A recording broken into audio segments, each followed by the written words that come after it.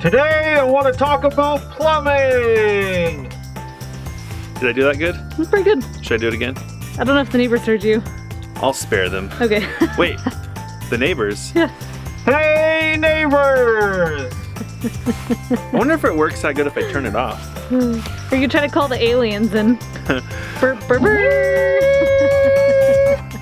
Wait, let's put that clip in there so they know what we're talking about. Totally. Otherwise they'll think we're crazy. Totally. Wait, I think They'll be coming anytime now. Today, I think we're going to talk about plumbing. It's something that's been on our mind because spring is sort of here. It's thinking about showing up, and that means that our plumbing project needs to resume. We actually covered a lot of ground with plumbing, but we didn't share a whole heck of a lot of it with you folks. And part of the reason we haven't talked about it since then is it's all covered in snow. Does Bugaboo have anything that he wants to talk about? Oh, he's pretty talkative.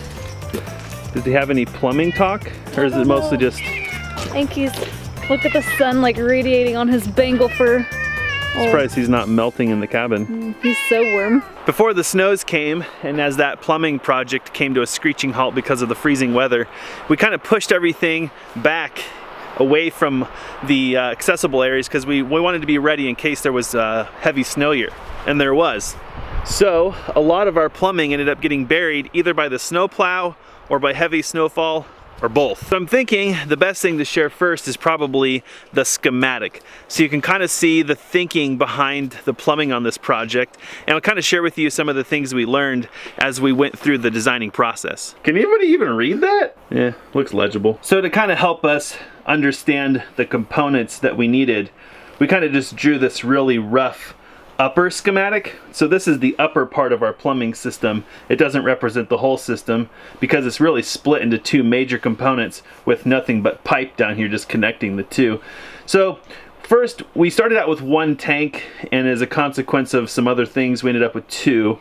So up here we actually are going to be creating a series system, and we're actually going to connect to tanks at the bottom through a couple of bulkheads, and then at the top through bulkheads too. This will allow air to pass between the two, and this one will allow water. So we actually effectively end up with a tank twice as big.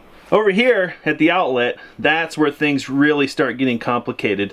If you haven't watched our other video, we mentioned a book about water storage that talks a lot about making sure that you have the right placement and sizing of your outlet. If you size it too small, you'll get a lot of turbulence right here at the bottom of the tank, and it stirs up any sediment, and you guessed it, it ends up in your drinking water. Up here, a little more simple. This is where our fill lines are going to go. We only need one fill line because the tanks will equalize on their own. We also need an overflow, and that overflow is designed to keep the tanks from bursting or bulging out the lids. So our overflow is here, just below our fill line. Making a very basic pencil schematic was really helpful for us. You can see that we made lots of adjustments to this, made some erase marks and fixed things. So if you can make this in pencil. Don't be fooled, this is probably revision 10. Yeah. We had a lot more chicken scratch, but we won't bore you with it. Yeah, we went through this a lot of times. And you'll see some curly cues up here. Those curly cues are actually water lines that we plan on placing for future use because we want to do some rainwater harvesting. We're not going to use those right away, but we're going to lay those lines and just terminate them at the top. Yep. Schematic, schematic, schematic, schematic. Okay, here we go. This one. Okay, and this schematic is actually near the bottom of our property where our house is going to go. You see the same curly cues? Those are just terminations for a future rainwater harvesting system. We're going to bring our main drain line down and our fill line up from a box that we're going to use to terminate all of those connections. And then to minimize the number of times that we're going to connect to the main line, we're only going to bring a couple of lines off of the main. One will come over here to our RV, and the other out here to our garden. We've talked about bringing a connection up here to the hot tub deck, just so we've got a spigot up there. So we've got that planned. We'll kind of see how that transpires. And ultimately, we're going to cap our main line down here because down the road, we're going to connect it to the house, which is going to end up over here. One lesson I can share for sure when planning a plumbing system is that you're very likely to overcomplicate it. There's so many options out there that it's easy to go hog wild with The number of pipes, the number of lines, the number of connections, you're just gonna run water everywhere. And I think if you really spend some time with the schematic, you can simplify it down to where you have the minimal amount of connections and the minimal amount of lines. That's gonna help you with longevity, and it's also gonna reduce the cost. It kind of goes without saying, but keeping the system simple is probably the hardest thing to do, because when it comes to plumbing, you have every conceivable pipe size: 1/2 inch, 3/4, 1, 1 1/4, 1.5 inch, 2, 2.5, 3, and all these pipe sizes to a homeowner, it doesn't really make sense why you would use one over another. So sizing will be your next big challenge. A part of the sizing conversation is actually material choice. There's certainly different options for plumbing. Probably one of the most common options is PVC, which is readily available and it's affordable, but as you probably already know, PVC comes in very distinct lengths, which means you have a phenomenal number of connections, which isn't terrible, but the more connections, the more risk. Every time he twitches, he sinks. It's really easy to have 5 different sizes of pipe in your system. And for us, simplifying the sizing simplifies the material. That led us to choosing our material. We decided to go with poly pipe. It's a very common plumbing material, but the thing is, it gets really confusing. Unlike PVC, which has less available types of PVC, there's poly for everything from a sprinkler system all the way up to a gas line. As if choosing the sizing wasn't bad enough, there is multiple different sizes when you get into poly pipe. This is iron pipe size 2 inch. I believe the other one is copper pipe size, or CPS. That matters when it comes to fittings. It's going to determine the inside diameter and the outside diameter. When we worked really hard on simplifying our schematic, we got our plumbing down to 2 pipe sizes. This main line, which is our drain line, coming down from the cisterns to all the junctions, is 2 inch. We want to be able to drain our cisterns really fast for 2 reasons. One, for fire. If we need to empty our cisterns to fight fire, we'll do it. The other reason is we want to be able to clean them out, and you want really high flow to be able to flush all the sediment out of the bottom of those tanks. And the other size is 3/4. 3/4 will be our fill line. It meets our flow rate needs. These 2 sizes are all we need. You can find poly pipe at your local home improvement store, but don't be deceived. It's not equal. You need to look at the PSI rating on that pipe. A lot of that stuff is rated at 90, maybe 110 PSI. And you might think, well, my system's probably only going to be 35 PSI or 40. If you have enough pressure and flow in the system and you shut it off fast, like a washing machine, you could get spikes of pressure in that system far in excess of 110 PSI, and you could burst those pipes. When it comes to poly pipe, do not assume that all poly pipe is created equal. And like I mentioned earlier, think about whether you're going to be using copper sizing or iron sizing.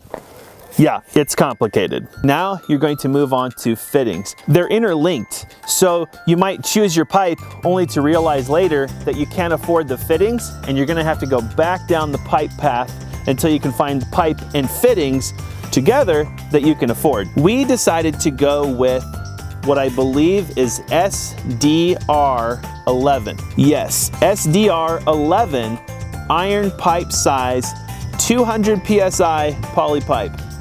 That's a mouthful. The reason we chose that pipe is it allowed us to use these poly fittings. These are called compression fittings.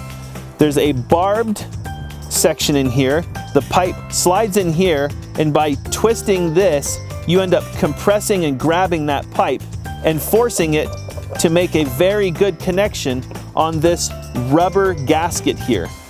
In the famous words of James from Tradesman Channel 2017, I'll link to his channel up here.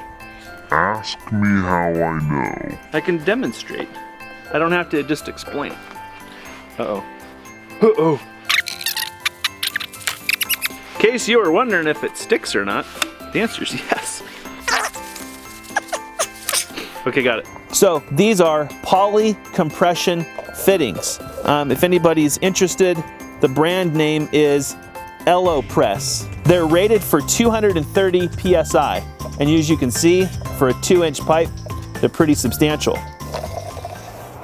When you get down the fitting path, you're gonna have two basic options. You're gonna have plastic and probably brass in most cases. Now you can get a brass compression fitting that will do the same job, but you're going to expect to pay 3 to 5 times the amount of money for that fitting. These fittings are not interchangeable with brass.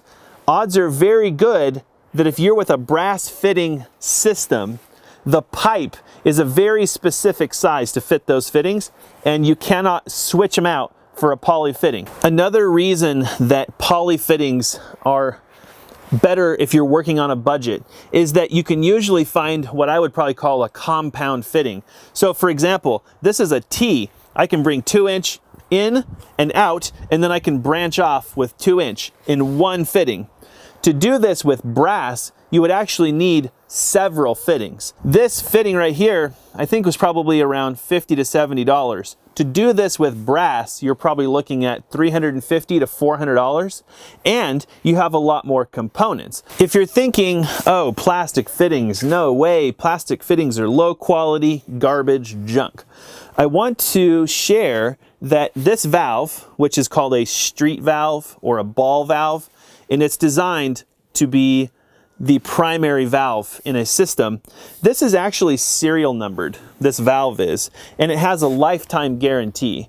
So if this valve were to fail, we would follow up with the manufacturer and get this valve replaced. Of course, you're going to be out the time and energy and money to replace it. For your primary water system, you know, go with something quality. This street valve has a square valve cap, and this is what you would actually use a long, very long wrench to reach down in to operate this valve.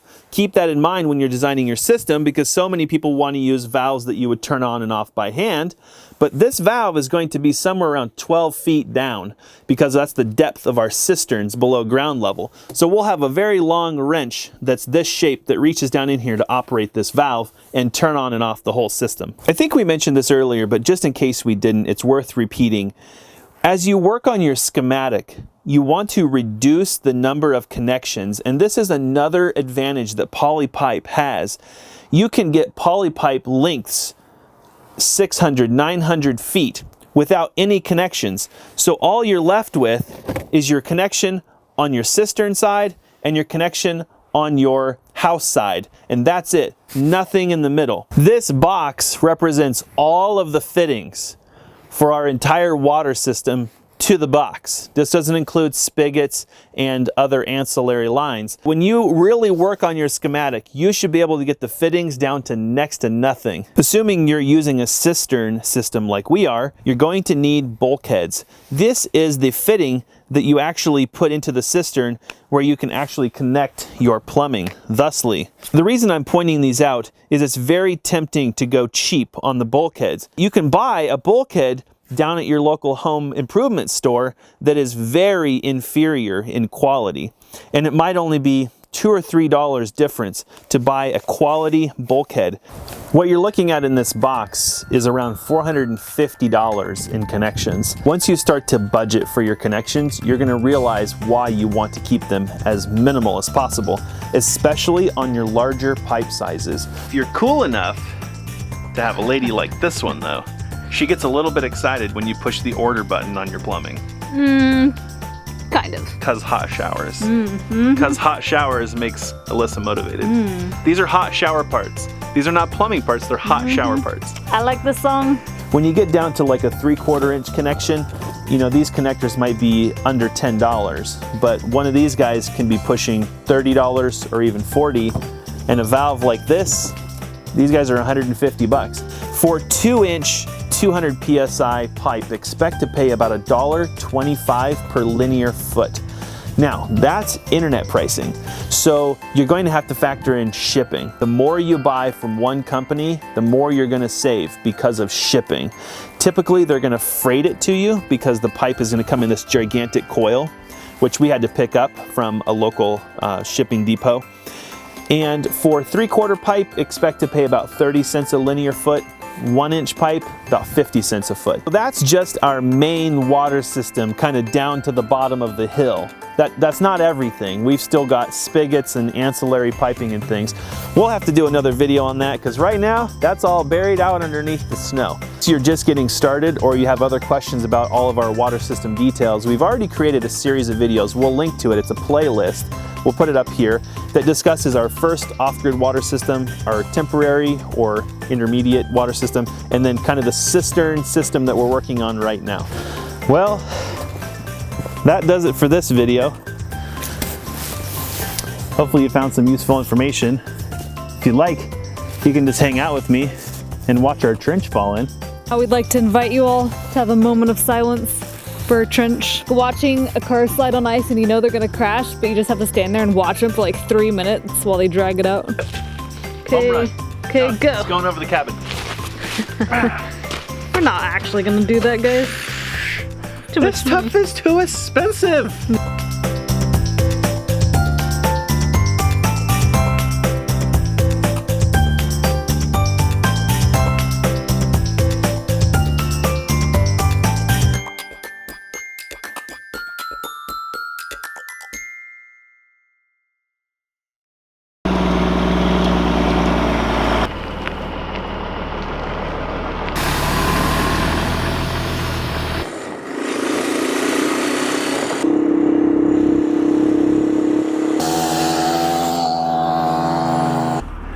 Here it comes. Ah.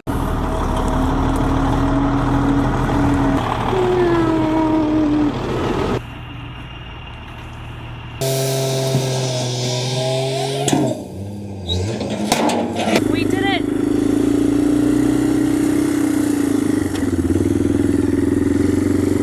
I think this means we're obligated to work on our water system now. I know, we've successfully created more work for ourselves. Look at us go. For those of you that might be new to our channel, one of our big projects this fall was to complete our permanent off-grid water system. We have an entire playlist on the history of our water while living on our property, but in a quick nutshell, this system is going to be comprised of 2 cisterns at the top of our hill, and then we have a line running down the hill, so it's going to be a gravity system. We don't have a well yet, but there are plans to have one in the future. Long story short, days before we were finished with the system, old man winter came. What's hard to see in this video here is that our 3-foot trench actually caved in a good deal over winter. But basically, we gotta clean the trench up before we can even put the pipe in. Jesse's hard at work over here doing what he calls oxing. Man do work. Man sweat, playing dirt. What's funny is Jesse's house closed minutes ago, and he's like, yay. Might have to go out to drinks, yeah, we celebrate should or something. Somehow. Maybe we'll have a popsicle later or something.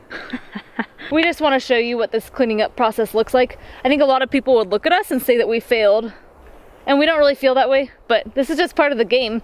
Some projects take longer than normal, and the only way to avoid failure is to not take action. Right, I don't know if you mentioned this, but the only reason this is even an issue is because we had a winter that was like way crazier than normal. It was a record-breaking winter. Comparable to the most extreme winter in the last 20 years. Yep. And well, we just happened to roll the dice and had an open trench. Yeah. That wouldn't even have been an issue, but it rained on top of 4 feet of snow. So our normally pretty stable hillside, but we loosened all this rock and garbage and it found its way into the trench.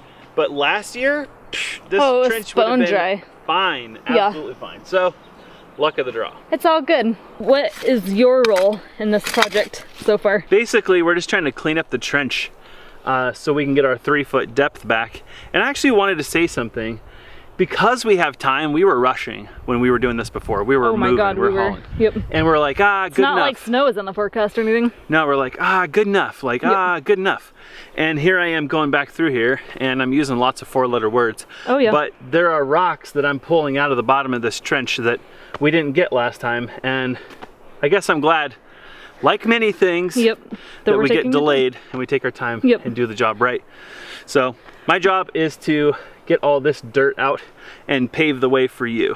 Our original plan was to lay all of this encasement at one time before doing any sort of burying whatsoever, but because the trench is still a little wet and we still have a lot of falling in and we really don't want to do this work 3 times, we decided that we're going to go ahead and dig and place our 4-inch pipe section by section. Because our soil is pretty rocky and we do care about all this stuff, we decided to have a load of sand brought in. And what we've been doing is we've been laying down about 1 inch or 2 inches of sand to bed the pipe, and then we're adding more sand on top. This is not our water pipe, this is just the encasement. So that if anything happens, we can easily pull it out because we ain't digging this trench again. We really didn't want to carry this sand in buckets up the hill, down the hill, up the hill, down the hill. That's what I'm doing today, and it's very exhausting. So Jesse had this another grand idea that we're gonna build some sort of sand luge. It's a luge, right? Oh crap, our water's leaking. Uh-oh, busted our water system. Ah! Mayday, mayday. Ah! Alyssa's down. Mayday, should I shut the water off? Yeah. Crap. It looks like that just pulled out of there. You didn't even break it, so I'm gonna blame myself for a bad priming job. I'm gonna guess. What do you think? The glue probably wasn't even really holding anything. Really? I think you didn't know that you're supposed to hold the connectors together while the glue sets. We will rebuild. We will rebuild. Okay, time to get some work done.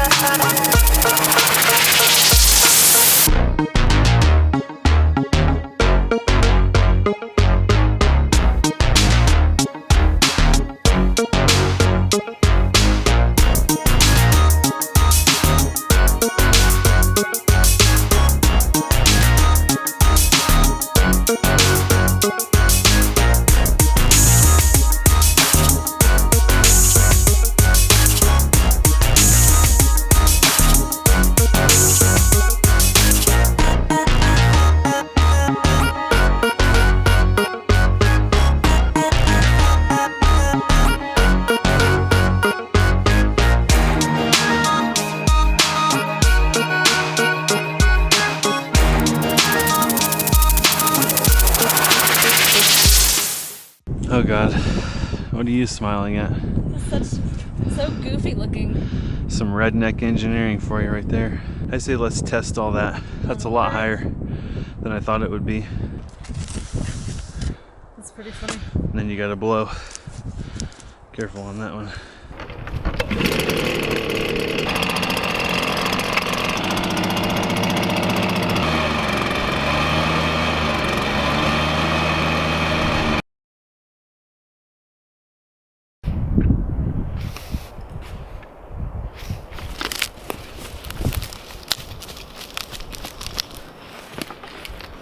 Alyssa's at the top, putting sand in the bucket, and then giving it a wiggle wiggle, and this happens.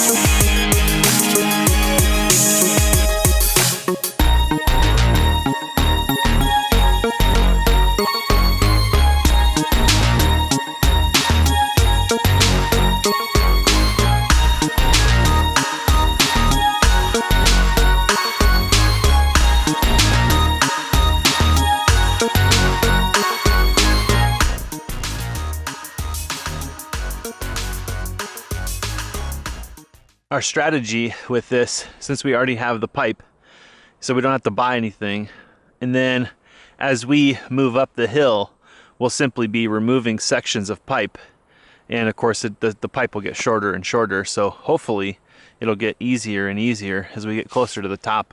We really don't need to be bedding this pipe in sand anyway, because it's double encasing, but my thinking was 2 things. One, sand is easier to move, I think. The fill that we created with our Grizzly my fear would be that we would end up with rocks stuck in the pipe, trying to move the sand down here to bed these pipes. And then ultimately, I'd really like to have a nice even bed of pressure on this encasing, because if it did break, well, if we ever had to thread new pipe through, it would really suck because we wouldn't be able to. So I guess the sand here, while maybe not particularly necessary, is just some insurance to hopefully keep that pipe intact. God forbid the day ever come where we have to do anything with it.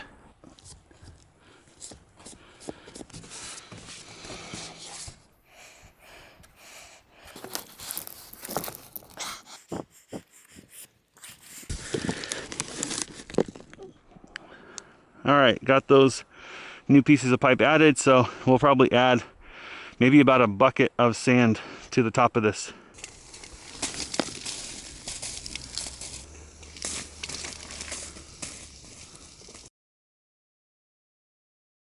Up the hill, which. As insurance, Alyssa has taken it upon herself to start the hot tub, Yes, I have. I've been wanting to do this for 3 days. which I approve. And gosh dang it, it's 1 p.m. I'm starting her now. Oh, she's lit all right. She's lit. We have probably, what, maybe 60 more feet to go?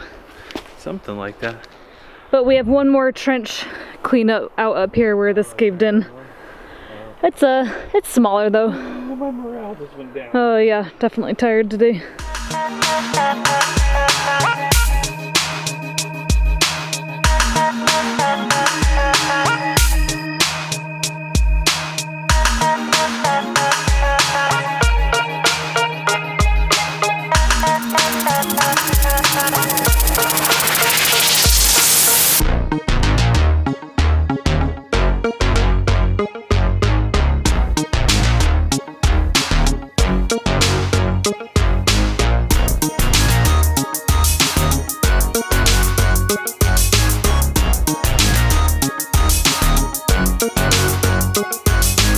We're nearing the top of the hill now, and it's getting a little more challenging because it's pretty crumbly up here, so our trench is wanting to cave in on us. It's getting late, we're hungry, but we're gonna try to get to the top of the hill. Maybe 20 more feet, 20, almost 20 feet. 20, hopefully 20 won't do it. Hopefully it's 20. Maybe we should measure. Let's measure so we're not questioning ourselves. What does it mean if it's not 20 to the top? Then stop. Okay. So, and then we also want to get it backfilled a little bit because it's so unstable. We really don't want any rocks crushing our encasement. That's a fine looking trench. Yeah.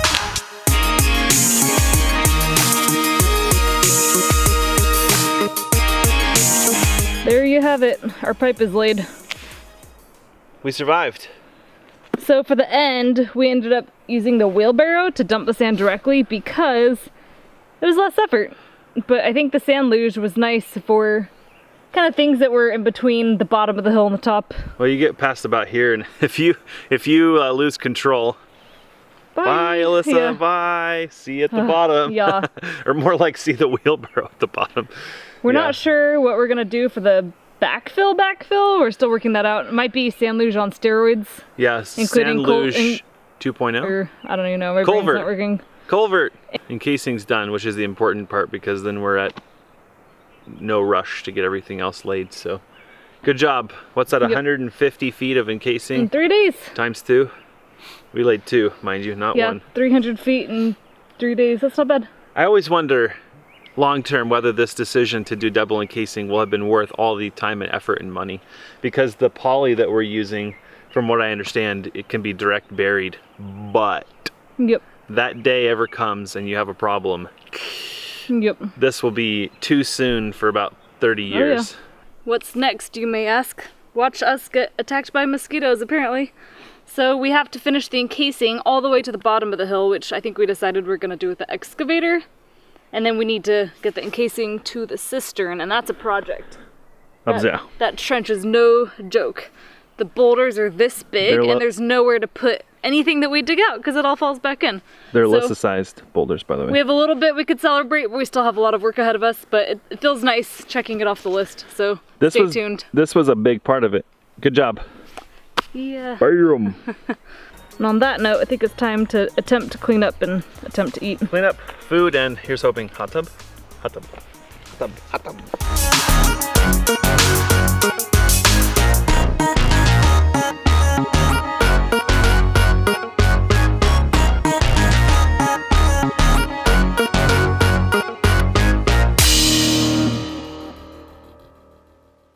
I have something to say. Speak. It's over here. Oh, okay. We just got this.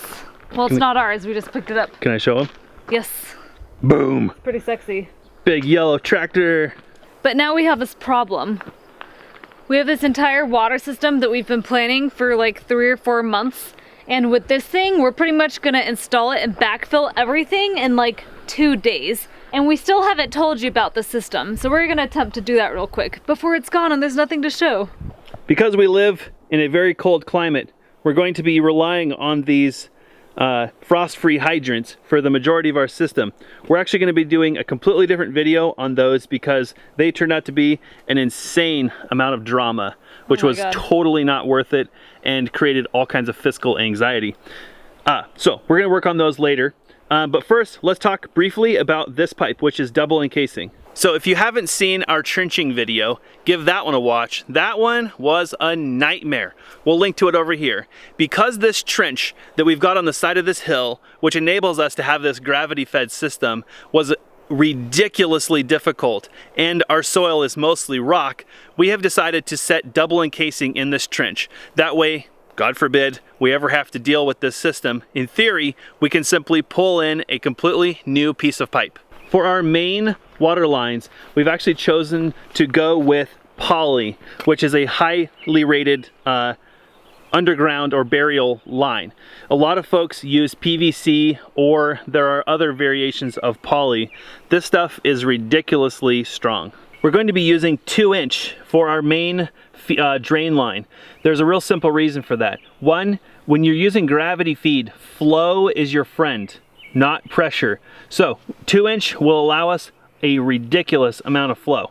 Plus, hello, it makes sense to be able to fight fire if it happens. We do live on a rural property and we really don't want to rely on someone else having to put out a quick fire for us. So we figure that's a really good thing to design into our system. Yeah, and down the road, we don't ever expect to do that, but we're going to show you a component that's as critical to the system as this pipe that makes the whole fire prevention thing happen. And you might think, we're crazy, but guess what happened? Like the day before we were going to move to our property. Our property was on fire. We actually found out like a month later. Someone's like, oh yeah, I put out a fire on your property. We're like, when? Right. And they're like, oh, like the week before you moved here. Like, oh cool, that's awesome. Somebody had thrown a cigarette butt out the window and it was a super dry summer, and apparently our property caught on fire. So if you think fire's a little ridiculous, don't. So this is our main line coming down here, and the trench continues up along the hillside, and then we've got our cisterns over here. We'll actually talk about those in just a moment. We do have a separate video on those. We'll actually link to that over here, I think. So give that one a watch. We actually have a video on our plumbing parts too. If you're curious about the poly and the fittings and everything, give that video a watch. There's a lot of really great tips in there. So down here at the bottom of the hill is going to be where our junctions are going to go. And we're actually going to terminate the line here because our goal is to build our house right here. So we're going to terminate the line and eventually we'll end up connecting the house in there. But for now, we're actually going to go this way out to the garden and put a frost-free hydrant. Let me back up. We're actually going to be putting a frost-free hydrant up here at the garden also, because we like to have water available for this and other activities here. And then we actually have a hydrant.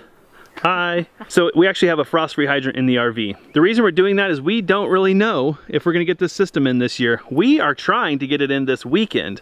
And we're trying to not be living there this winter. That said, plan for the worst. Plan for the worst. We're going to do all this work and we're not going to have this frozen water system that we had last winter. But we're going to put a valve so that we can turn that system off in the future and then end up removing that hydrant, because this is all going to be driveway area in the future. What you reading?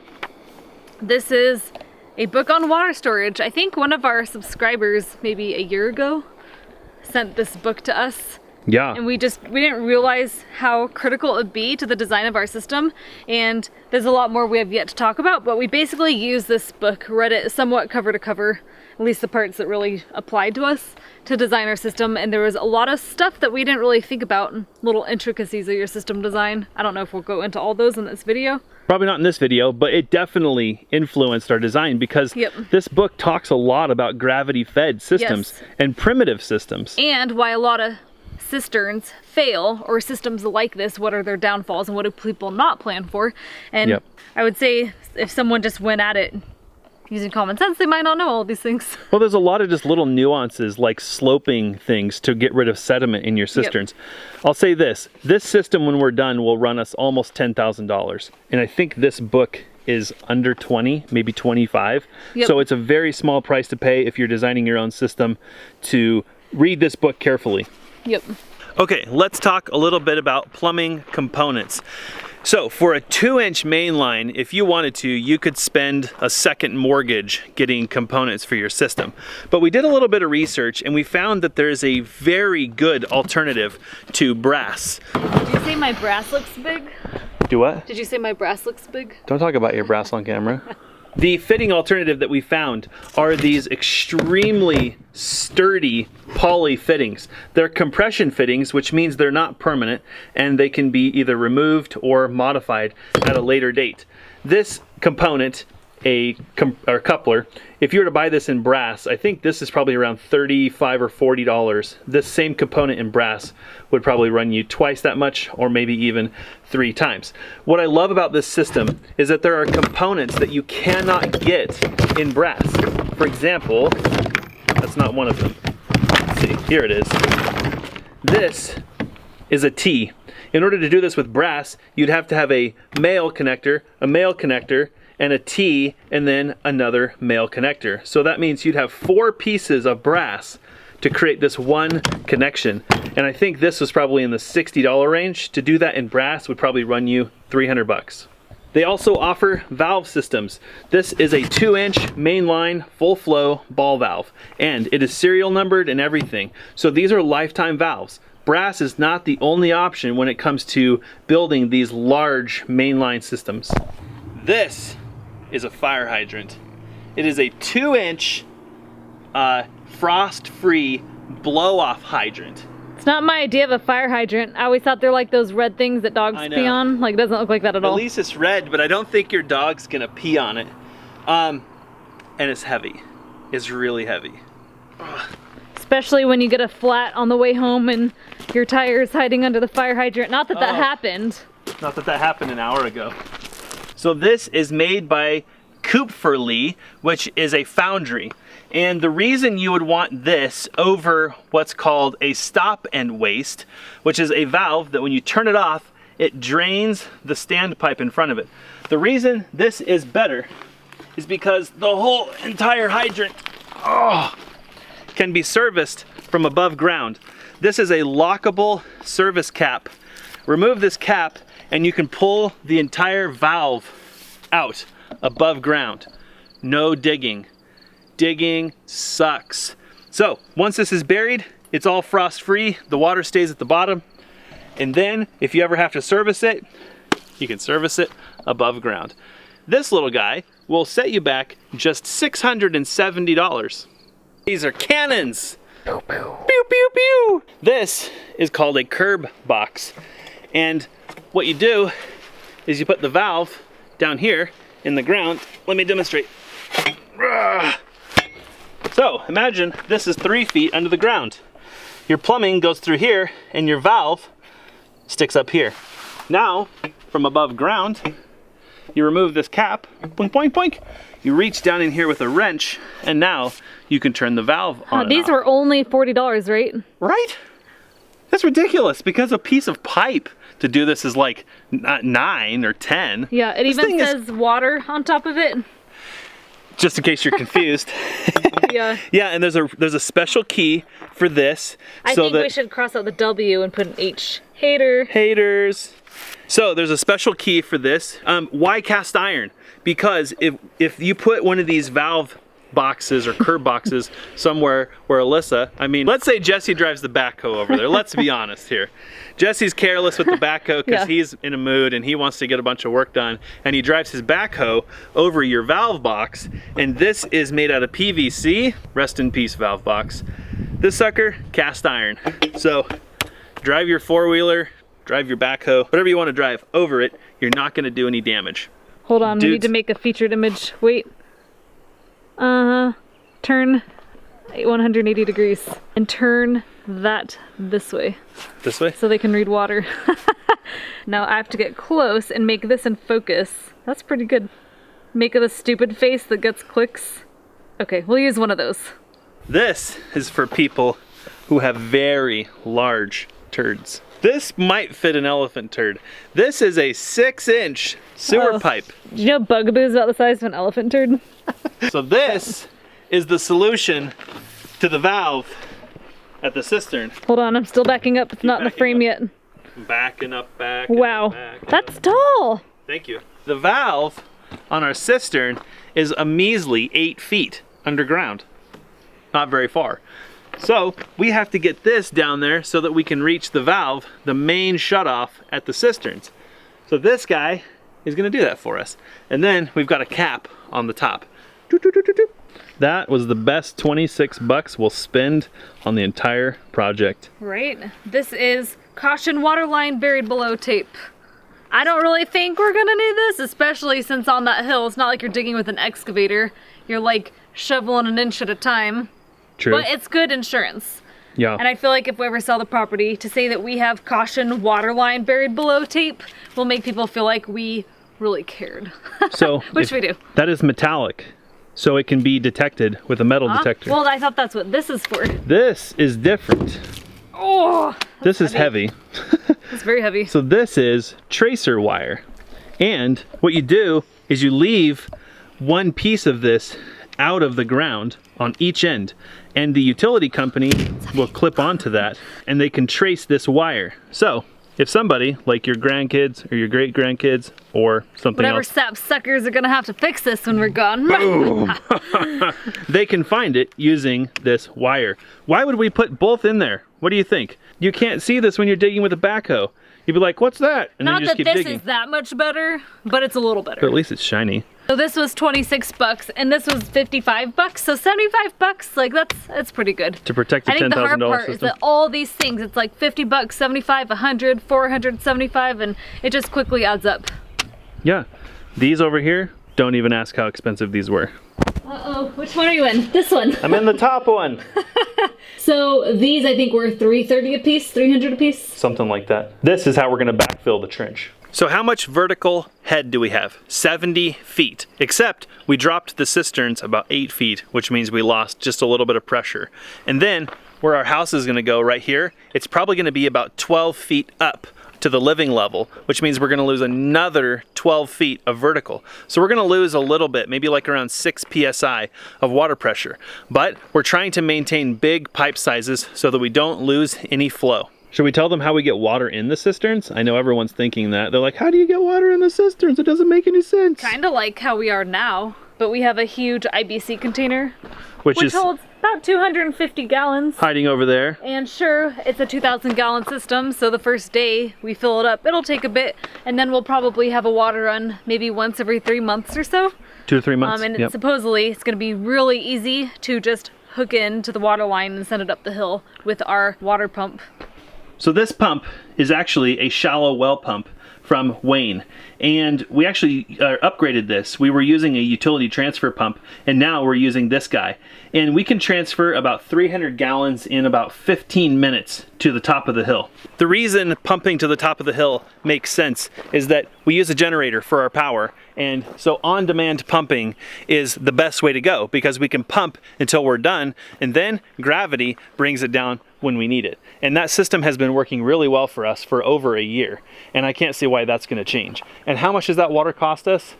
Couple bucks? Yep. So that's right now. Down the road, a well is in the plans, but it is not a priority. I wanna say this because a lot of people have this question in every video. All said and done, if this system cost us $10,000, do you wish that you would have drilled a well instead? Yeah. What's your like 20-second answer to that? No, because two things. One, wells take a lot of power, Yep. which we don't have because we're off grid, and they're normally on demand, which means on demand power. Well, and which you we still don't need to have. figure out a way to get it from the backside of the property to here. So basically, all this would have to be done in addition to the well. Only the well alone would potentially cost us 30 grand. I mean, there's probably a minimum a well would cost you, but no maximum.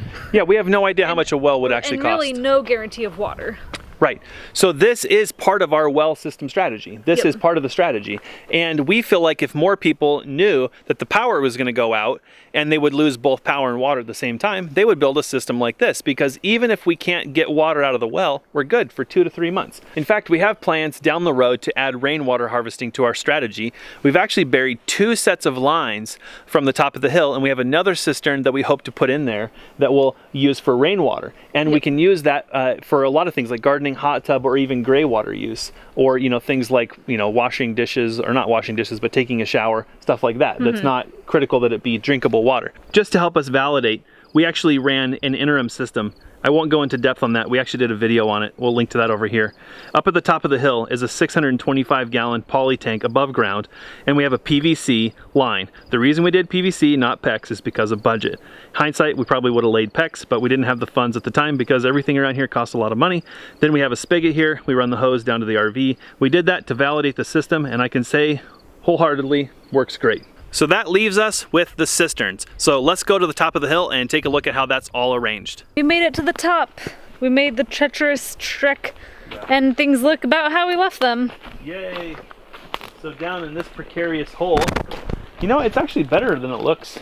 It does look better from this angle. Yeah, it does. The other side looks pretty bad. We all have an angle we look better from. Oh. So these are our cisterns. We have 2 1,060-gallon Infiltrator direct bury cisterns, and one will be the master, the other will be the slave, and they're going to be connected on the bottom so that they act as one large cistern. So then we're going to have a ball valve down here that will be the main shutoff, and that's where that gigantic piece of pipe that I showed you earlier will go 8 feet down, and there'll be a ball valve down there. Then, come over here. And the fill line is also going to come up here, enter the tank at the bottom, and then it's going to have a riser inside the tank that comes up near the top, and then there'll be an aerator on the top. And that'll help to increase the water quality by putting a little bit of oxygen in the water as it fills up. Why are we not bringing the fill line in the top? Because that would bring the fill line too close to the surface of the ground and make it subject to freezing. So it's going to come in the bottom where it's buried substantially and come up. So the only time it would be subject to freezing is when we're actually filling the tank. But these tanks are over 2 feet down below ground, so shouldn't have any problems with freezing. I'm not looking forward to pulling all these boulders out of here over the next day or two. And you know what I'm also not looking forward to? See that ladder holding up that boulder? I'm not moving that ladder. Nose goes. What the heck? So you can see that our soil is extremely rocky, and over winter we had one of the harshest winters in roughly 20 years, and the spring runoff plus all the rain and all this stuff has made this stuff slough off. So now we've got all these wonderful rocks again in the bottom, and we're gonna have to fish some of those out so that we can get the water line in here. And then we also want to bed these cisterns, and by bed I mean backfill on the side with sand. So get rid of all those rocks down there. If you're thinking to yourself, this system seems complex, we put a lot of work into simplifying it. I would say that our first system was complex, and budget will dictate a lot of the things that you do. So for example, we started out with like a 3-inch main line. Ha! That wasn't gonna work. Yeah. So we've ended up going down to a 2-inch main line, and then we had a whole bunch of connections. Remember that? We had all these T's and all these things coming off of it, and in the end we're only going to have one connection on that hose, and that's a saddle T that will connect to the garden and to the deck and RV. I think there's still a chance it's over-designed, but we'd rather over-design than under-design. So I think in the end, we'll be able to tell you if we could have done without anything. The problem is everything is subjective. So you'll get people who will say, polys are junk, poly valves are junk, when they had a bad poly valve. Yep. And people will tell you brass valves are junk because they had a brass valve that was junk. So it's really just a matter of opinion on a lot of this stuff, and my confident feeling is that they would not be selling these materials to municipal waterworks if they weren't a quality product. And hiding behind Alyssa you can see our current hilltop cistern. So there's been a lot of forethought, probably over a year of thinking on this system. And is this gonna work for everybody? No, because, well, it's just unique to our situation. So apparently, whatever we ate for dinner makes us taste extremely scrumptious to mosquitoes because we're getting eaten alive. So that's our water system. We hope to do a video later after we get everything plumbed in and connected, but we wanted to do this now because we're about to bury everything and there's no chance we're gonna do video as we're going. It's gonna be all work and no play. We'll get footage, we're just not gonna do like video. Yes. So now you have a high level overview of what the system looks like. We've got some other chores we gotta get done and we gotta sleep because tomorrow is gonna be ridiculously hard. Yes, what Jesse said.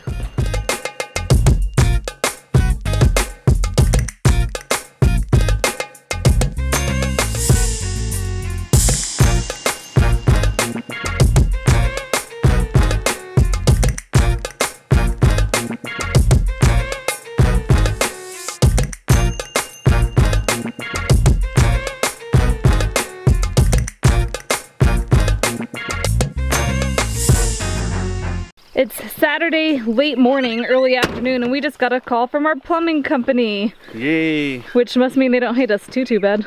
I know. They actually said they watched our video, so hey Brandon, thanks for the phone call, buddy.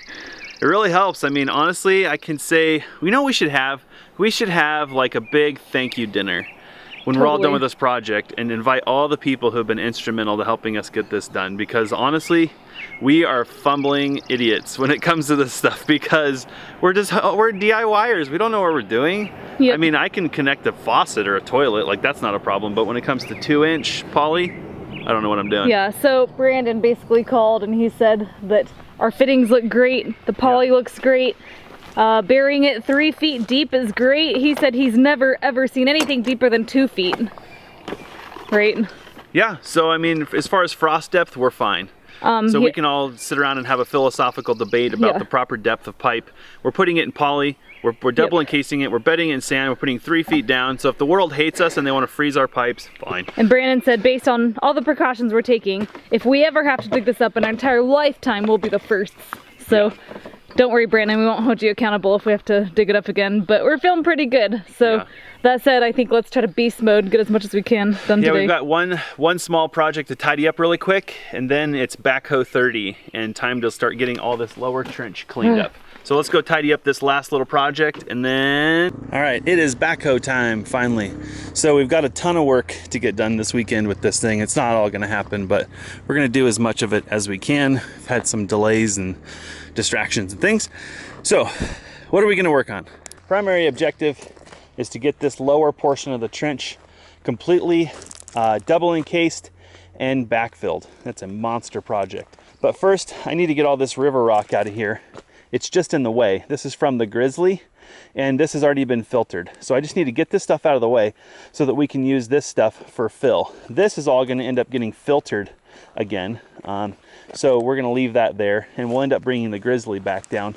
There's actually a couple piles of dirt way over there. We'll probably end up filtering both of those, and then I don't know how I'm gonna get that soil down here so that we can clean it and end up using it for fill. So anyway, so first thing we're gonna do, get this rock out of the way.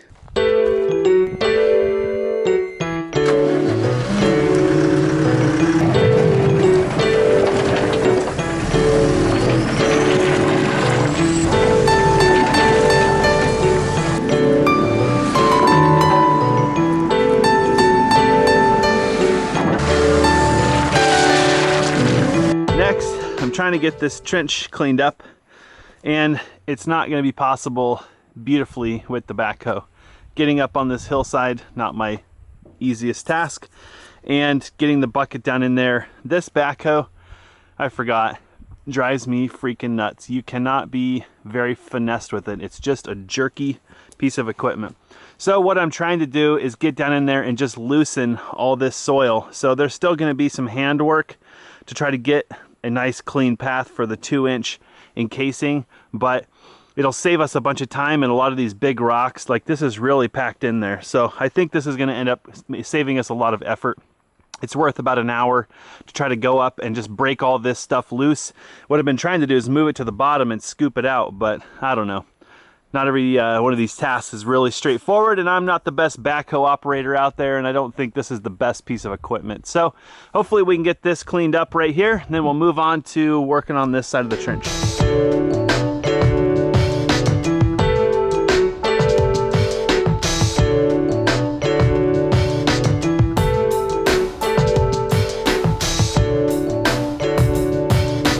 Just finished tidying this up. Yeah. And then I'm gonna move down there and try to clean up the next section, and then we'll bed this all in sand. I think that'll go really quick. Yeah, if you want to find the measuring stick, whatever our measuring stick is, or just make another one really quick, that would be helpful so we can make sure our trench is deep enough. Oh, it's deep enough. Is it?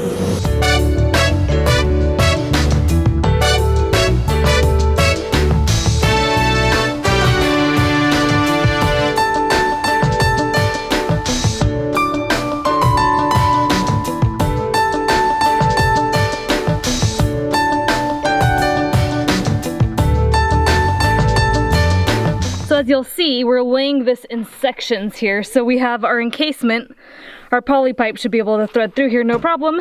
Then we backfilled, and then we have our conduit, and we have 3 different lines. And Jesse said there needs to be about a foot between each of them, which is what we have. Not literally a foot, you silly geese.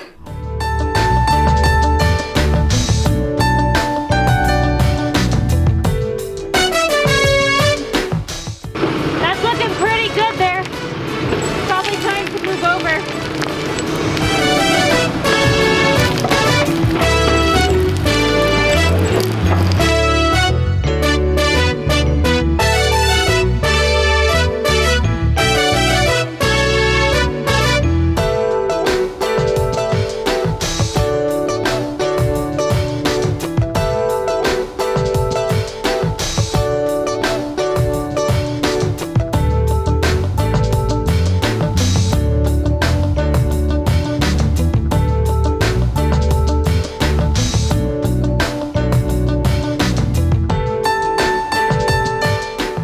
Time has come to pop the cherry on our poly.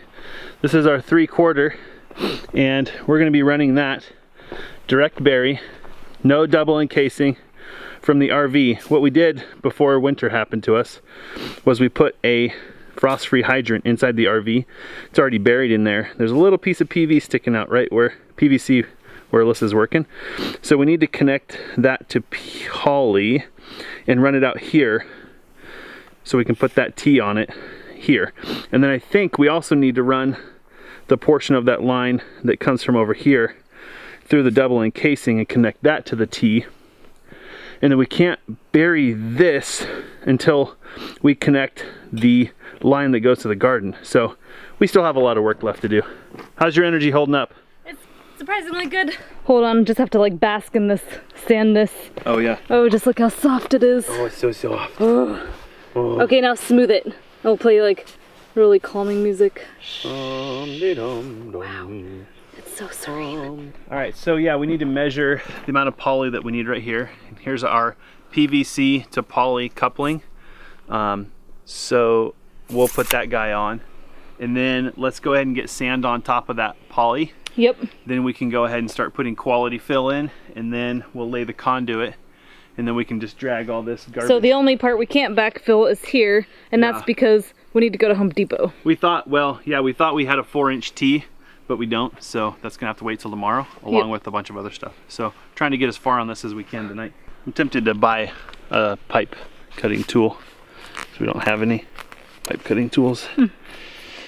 We don't. I thought we had one. Is that a pipe wrench we have? We have pipe wrench. Pipe Yep. something or other. Stuff's definitely strong. Uh-oh, we got the do-it saw. Yep. You know it's serious when the do-it saw comes out. Watch out.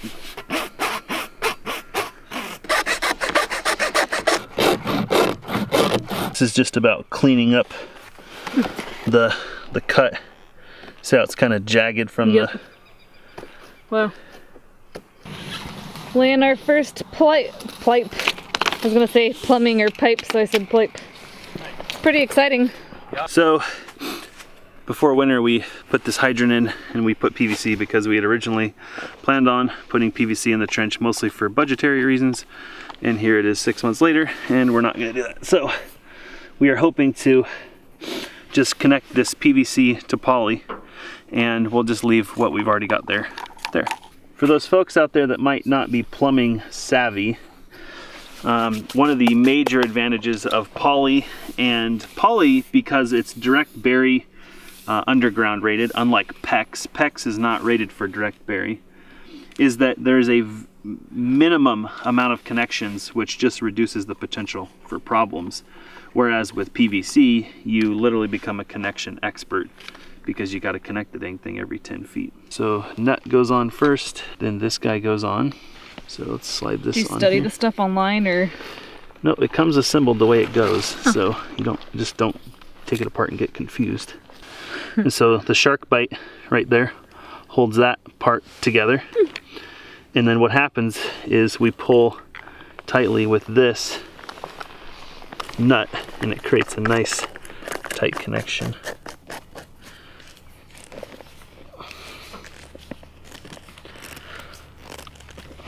Okay, I think when you do this, Tight. it pulls everything together, I think. Well, we're gonna do a quick double encasement test to see How hard this is. how hard this is. Hey, there it is. Good? Yeah, was that easy? Yeah. Yay. So what are we working on? Alyssa's first compression fitting. All right, so these are the poly fittings, I right? got a 3-minute tutorial. Now I'm expected to complete these for a system with no mistakes. Yeah. It's pretty dang good. Okay, good. All right, so we have our first T, and then valve, and then connector. Nice. So we'll tie Is into there that. enough room on this side to put the cast iron over it? Yep, Okay. yep. So we're gonna have to do a little trimming on our cast iron curb box because the casting is a little too large. So Alyssa's gonna tackle that. So grinding these by hand sucks. It's very inefficient. So I'm gonna go ahead and use a handheld power grinder. I don't know the official terminology. And we're gonna see if we can bust this thing out in about 2 minutes tops. Dude, that's all I have to say. Look at that, fits like a glove. So our tool buying goes something like this. We're at a garage sale, or at an estate sale, or on Facebook, on Craigslist, whatever you have it, and Jesse sees a tool and he says, hey, it's a blah blah blah, we should buy it. And I say, what's a blah blah blah? And he says, oh, it does blah blah blah. And I say, what the heck would we need that for? And he said, I don't know, but when you need it, and you don't have time to go get it. So I don't remember ever getting this. Maybe this is something that Jesse already had, but I'm now trained to say yes to any power tool Jesse could ever possibly want. And he usually tells me about the tool after I've struggled just a little bit, just enough to appreciate it.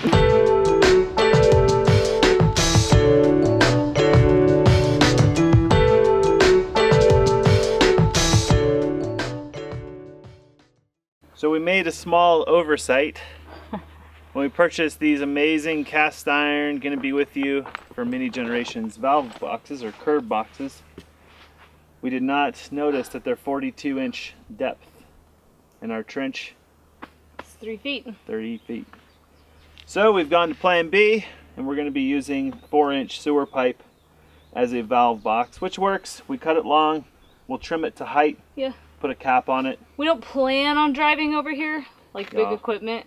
And this is really only an issue while we have the RV here, and once our house is built, hopefully soon, Yeah. that won't be there, and we really don't need this valve or to access it at all. So we could just say goodbye and fill it in with dirt. So it's annoying, but I think anyone would tell you who's built a house, not everything goes according to plan, no matter how hard you try. Most stuff does not go to plan. So So we'll bury it, we'll spray paint it bright orange, and then if somebody crushes it, they get to fix it. Bah, bah, bah.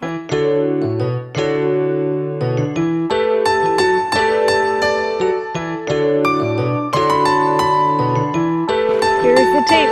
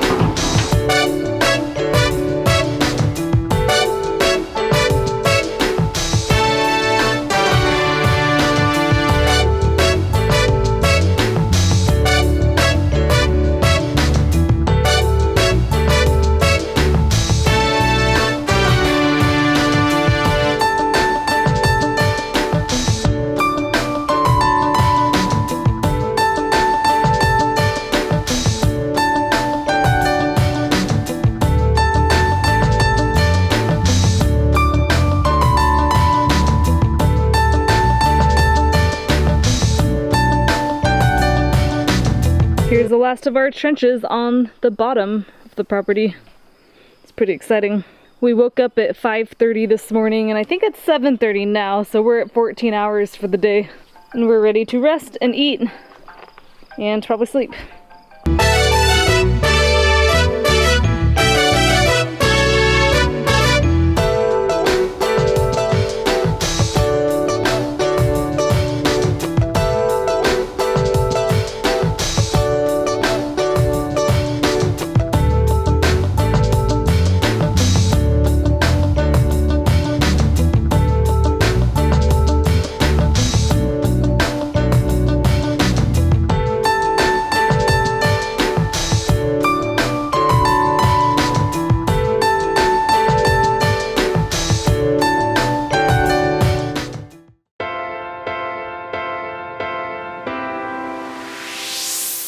Peekaboo. What are you doing? Are you sleeping? Oh. Oh, fish. Does he like me? Cute little sucker.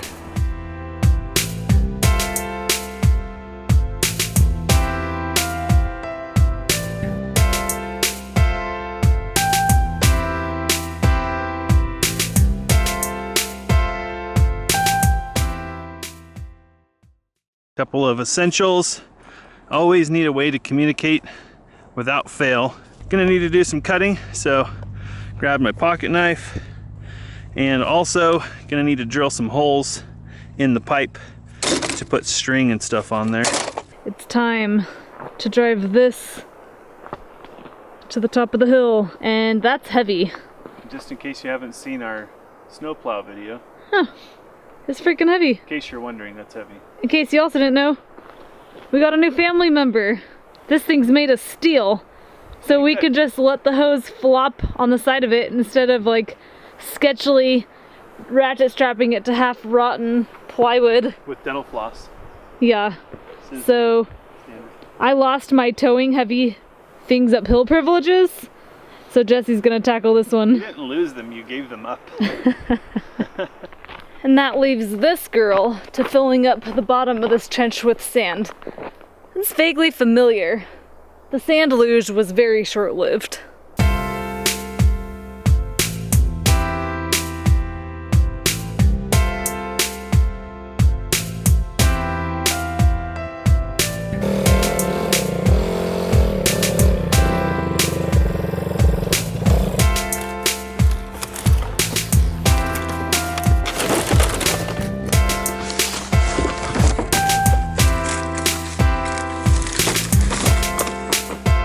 Oh, there it is.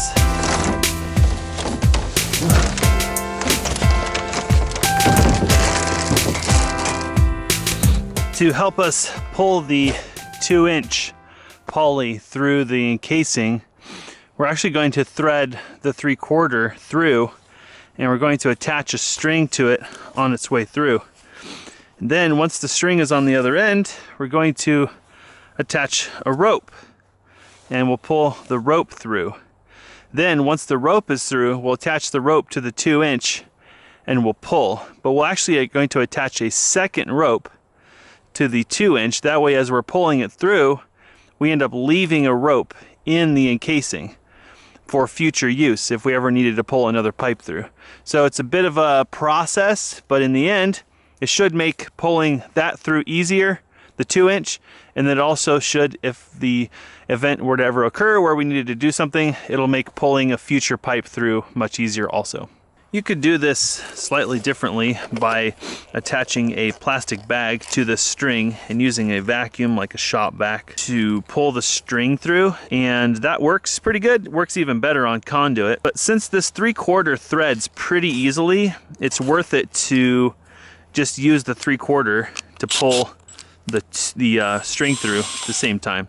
So one step and we'll end up with two things done.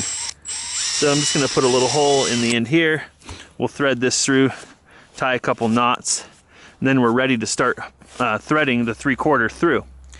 We do have a bit of an issue. We only purchased 500 feet of 3/4 poly because we did not intend to use the 3/4 poly on the lower part of the water system, and it turns out we did use the 3/4 poly down there.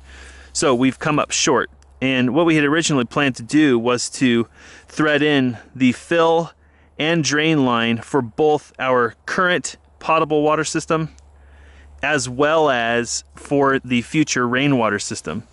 So what we're going to end up doing is only threading the 2-inch for both drain lines for the rainwater and potable water.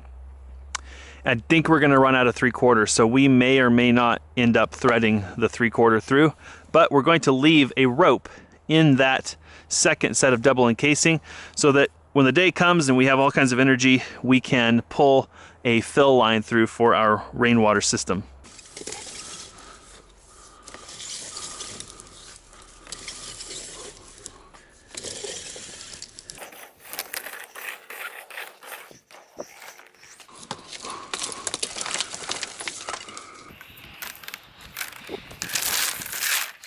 So I've got this 3/4 threaded past the 22.5 degree elbow. I felt that a little bit ago. And, all right.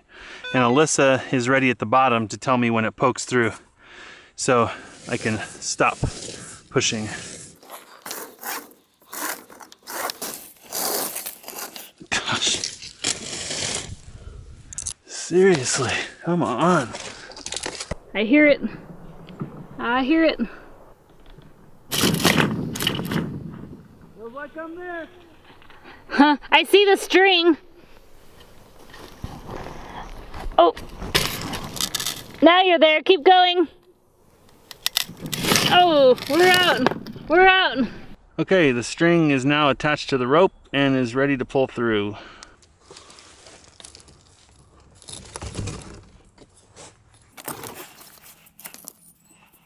So several people have told me that this 2-inch poly is an absolute nightmare. So we're about to find out. It's not super hot today, but we're also not working on it during the winter. And I think some of those folks were talking about working with it in the winter, which is when we were originally going to put this system in. So we'll see how maneuverable she is. If you didn't know, when they coil this up, they actually band it every whatever so many feet. That way when you pop a band, the whole thing doesn't just come flying open. You have to pop the outer band, the inner band, and then like the super inner band. All right, she's wild and free. Based on that 3/4, I don't have high hopes for this stuff. Oh yeah, she's heavy too. I almost feel like you should probably, I think somebody even told me this, just straighten this out and let it stay straight for a whole day. Let the kinks come out of it. Oh, wow. I'm not really a small guy, but wow, this stuff does not take instructions well.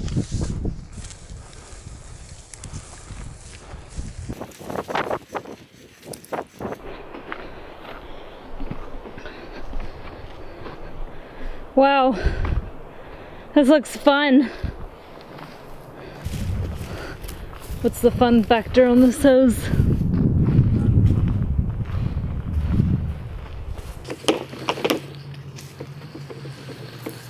Was it the inch wasn't this bad, right? No. And it's 3/4. Oh, do we have inch? No. Oh.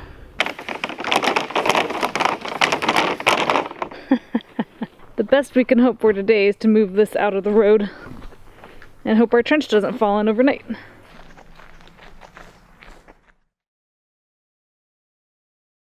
So, just like everybody warned, we are having a really hard time with this 2-inch poly.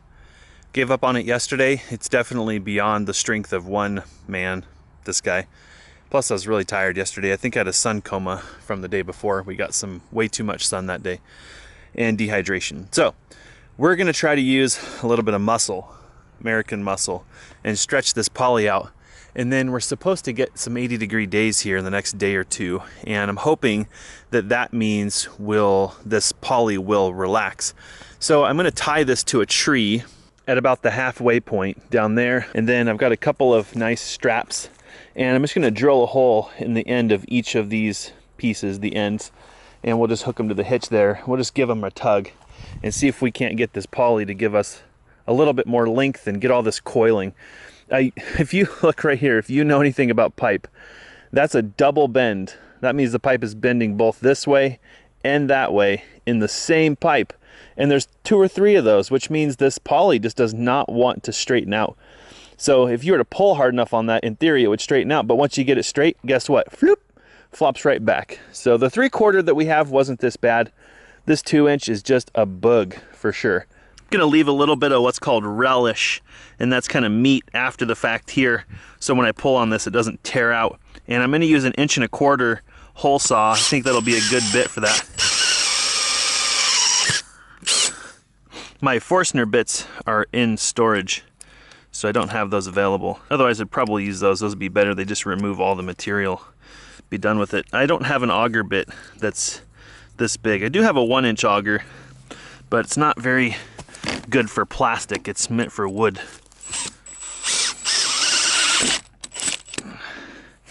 Can't beat a good set of Starrett hole saws. They are good quality. And this guy.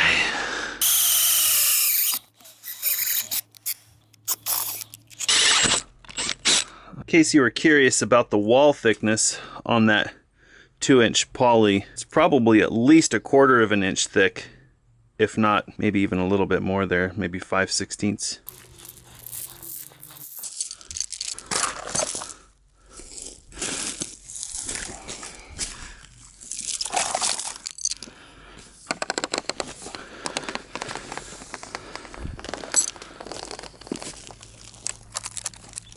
The reason I want to use 2 separate straps is I think as I stretch this out, it's going to want to some degree, uncoil. So if I put these together in 1 strap, I think it's going to keep that from happening. But if I have 2 straps, I think it'll allow each strap to twist, you know, as the rope or as the pipe wants to uncoil. So we'll test that out, see if it works. All right, well, that's about as high-tech as it gets right there. So let's give her a little tug and see what happens.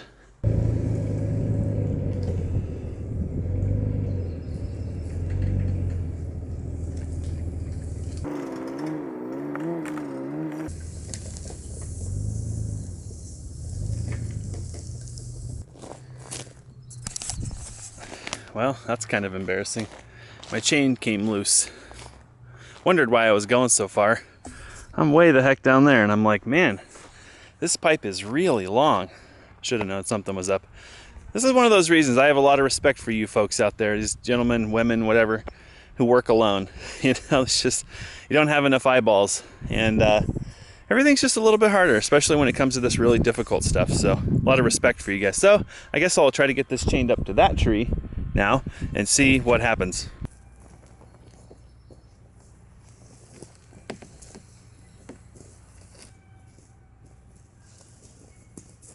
Well, that wasn't impossible, so let's see what happens.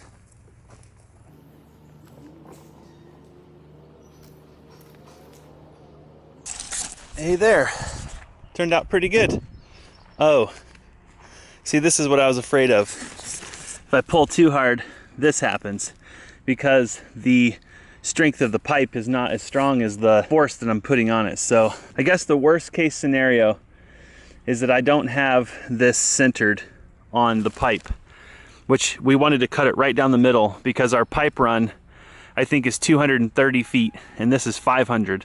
So we have 20 feet of fudge room on this pipe if we cut it perfectly in half. And I can tell you right now that it's not in half. So, but if you look, there's none of this coiled up crap fighting me. So the answer is use your truck or tractor, pull this stuff straight. Then, once the sun gets up a little higher, it's all going to be laying right in the sun. Let's see, I'm trying to keep track of, okay, so I think this one is the long one. Let's see if it's the long one on the other end. Here's hoping it's the short one. Darn, it's the long one. But, look at that, it's only long by maybe 4 feet. So, not bad. I would say this is definitely kind of has some risk associated with it, so don't be fooled. You're not gonna pull this straight like this. See how it's all wrapped around itself? Yeah, that. So what now? I think we're just gonna leave this sitting in the sun. We'll just leave the truck there. Really need the truck tomorrow to do some other projects, moving logs and stuff. But I think if we just leave her in the sun, just like it is, and let the sun cook that pipe, by the time we get done this evening, I think she'll be a little more relaxed. But then again, I don't know if I want to be the guy to take that strap off. Could be one huge slinky and Yankee across the country. What do you think? Some of you were asking for a poly update. We have good and bad news. Bad news is we blew a tire on the way home. Right? In water.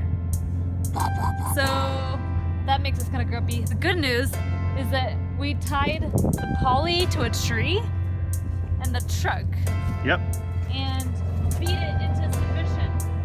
Yes. So it's straightish now. It doesn't, and we backed up and there is slack on the toe straps, and the poly is not trying to completely knock our teeth out. That's incredible. I didn't think that was gonna work that good. Me neither. No heat. Yay! Boom. Well, the sun heat. The sun gave it a good cooking. So we're good? I think. All Now right. we have other problems to fix. Yeah, we have a million other things going on at the moment, but this problem for the moment seems to be solved. We just now have to get it to the top of the hill, and we'll bother with all that later.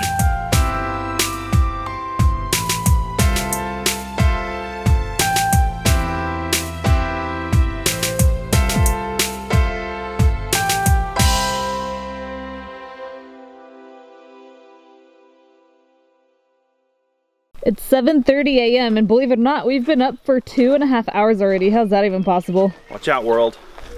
Plan to start work at 5 a.m. but in reality, it takes us a couple hours to get going, so. Yeah, what's the rush? It's not going anywhere. Yeah. We have a lot of work to get done today, Oh my god, it's disgusting. but we're only gonna get a very small amount of it done. I can tell you that right now, because we're coming off of what, month and a half of absolute insanity. We're trying. Today we have a couple critical things to get done. One, Yeah. we covered up our water system down here. All the trenches are filled in. So we had some 3/4 minus rock brought in. We thought about seeding the area with grass, but this is gonna be the driveway for our house. So at this point, we'd rather just pave it and keep the dust down. That works really well over here. There's actually no dust. So that's what Jesse's gonna do this morning. Get at it while she's cool. I know, the Get at sun is coming like this. And I'm like, stop. It's gonna be probably 95 today. It will be 95 degrees So, sitting on this the goal excavator later. is to get as much done as possible before we croak from heat exhaustion. Maybe- So Maybe we should go look at the cisterns now, make an assessment, and I'm not talking about taking the excavator up there. That's like a Yep. huge commitment. do you want to walk up there together real quick? Up there on the four-wheeler. Okay, we could do that. Then we'll make a decision about how to get after this stuff. So I just realized that we actually need to get that beam tarped, and we also need to get the ends sealed. Oh yeah. Forgot about that, and I think we should sticker all that wood, because actually yesterday one of those boards already started to warp. Uh-oh. So we need to get all that stuff stickered. Yep. And we probably ought to get that pine cut there. So Let's get going. add that to the to-do list.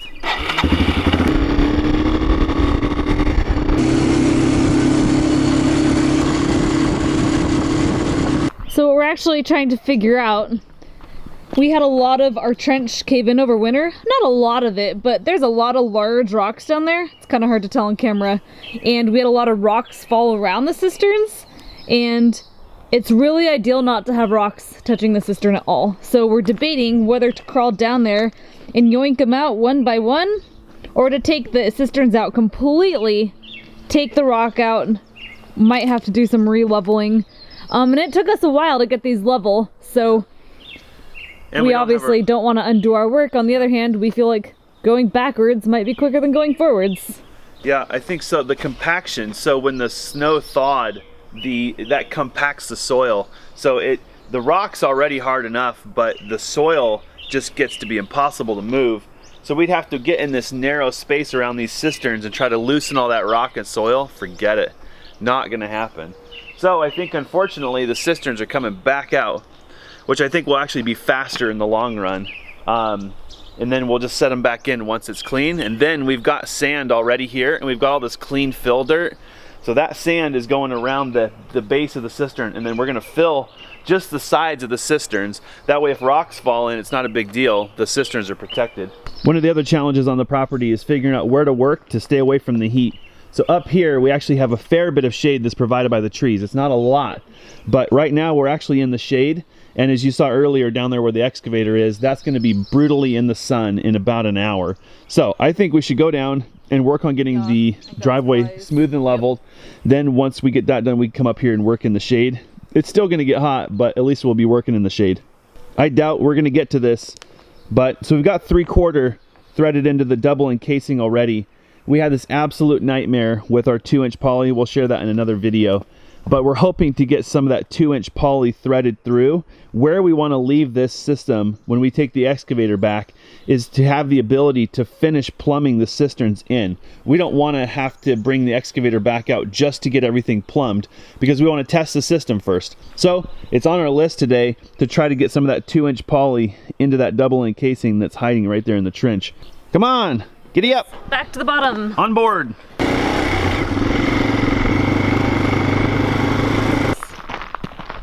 Oh yeah. So we had our Wood Miser sawmill delivered a couple of days ago, and we threw a little workshop 2 days ago, and we still haven't even thought about cleanup yet. So it looks like a bomb went off on our property. Because it did. Yeah. It was a very good bomb though. That's something else that we have to do today is clean up feed and wax. That's the one. We bought beeswax, like a huge chunk of it, but I think this is like easier. It's more of a commercial product, but probably easier, more ready to go. So this stuff is orange oil and beeswax. So we want to seal the end of this because the sun is going to be beating on it, and we want to slow the drying down. And it was a fairly green log, and we really don't. And this has been seasoning for a year and a half. Yeah, so with the bark on it. Shocked me how much moisture it had in it still. Yeah. So is there a trick to this, or do I just go like? Well, I'd probably put your glove on. Yeah. And then rub it on. That's it.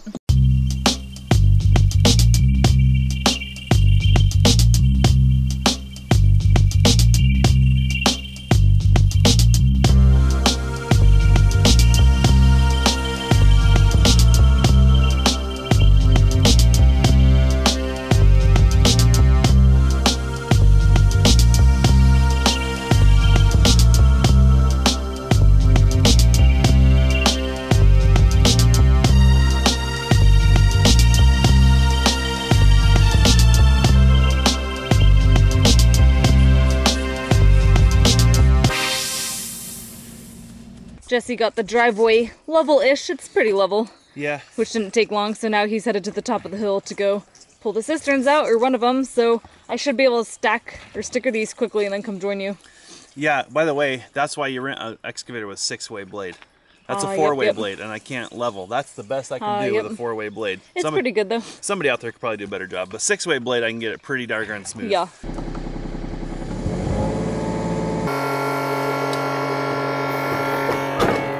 The good news is that it's relatively flat down here. It doesn't seem like there's that much cleanup that we have to do.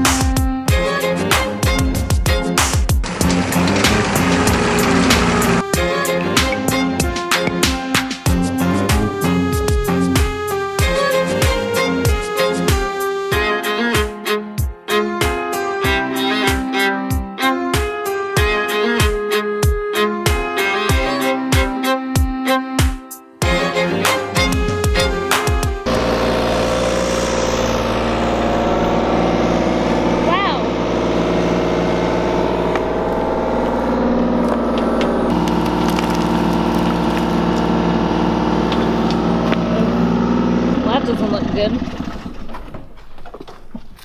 I think we found the limit of our wheelbarrow. Did you see the wheel? Oh, Oh, you saw the wheel. Way to go, wheels. Don't meet up to our needs. Give me a hand. You ever thought that nothing lasts on this property? Like it has to be tough to hang? Yep. We destroy pretty much everything, but that's the nature of the construction business. Yep, that's why everything costs twice as much, because you destroy 3 of them on your way. Would you look at that? They bounce back. You guys are looking for wheelbarrow tires? Apparently these can bend in half, and they're Broken. fine-ish. That's broken, but it'll work for a wood cart. Apparently it can't hold a bucket of dirt. Jesse said we're out of gas, so he's gonna go ahead and put that dirt back where it belongs. And then we're gonna figure out a plan for the rest of the day. Might entail going to get more fuel. We actually have a phone call in a few minutes, so we'll probably go ahead and take that. And it's pretty hot outside, so hopefully we can get some solid work done. We have gotten in 8 hours of work so far. More than that. More than that. We started at 7:30. Oh, well, we've been up for a lot longer. Oh yeah, 8 hours of like physical labor. Yep, feels like it. Sounds about right. Well, I got the back of cistern number 2 kind of backfilled, sort of. I saw it, yep. Maybe I think I took about 6 loads down there. Wow. So backfilling that would take about a week. I don't think we need an excavator. We need an excavator and a I need backhoe. a backhoe and an excavator and a tractor and a tiller. That's it. That's all. And a road grader. Took our phone call while running to get fuel for the excavator, so got some diesel, and we had a heart-to-heart in the car and decided we're gonna forge on. Yeah. We've been working for 9 hours, Yeah. and I think we're probably gonna put in 5 more, to be honest. It's actually a bit cooler up here, which I think It's is a lot helpful. cooler, and the shade helps a ton. So what's funny is it's 90 degrees outside, but in the shade it's totally bearable. It's workable. But as soon as you step into the sun, you're not even doing anything and you're absolutely drained. Yeah. Yet here we are, moving our weight in rocks every 3 minutes, and we're fine because it's shaded. I think we're just motivated to get projects done. Yeah, I Which think is we're really cool. going off adrenaline right now. So, all right, let's fill up this thirsty beast and then we'll be back at the trench. Feed me. Glug, glug, glug, glug, glug, glug. Sugar. Into the trench we go. Yeah. Seems like forever ago that we laid this and bedded it in sand. I just want to say, hour 9 of your day in the hot sun, it's perfectly acceptable to just find a place in the dirt to sit down because you're tired. I mean, you're already dirty, what the heck? Next, what we have to do is clean this trench. This is where the water line's gonna come out of the cistern. It's gonna go down the trench there, out that hole where it will begin the trek downhill. And we had to wait for the excavator because these rocks are quite large and we can't really just toss them out of the trench because it's too steep. So I think what Jesse's gonna do is put the bucket in the trench, and I'm gonna go ahead and put the rocks in the bucket, and we'll try to get them out of here. And we're hoping this will clean up no problem.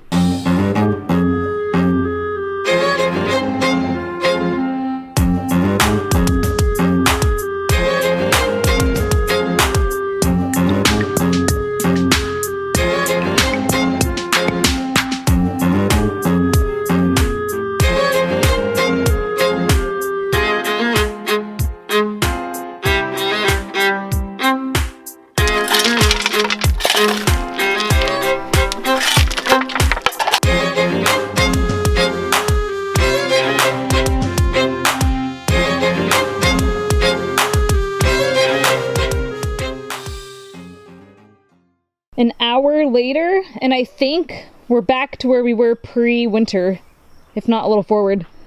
So we got this completely cleared out and level, so there's no high spot.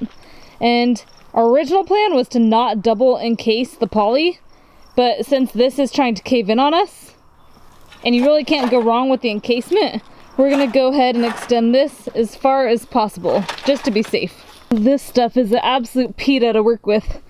So we have to thread the encasing on from the end. It's not too much, and it's not 2-inch, but it ain't gonna be pretty either. Does this stuff feel more relaxed after like a 90-degree day? Nope. Never got uncoiled.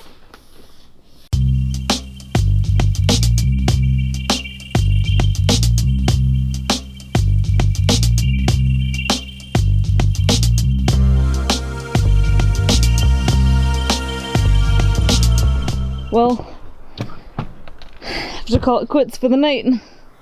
Does my face say it all? Yeah, you look pretty grumpy. So over this for today. The trench wins. Yep. We had a neighbor come by to see what we were doing up here. He heard machines and he said, "You're tackling it against all odds." He just took one look at this and started laughing and said, "You got yourself a project." Yeah. Rocks and a hill. 95 degrees. So, Hankwitz. I'm turning this into a positive thing. Well, I guess what's really hard for us is this is like the never-ending project, and we're trying to do it right. We're not trying to do what a lot of people do, which is build like a 10-year system. We're trying to build like a permanent system, and despite our best efforts, things don't get done on time. There's only so much energy in a day, and you have to remember that Alyssa and I are just two people. We're not a crew. We don't have a bunch of equipment. Like, we have what we have, so we make the best of it. And Alyssa couldn't do an ounce more work today. There's no way. I mean, you've been humping since 7:30 this I morning. can, but there comes a limit. Like, this stuff feels impossible to pull through. Yeah. And I've shoveled like probably 5,000 pounds in rock, and I'm fine. But at the end of the day, we're running out of daylight. It's getting close to 9 o'clock. Yeah. And we told ourselves that we're gonna start early so we could end early. We were hoping we would avoid the heat. And what did we do? Work through the heat. Yep. But we got a lot of work done today. It definitely feels like progress. It just, I don't know, I wish we could finish a project for once. Like, this project is like a nightmare. It's been with us going on over 6 months. Well, I mean, just working on it, we're probably at 6 weeks. At least. Just because everything seems to be really difficult. Just nothing goes as planned. I'll just say that. Like, the plan, pointless. Yep. So it's always like plan B, plan C, and then some of the stuff just comes down to brute strength. Yep. At the end of the day, we could sit here and be all Egyptian about it and figure out how to build pyramids, but there just comes a point in time where pushing hard seems to be the answer. And 13 hours in the heat, there's nothing left to give. Yep. The end. So, trench, we'll be back another day, maybe tomorrow. The problem isn't that we're trying to do a trench, it's that we're trying to do everything. We're trying to build a business, build a house, do our water system, have a life, sleep, eat, you know. The trench isn't the big thing, it's everything. Well, and what's hard too is this project depends on that. And that's expensive. So we try to rent it for the weekend, but when it gets to be another day, you actually get 4 days and you get a week. But I think last fall, because we had setbacks, we actually had the excavator for two weeks? No, we had 10 days. And that was almost $2,000. It was $1,600. And we were expecting to pay probably $500 for the weekend. Yeah.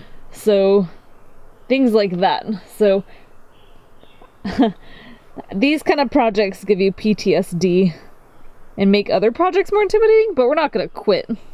That's why people don't do this. I think this is part of why a lot of people don't build permanent. Because, like, our temporary water system took us under 2 hours. Yep. This water system, we're probably cumulatively over 6 weeks, and we're probably pushing $10,000. And our temporary water system was about $700. And we would still need all this if we had a well. Yeah. We'd still need it. So it's not like, oh, we're doing this instead of a well. Yeah. I think Alyssa did a good job today. You killed it. That's the thing about to-do list. It's just a to-do list. It doesn't have a deadline. You just work on it every day as far as you can. Mosquitoes all over me. Yep. Yeah, mosquitoes are eating us alive, so let's wrap it up. Let's go rest, eat some dinner, drink some water. Fall asleep. Do it again tomorrow. Thanks for joining us for this hoorah. We did not get to mill any lumber. Nope. We didn't put any logs on the wood miser. What else didn't we do? We have a bajillion things. More stuff. We didn't get it all done, okay? There, I said it. What the heck is this? This big old rock? First rock we found on the property. Thought we'd save it as a memoir. Just because it's such a rare sight. No, this must have fallen in. You know, I think somebody brought it here. We don't have any rocks around here. Yeah, where'd this come from? No, we're fresh out of rocks. If anybody has any rocks that you want to give us, we would really appreciate. We could use a lot of rock right now. What do we have over here? Bugaboo, is that you? Oh my goodness, look at him. Bugaboo, Bugaboo, what are you doing over here? Oh, hi. Oh, will you pet its Betty? Pet the Betty. Dad, pet the Betty. I think it's saying something about a sawmill. I can't quite tell. Yeah. Bugaboo, are you playing among the wood miser parts? Oh yeah. This stuff, I drove all the way to Home Depot at like 8:50 at night to get this stuff because last time I didn't buy enough rope. I thought 500 feet would be enough. So I think we got 500 more feet. Hopefully that should do the trick. If you don't recall, last video was a little rough for us. Not only do we have an entirely long day taking the cisterns out, removing all the rock, and then re-bedding with sand, we thought we'd end the day by threading the 2-inch poly through our encasement, only to find out it was gonna be one heck of a time. Yeah, so Jesse came up with a new strategy that we're gonna test today, and we're gonna see if we can get this done before dinner. I think we're kind of improvising. But we'll tell them that as we go. Yep. A little bit of improvisation. So Jesse's gonna go to the top of the hill, and I'm gonna stay at the bottom. This is gonna take some serious teamwork, but we're gonna demonstrate a pretty doggone efficient way to get pipe through encasement. In theory. Or conduit, wiring, etc. So stay tuned. If this doesn't go well, Alyssa will have to do a lot of editing, post-editing. However, we did just pick up some raw milk from the milkman, and our ice cream maker is at home, and we have ice. So whether this goes good or bad, I think we're gonna have a pretty good evening. This one isn't planning on going anywhere till Dad fires up the 4-wheeler. Bugaboo. Oh, hey. Hey, buddy. Hey, buddy. Testing 1, 2. Bugaboo. Can you hear me? Bugaboo. He you totally- have a copy? 10-4. Hey. Oh gosh, where are you going?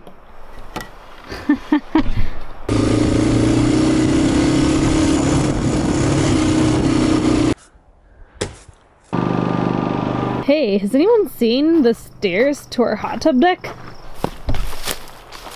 All right, so where we left up here, the upper portion of the double encasement, I think we stopped because it was just too darn difficult. And so it's gonna take me a little bit to do some rope moving around and to pull the 2-inch out. I think at this point we should be able to pull the 3/4 all the way to the bottom of the hill down where the hydrant's gonna be. So we'll work on that too, okay? Some brand new shiny gloves. Where we left this is a bit of a rat's nest, and that's kind of why we stopped. We were exhausted and it just wasn't gonna happen. So you can see pretty clearly that these 2 pipes take up the majority of this double encasement, which we hadn't really planned on. And in all fairness, I don't know what the outside dimension is on this pipe and this pipe. I believe the 3/4 is actually the internal dimension, which means the overall dimension is probably closer to 1 inch, and this is probably closer to 2.5 or 2 3/8, and that's only 4-inch encasement. So the improvisation we spoke of earlier is we realized that the 2-inch drain line really is only critical for the potable system because of fire, which we know we can reliably keep that cistern full. It's not the rain catchment, on the other hand, is kind of be, you know, full and empty, whatever the rain provides. So while it's not ideal, we're going to actually thread the 2-inch through the second encasement because it's going to be much easier to do that, and it's going to have its own encasement. At that point, we'll make a judgment call about whether it's worth the effort to try to go back and put 2-inch in the same encasement that has the 3/4 fill line. This is improvisation. So right now this is more of a test to see how hard it is to get the 2-inch through the encasement overall. We came to the conclusion that trying to thread both the 2-inch and the 3/4 at the same time It's very difficult, or it was the day we tried it. We've had a little bit of rest and it's much cooler today, so that's why we kind of felt like we'd try it today. Got a bit of undoing that I need to do here. I've got to get this 2-inch removed, and we've got some rope that I need to move around. And then we actually threaded on an extra couple links of encasement that we were attempting to move down and hook in to make our life a little bit easier. And I think we just flat out gave up. It was just too difficult that day. All this rock that you see sitting in here gives you an idea about how unstable this trench is and why I'm so anxious to get this stuff buried. We just put all this sand in here a week ago, and it's rained a couple times, and now we've got rock in the bottom of the trench again. So we really got to get this stuff closed up to keep from creating more work for ourselves. Gosh, it's just so hard to make these decisions. Like, as I'm standing here today, it doesn't seem like it'd be that difficult to push this 2-inch through with this 3/4. I'm really tempted to give it a try. We put a lot of work into getting this far, so there's a part of me that's tempted to give her hell and see if we can make it happen. I'm gonna kind of thread this on, do a little bit more testing with trying to get that other encasement slid on and see where that gets us. So we're doing this so that as we pull the pipe through, we are subsequently leaving a rope in the trench, or excuse me, in the encasement. So this rope will be pulling the pipe through, and this rope will stay in the encasement so that, forbid we ever have to do anything to it, we've got a rope in there already.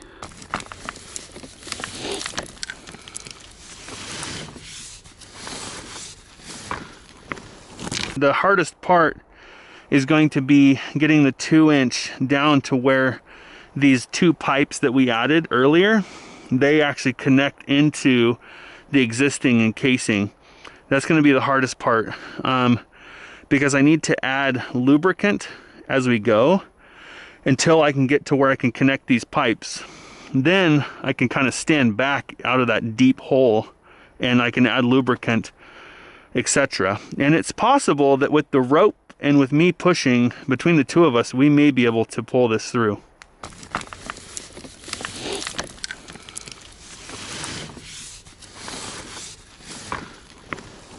We're going to be using this pipe dope or joint lubricant or whatever you want to call it.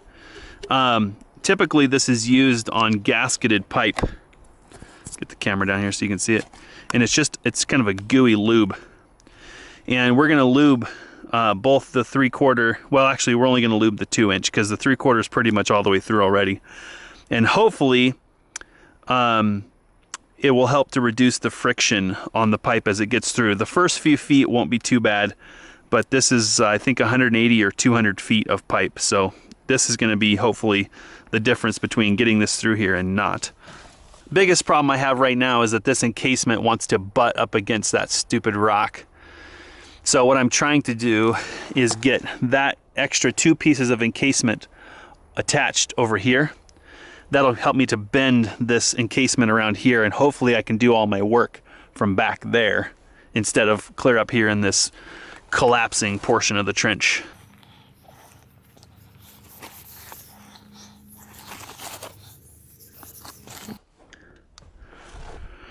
All right, we're gonna try to go maybe around 10 feet or so, and then I'm gonna have to re-lubricate the pipe. So just pull the rope for now, and I'm gonna try to push the 3/4 and the 2-inch through. So you should be seeing the 3/4 here pretty soon also.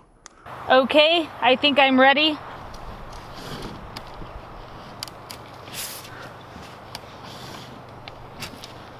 Go ahead and try to pull on both and see what happens. I'm doing that right now and it feels like it's stuck.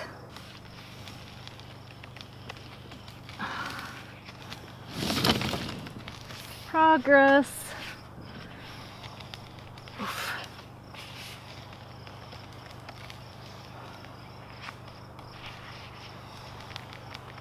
Oh.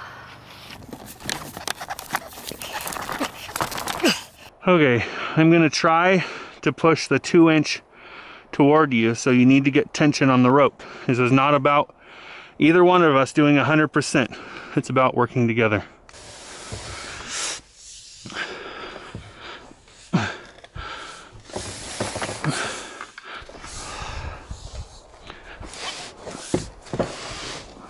Not sure what's going on, but I just realized that I forgot to lube all the pipe. So I guess, I don't know if we're just too far apart and can't communicate or what. I guess I don't know what's going on. I'm almost tempted to put us on speakerphone on our phone so we can communicate. Hey. May have to go in small sections, but I guess figuring this out will tell me if we're getting progress or not. So I will put a little bit of lube on and then we'll try to go a couple feet, rinse and repeat.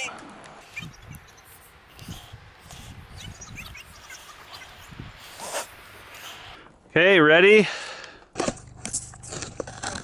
1, 2, 3. 1, 2, 3.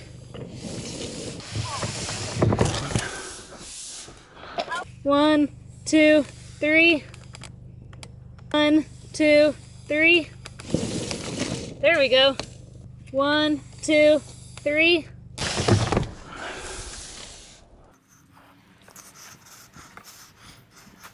Whoever invented pipe lube deserves a hug. 1, 2, 3. 1, 2, 3. 1, 2, 3. Well, it's definitely too early to tell, but Alyssa down at the bottom pulling hard on the rope and me threading these two through is working right now. We've probably gone, maybe 50 feet, and I think we've got about 200 total. So it's not fast, but we are making progress, and I think we owe a lot of the success to using pipe lubricant. Seems like it's getting a little easier as we go too, so here's hoping we get down to the bottom. We've got a 22.5-degree elbow down there that we're not sure about. We glued it and we're not sure if we're gonna make that corner or not, so we got a long ways to go. Keep at it. 1, 2, 3, pull. 1, 2, 3, go. 1, 2, 3. Ah, my hand. 1, 2, 3. 1, 2, 3. 1, 2, 3. We're pretty sure we're at the 22.5-degree angle, and this last round it didn't do nothing. So stay tuned. Wiggle the rope. Don't just give one steady pull. Kind of pull, pull, pull, pull. Something like that. Okay. 1, 2, 3. Pull, pull, pull, pull. Ah! Pull, pull, pull, pull. We glued the 22s already, right? There's not a lip.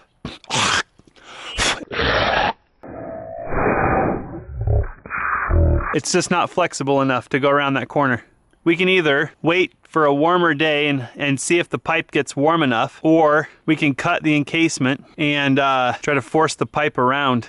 So I think where we're at is let's shut it down for this evening, because I think we made massive progress. I think we've gone like 170 feet. Let's not do any more tonight. And then I'd like to try using the come along, but that's going to take me a while to fabricate kind of this pulley system that we can use to pull against and such. So let's maybe tackle that tomorrow.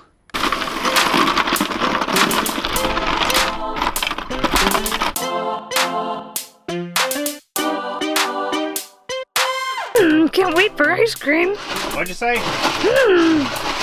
What'd you say? I know what's been going on in here. Somebody didn't wait for the camera. I didn't know I was supposed to wait. I was gonna do it again and fake it until you said something. Does anybody out there believe Alyssa that she didn't know she was supposed to wait? But it's so good. It's so rich. Ooh, I see the little Ready? specks of vanilla bean in there. Oh my gosh, that's seriously, wow. Ooh, who gets to lick the paddle thing in the jigger? I'll let you lick it. Okay. Ooh. That's because I'll be like eyebrow deep in my ice cream.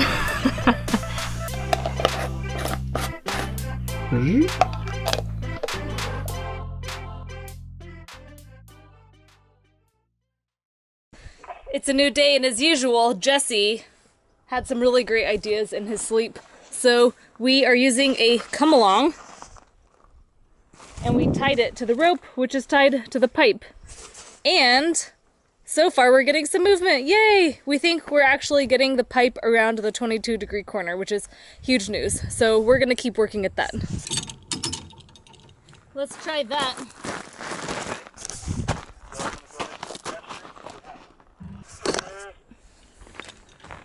One, two, three. And what's harder with the come along is because it already has tension. When I pull, I can only pull for like a second, and then it like kind of pushes me away from the come along. There we go, yep. One, two, three.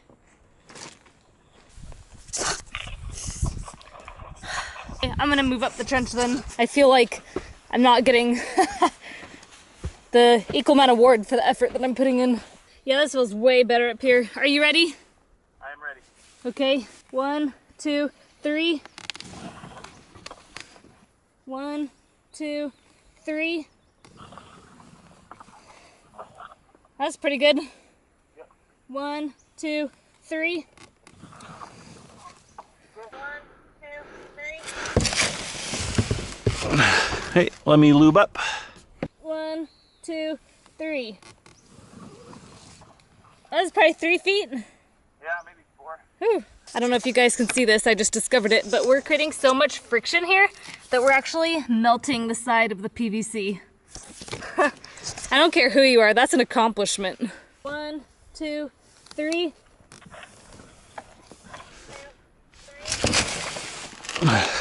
1, 2, 3. 1, 2, 3. 1, 2, 3. I think it'll be funny the day our grandkids are like, oh, Grandma, I'll fix their water system for you. And I'm like, let me tell you about this thing called YouTube. You watch this playlist and then you tell me if you want to fix my water system. No way, guess what just happened? And I didn't get it on camera. Dang it. There it is. What's funny is I stuck my eyeball like up the tube to see if I saw it, and I saw something. I was like, is that a rock? I'm like, what is that, an animal? And it turns out it was like the fuzzy rope. Yay, so maybe let's try one more time and we'll see if we can get around that corner. If so, we're golden. I don't know. It only has like half an inch to go. 1, 2, 3.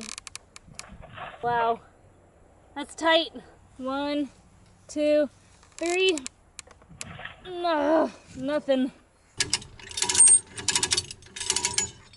Wear your helmet, kids. Right? I do. I'm a little worried. About to get serious up in here. I think we decided getting this around the corner is all we want to get done today. So that would be awesome because we made a ton of ice cream last night and I think we want to go drive around and go visit some of the neighbors. So that would be a much funner activity than doing this in the sun, don't you think? Oh, it's coming! Woohoo! We got it! Come on, baby. I don't know how we're gonna get encasement over that. Does it look like the pipe is pooping? You know, I wasn't gonna say it, Kinda looks like it's but it totally does. Yeah, so I kind of have a weird question for you. Kind of want to see if I can just pull at the pickup. That's what I was thinking. Just gently, and I need you to kind of speak up. Okay. My only major concern is I can't remember where it is up at the top. So I'd say let's just test it. Okay. And if I can, I might have you go to the top. Yeah, I'd say 2 pulls. We probably have about 50 feet. Maybe a little bit more, so 2 pulls will probably do it. Looks like we got about 30 feet to go, maybe 40, something like that.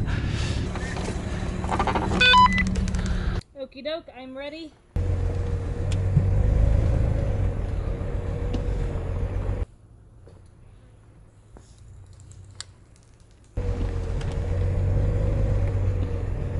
Okay, I'm where I need to reconnect, so give me a minute. There's not going to be a whole lot of extra on either end, so I'm probably maybe about 10 feet from the bottom here, and I'd like to have just a couple 3 feet of extra.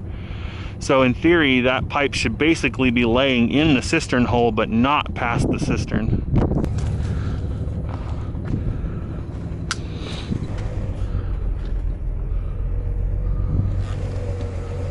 I'm close to being in the trench.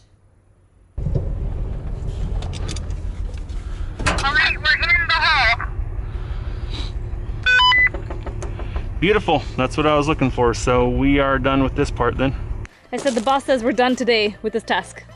You're getting this on video, right? I am the boss? It's Yeah, you're the boss. Oh, okay.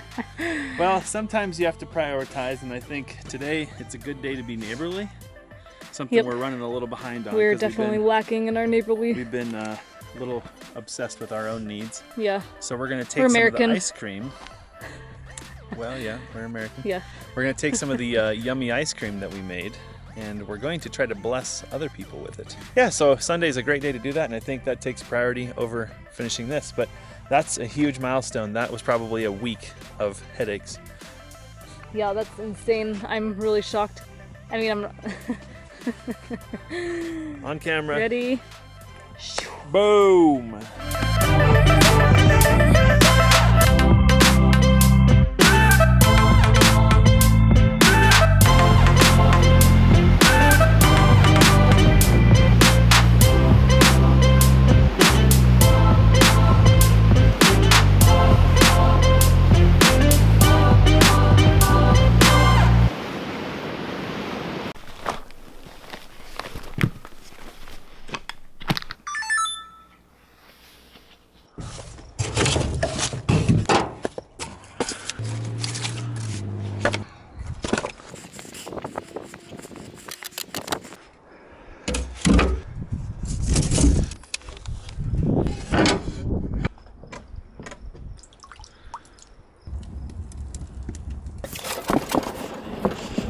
We painted our death trap of a valve box bright orange so that nobody in theory would hit it.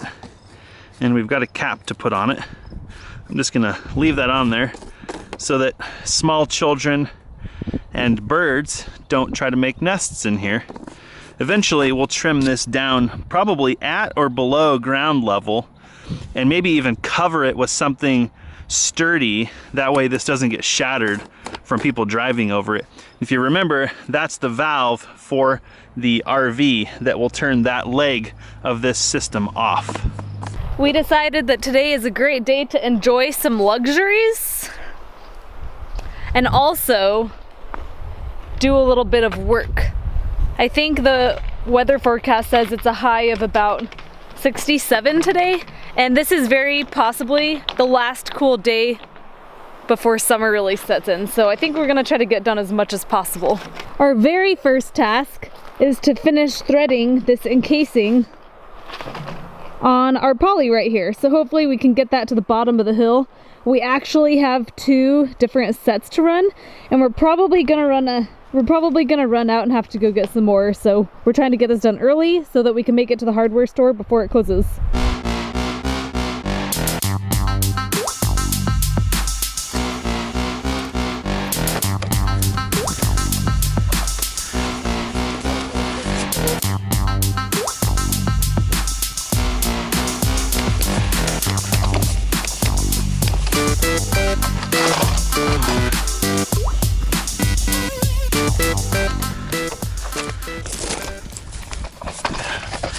So before we can thread this encasing on, we want to leave a rope inside the encasing just because it's easy to do now and it will save us a lot of effort down the road.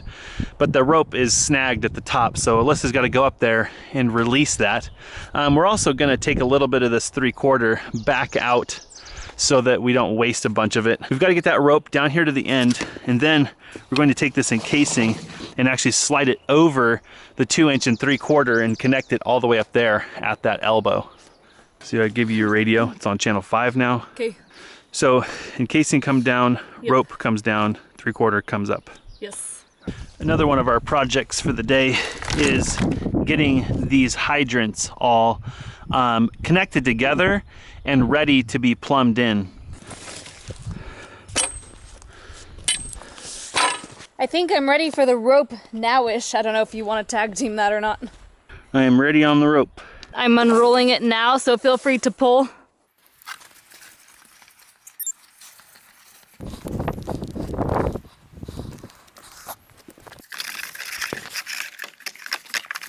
That's it, we're at the end. Perfect, I'm at the end down here also. Any reason I can't just leave it attached to the spool up here? Nope, that sounds like a good plan. Just make sure it's tied off so we can't accidentally yank it inside the encasement. Wow, this stuff has been laying out in the sun. It's like super malleable. Look at that. I think I'm now ready to pull the 3/4 through to take up the slack if you're ready. You bet. I really won't be able to push much because it's so flimsy down here, so it's going to be all you. But there's no rush, so take your time.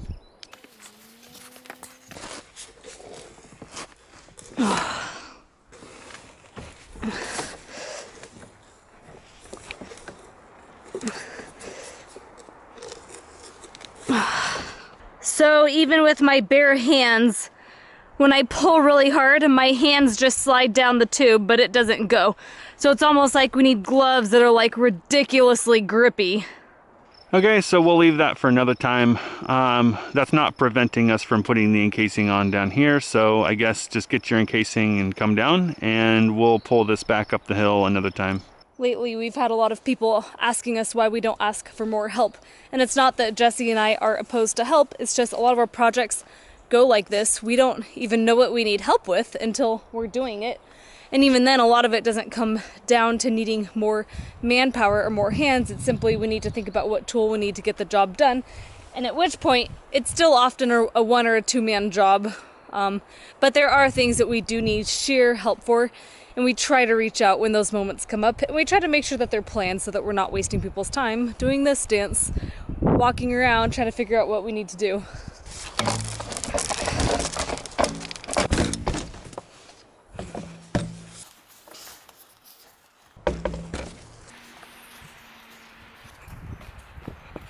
This is never going to work, but I'm gonna try it anyways. Let's mount from the back, mount from the back. Da-da. So what, I can't move my hand, you know, whatever. Yeehaw!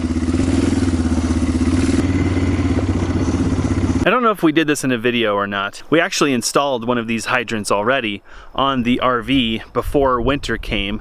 We did that partly so that we could seal up an opening where we had trenched to go into the RV. And what we're actually going to be doing is putting an encasing around the hydrant so that in the future, if we ever need to service the hydrant or remove it, we can do so without needing to dig down. Again, it's extra work. You could just direct bury these, but in the rare situation that you need to actually remove the hydrant in the future, having an extra encasing around it just makes that task that much easier. Takes a little bit of time and a little bit of money now, saves a lot of headaches later.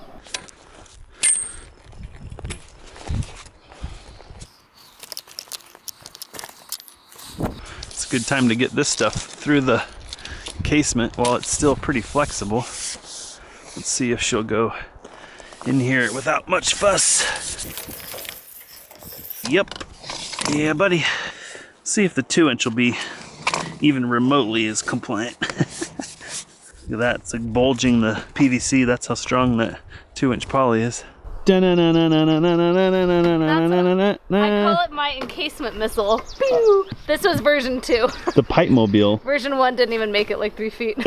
Wow, yeah, you got quite the That's pretty strap good. set up going here. Dude, you could haul like 20 times more pipe on this thing. Look Right? at you being all modest. It really hurt too, because going around the corners, it would like smash my hands. I see. Yeah, get your So hand. like, sometimes I was one hand in it like...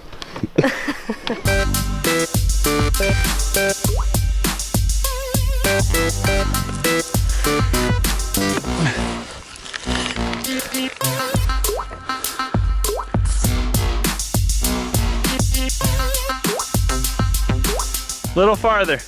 Good. Wow, this is a bad spot. Problem is the elbow has way too much angle. It's going over there, not down there. So it needs to be a 22.5, not a 45.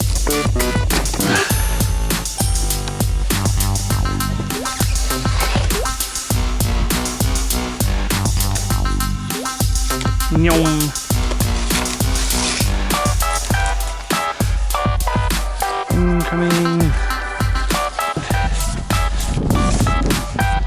Go.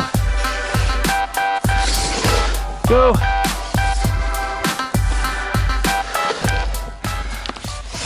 Ah! Well, we've decided to go to a plan B today. Getting this piece of encasing on took 200% of our effort for such a pathetically small pipe. Tremendous amount of labor, and we've run out of material. So instead of continuing to work in the midday sun, which is probably actually one of the things that has made this project hard from day one till today, isn't the work. It's hard work, but it's the heat. We just don't like the heat. We don't like the heat whether we're golfing or working on physical things. So we're gonna make a supply run and take the afternoon heat and spend it in the car getting materials to help move this project along. But I think times like this is when people really let the scope of the project get to their head and they make poor decisions or decisions that aren't good in the long run because they're so tired of the project. So even though we feel this huge push to really get started on the house, we are still waiting. We're not doing this instead of, we actually are still waiting for our plans to come through. And most of the work is already done. Like, come on, can we just go the last bit to give us something so much better? So I think that's what's playing with our head now. We're still trying to do the right thing. Yeah, they're actually, most homeowners or owner builders who build themselves, these are the people who don't pay someone else to do it. They say you can tell the moment when somebody just gave up on a project. Yep. Because everything's like perfect, and then the quality really starts to drop off. And this is that point on this project where we're so sick of it that we would be content to never look at it again. But we're still trying to keep our head and our wits about us and make good decisions. So, all right, let's forge ahead.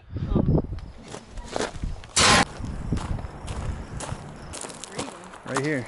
There you go. What you got there? This one came out. What you got there? Oh, he's such a cute little bundle. Oh yeah. Oh, he's toasty. Oh, yeah. What have you been doing? Have you been schlepping? You gotta be a million degrees, dude. You're wearing a fur coat. This is the most lovable cat ever, but he does not like when people come over. Yep. So chances are, if you're watching this, you'll never get to meet this kitty. We might be really friendly, but Bugaboo would rather you all just stay away. He doesn't know that he has an audience right now. Nope. Bugaboo would prefer you all stay away. Thank you. Thanks for staying away from Bugaboo's palace.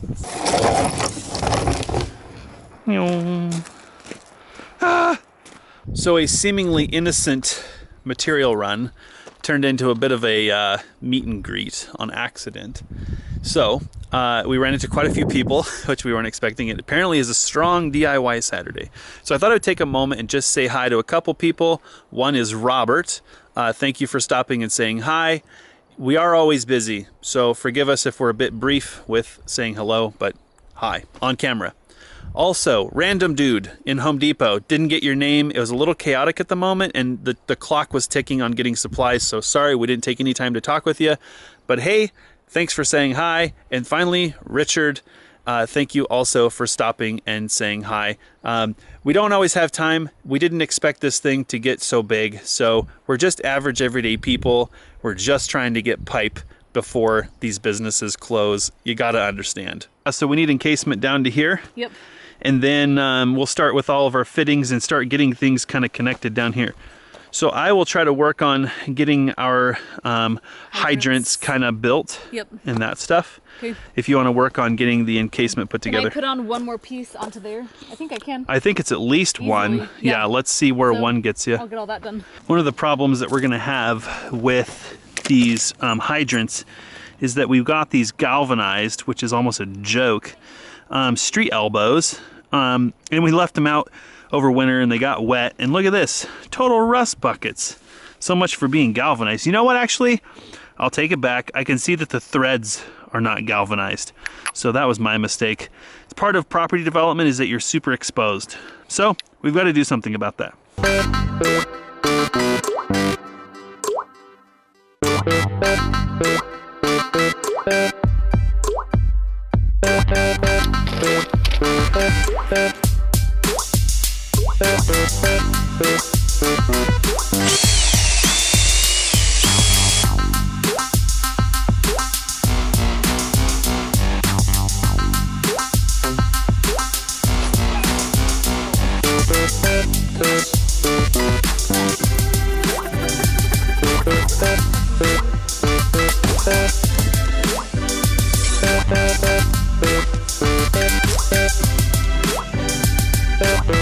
That's a pretty good improvement. What I don't have is a wire brush for inside here. So I need to figure something out to clean those threads up. Before I keep working on this, I just had a tragic realization, and that is that our pampering got neglected. So I need to go relight the hot tub. Burn, baby, burn. All right, pit stop to help Alyssa. Didn't go on there to me.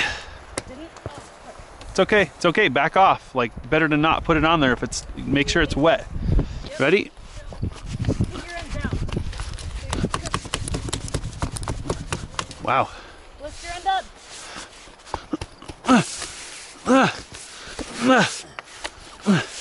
Nothing. Hey, let's trade spots. Okay, going on. Go, go, go, good. Good, good, good. Done. Bit of role reversal. Now Alyssa's actually moving on to getting the hydrants built. So we're going to encase the hydrants, I think I mentioned this earlier, in the 4-inch PVC. To do that, she's measuring down here where these street elbows are going to penetrate the side, and she's going to use the hole saw. Right here. Okay, perfect. And then we're going to drill a hole in the top of that cap to slide the hydrant down through. Let's laugh at how bad Alyssa is at pretty much everything. Why are you turning the drill? I'm not trying to, it's my attempt at straighten. That's why I said watch Alyssa, she's bad at everything. But I do get the job done, so tell me it doesn't work. Well, this isn't very ideal, but we make do with what we have. Let's see if we can get a clean inside thread with this wire brush. I've also heard that Coca-Cola and a bunch of other things are really good for removing rust, but I don't have any of that. All done. These are looking mighty fine. Probably better get some Teflon tape and get these put together before they decide to rot their brains out again.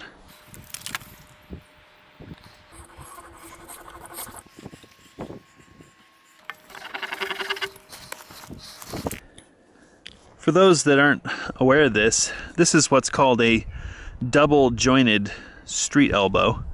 And the reason we do this is if you put a rigid connection in, hey Bugaboo, what are you doing? If you put a rigid connection on the bottom of your hydrant and you were to hit it, like with a car or something like that, it would probably break at this connection. But with this double joint here, the standpipe can bend this way and this way on the connection, which makes it much more sturdy or tolerant to being banged around. And this is such a cheap part, probably under $1 or maybe $2. So it's worth doing if you're going to put these standpipe type frost-free hydrants in. Just a little extra insurance. And we're going to do that on every single hydrant we have. This is what's called a weep hole. And the valve mechanism in here, when you open it, allows the water to go around because it plugs off the weep hole. When you close the valve, this weep hole is opened, and that's what drains this standpipe, thus making this a frost-free spigot. So there's no water retained in this standpipe when you fully close the valve. And this is where it comes out. To help make this a little more tolerant to sediment and things, which can inadvertently find their way into the weep hole, we're going to put just a small copper elbow into this weep hole and turn it down facing. And that will prevent, to some degree, the propensity of sediment to go up into this little weep hole here. We're going to do a different video on this topic, but this weep hole being exposed is the reason, one of the reasons, that these are non-potable rated, because of this small weep hole being vulnerable to intrusion. And if that intrusion were to get into the water system, it could find its way backwards and would cause all kinds of problems for whatever system it's connected to. Next, this piece needs to go in here. So I'm starting to think that we might have put this on after sliding the hydrant through, threading it on. So looks like I get to take this back off also. This looks all too familiar. Yeah.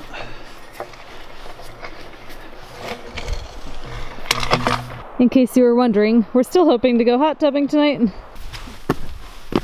Well, I think evening got the best of us. I think we did pretty good today. I think a lot of this stuff's hard. We go into the day, a lot of days with the best intentions, but there's unfortunately just a lot of errands to run. And then sometimes life gets in the way and like we actually socialize with people, but it's okay. I mentioned a few of you folks earlier. Yeah. So here's hoping Alyssa puts you in the video. Yeah. I don't know, she edits the video, so Yep. if you don't like it, you gotta talk to her about it.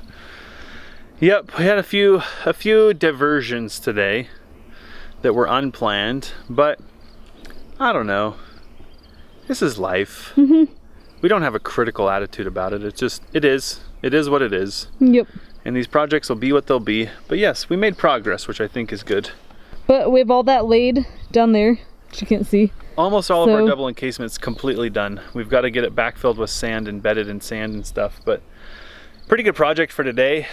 I had hopes that we would finish this entire system this weekend. It's possible. Tomorrow's Sunday, That's a lot of pressure for tomorrow. but we'll try. We're off to a good start tonight. We feel like we've got all the stuff in place. So good job today.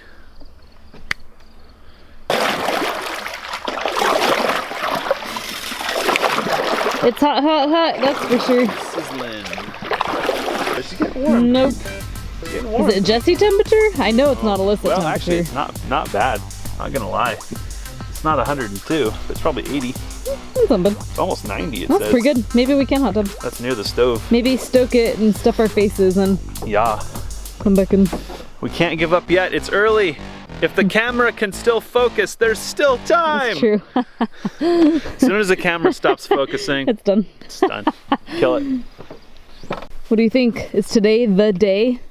The day we've been waiting for 7 months? God, I don't want to get No, my longer than hopes up. 7 months. You know what I noticed? I got a problem.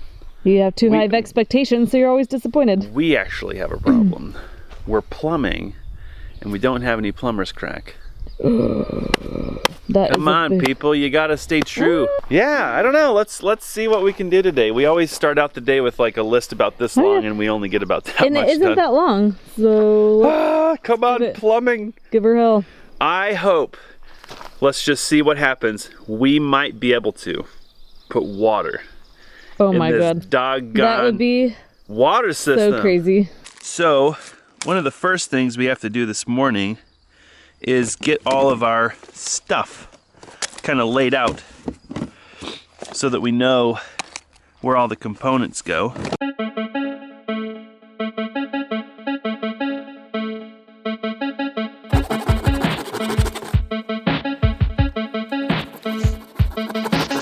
Wow, this thing's intimidating. This thing intimidates I me. always wanted to own a fire hydrant. Right? I just didn't think it would happen like this. I'm done package the Mamma Jamma.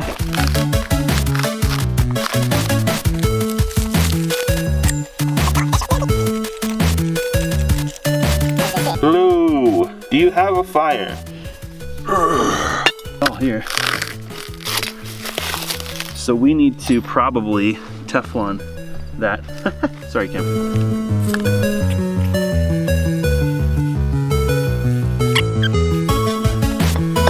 I think that's probably good enough for now. Be free, little hydrant. It's like a ribbon cutting. Be free.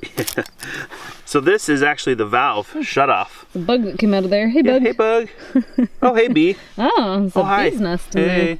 Oh, hello. Hey. Anyway, so this is the shutoff for this hydrant, and this is called the standpipe. And that is a locking cover so that small, mischievous individuals cannot toy with this. Doesn't keep bugs out, but did you thread this on yesterday? I don't remember this. Yeah, I did all the cleanup. These Okay, were all very rusted nice. Yep. too from winter, so got this all Tefloned and threaded on there. I'm starting to realize that I think the biggest challenge with our water system was just getting the pipe in, because the connections seems to go pretty doggone quick. All right, and this big mamma jamma goes right in here. So I need to get a little piece of 2-inch poly. It needs to be generous so if there's room to cut. But we're actually going to put a piece of poly in here, and this is just going to be a cap. I know a lot of people have yelled and screamed that I should put a valve in here, and I think because we're not planning on necessarily getting this buried immediately, I'm just going to cap this for now, and then if we want to, we'll put a ball valve in here so we can shut the house off, potentially drain the house. And then we're actually going to use a small piece of poly that will connect from this T into the hydrant, and then our main line will come in over here. So this will go to the house connection, and then we need another one of these that's actually going to go out to the hydrant. This is almost as exciting as the day we filled up the hot tub. Yeah. I think what I really love about these connectors is just the simplicity. Like, it's very unintimidating. Speak for yourself. It takes a little planning. Like, it's not effortless. But, yeah, it's just pretty straightforward. So, same thing here. There's a rubber gasket in there. Part of what makes these connections easy to insert is beveling this leading edge, just the outside. Don't need to do anything to the inside, but a slight bevel will keep it from getting hung up on the O-ring inside. All said and done, well, we're not done yet, but to this point, are you pretty happy with our decision to go with poly? Even though none of the parts are in Home Depot and we have to order everything online, and getting it in was a pain in the butt. Yeah, you know, I think I can agree with a lot of people who have criticized us for going overkill and overthinking things. I think having worked with this 2-inch poly now, you know, and spent some time with it, it'll be interesting to see how it affects our household. But I don't regret the poly. I don't regret the system design. I don't regret the fittings or anything. I think everything's working really well. I would say that if you don't have a clear need for 2-inch poly, do yourself a favor and stay away from it. I'd say probably 1.25 inches is probably more than sufficient for most households, and on the high side 1.5 inches. But I don't think we're going to regret having access to this water.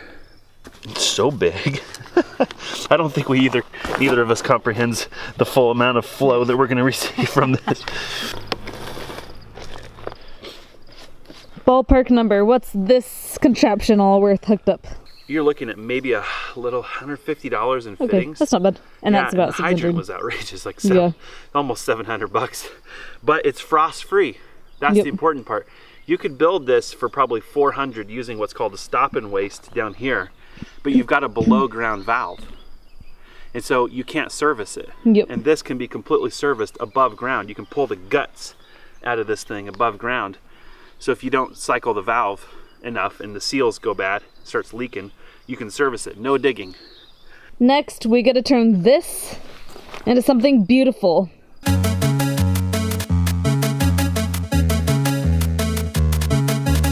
So this pipe, if you look closely, has an ever so gentle bend in it.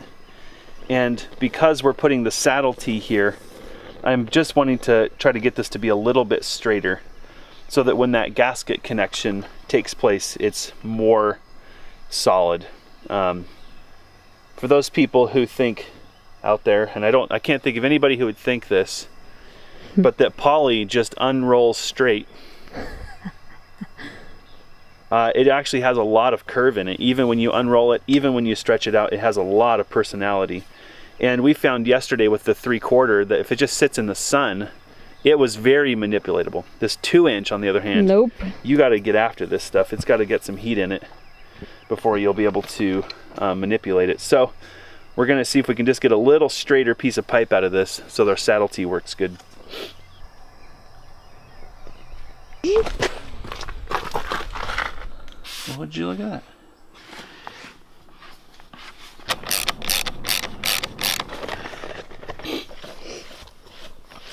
So it's like a Super Mario game, like the tube level. Yeah. Think if we go down that one, we get to fight Bowser. Weren't they plumbers? Weren't Mario and Luigi plumbers? They're totally plumbers. Oh my goodness. Oh yeah. Wow. Smokes. It's kind of a shame that this is all going to be buried and we can't enjoy it. But I will think about this every time I take a hot shower. All right, I need your help now. Okay. Time to tripod it. Just need a little bit more room here for the hydrant.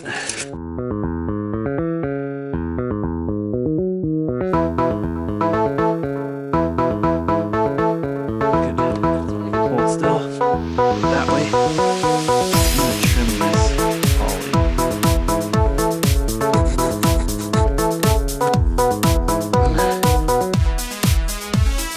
We have a too short problem, so we've gone ahead and rigged this up to the truck to try to pull the 2-inch poly down the hill 2 more inches. Stop! Okay. But I'm pulling the truck. So one more.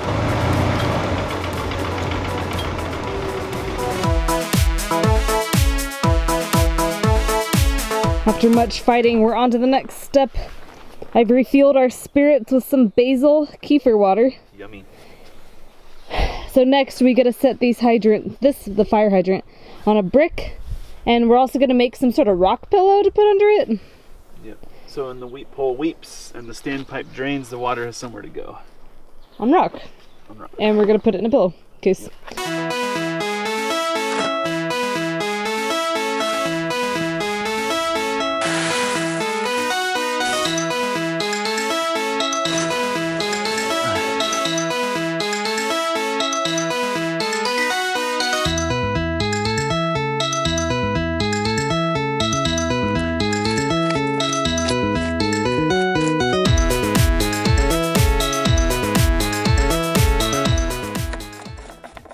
So we need another valve box to cover our other 3/4 inch valve. So I'm just going to use another piece of 4-inch PVC just like we did for the other guy there. Looks pretty dang good. Time to go to the top. Well, not the top, just to the hot tub deck. We're going to leave things kind of in a temporary state until we have a chance to put some water in the system and give it a test.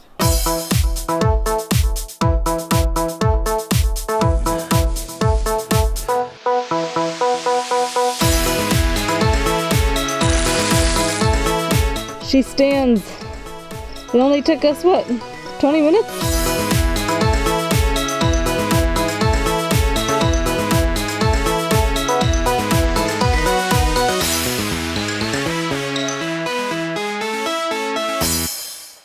It's probably 2 o'clock. I don't know. I have no idea what time it is.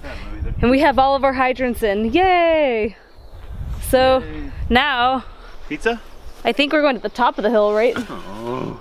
Heck yes, we're going to the top of the Okay. hill. Let's get the stupid thing pumping water. Into the trench we go. We've got 4 total pieces and they go something like this. This elbow needs to go on, okay? And it needs to get bent clear around to about here. And then the valve will go here. This will go on the end of the valve. Okay. And it will attach to the cistern. In order to install the bulkhead, we're going to have to remove this access door. And now that I'm thinking about it, go ahead and bring the step stool up here. Okay.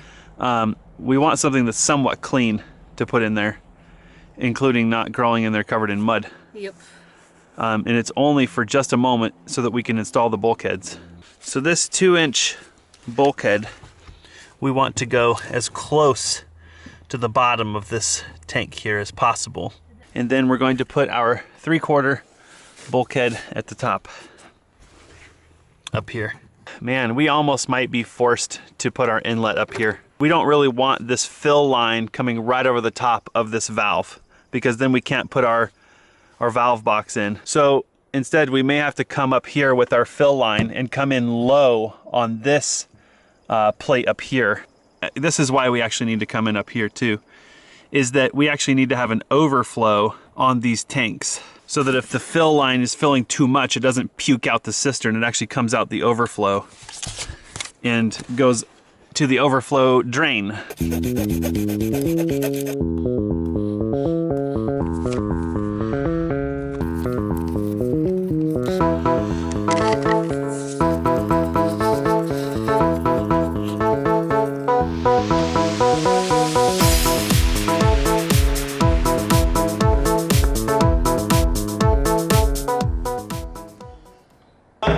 I'll bet. Oh, hey. Hi. I'll bet this is what the stomach of a whale looks like. Are those socks clean? They're pretty clean. Famous last words, I'm a rock climber. Ready? And she goes, "Ah." Is it dry in there? I made it. It shouldn't be wet in there. Oh my gosh. This is like a once in a lifetime thing. Like, I'm in a cistern right now. I would definitely watch out for the exit. It's gurgling and contracting. Look out for the exit. Maybe it's about ready to have a plankton You've seen movement. the Magic School Bus, the digestion, one, right? Oh yeah. I'm gonna FaceTime my dad from a cistern. I don't think he's ever had that happen before. Hi, Daddy. Hi, Alyssa. Hold on. It's a big- Can you still hear me if I go down here? I think so. I think you're frozen right now. Uh-oh, hold on. I cannot hear anything. Are you in a cistern right now? Yep. That is. Well, don't fall in there and get stuck. I thought you'd appreciate that. Were you taking a nap in there or something? No, we're finishing our water system today and thought we'd give you a call and I have it on video. Is it cooler in there or warmer? It's pretty warm. It's pretty warm day to day. Funny. Okay, we'll get back to it then. I will. Stay tuned for videos. Okay. Alright, we'll be waiting. We watch every single one as soon as they come out. All right. Jesse says bye. Bye, Jess. Have fun. Love you. Okay, bye, love him. Bye.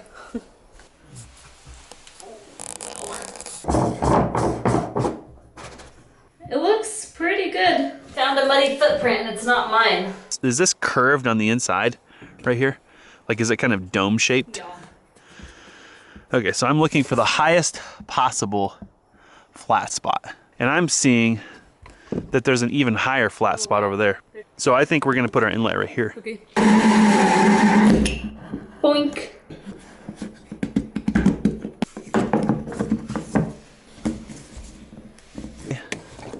Dun, dun, dun. Oh, look at you. Put your toes in there. Grab the next hold. Get the next hold.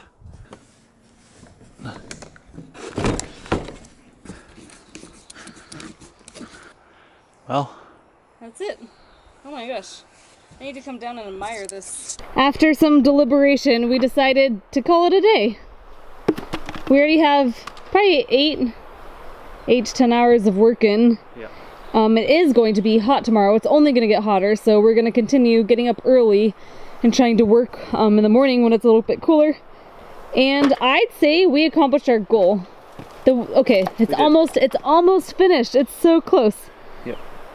Testing is like beyond finished. We're ready to test, and the thing is, that's not going to be a short process. We have a No. lot of. We need to bring water in. Yeah. We need to get it up to the top of the hill. Not check for something to leaks. start when you're tired and it's getting later. No, not in the afternoon. And So. yep. That's good though.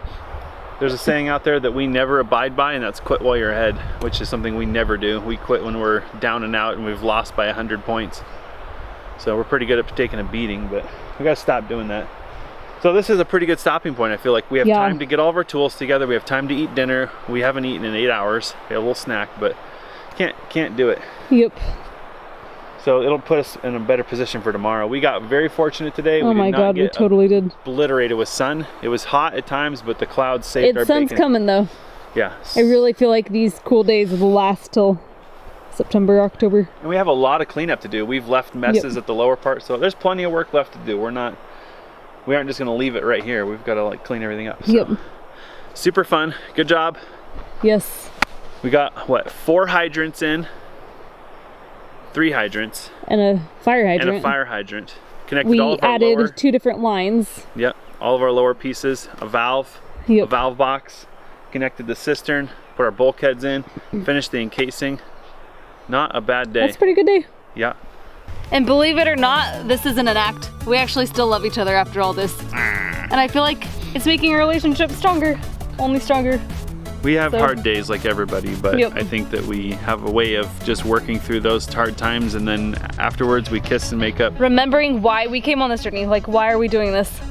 Neither one of us was under any delusion. We didn't come on here because of pillows, unicorns, and kittens. We came here because it's tough as hell, and very few people have the balls to do this. And that makes us special, or unique. Unique. Yeah, because anybody can do comfortable. So on that note, let's get on with our day. Pizza! You know, pizza. I think Jesse wants pizza. Pizza! So I think we might have to drive somewhere to go get that. It's okay. We have a car and gasoline, so what's we the deserve problem? to celebrate every once in a while. Right! This is huge! We should have done this 7 months ago.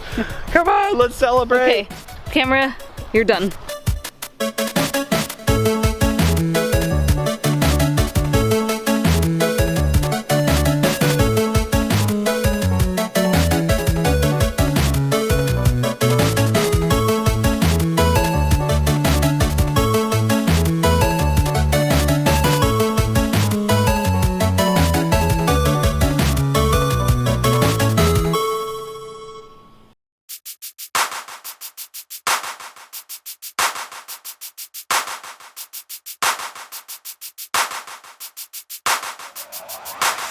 Mr. Generator said, I want to go for a ride on the 4-wheeler today.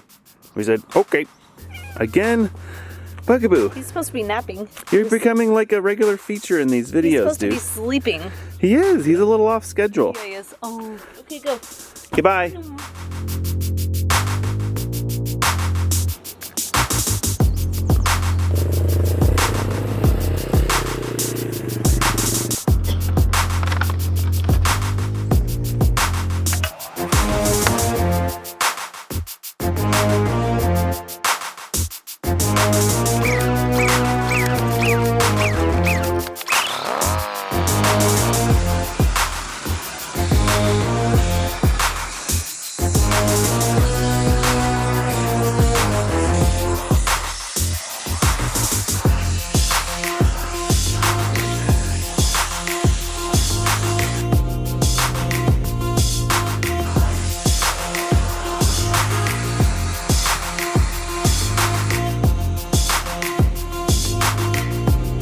I'm hanging out up here waiting for Jesse to finish his breakfast, and I just got sharted on by a bird, like a legit bird shart.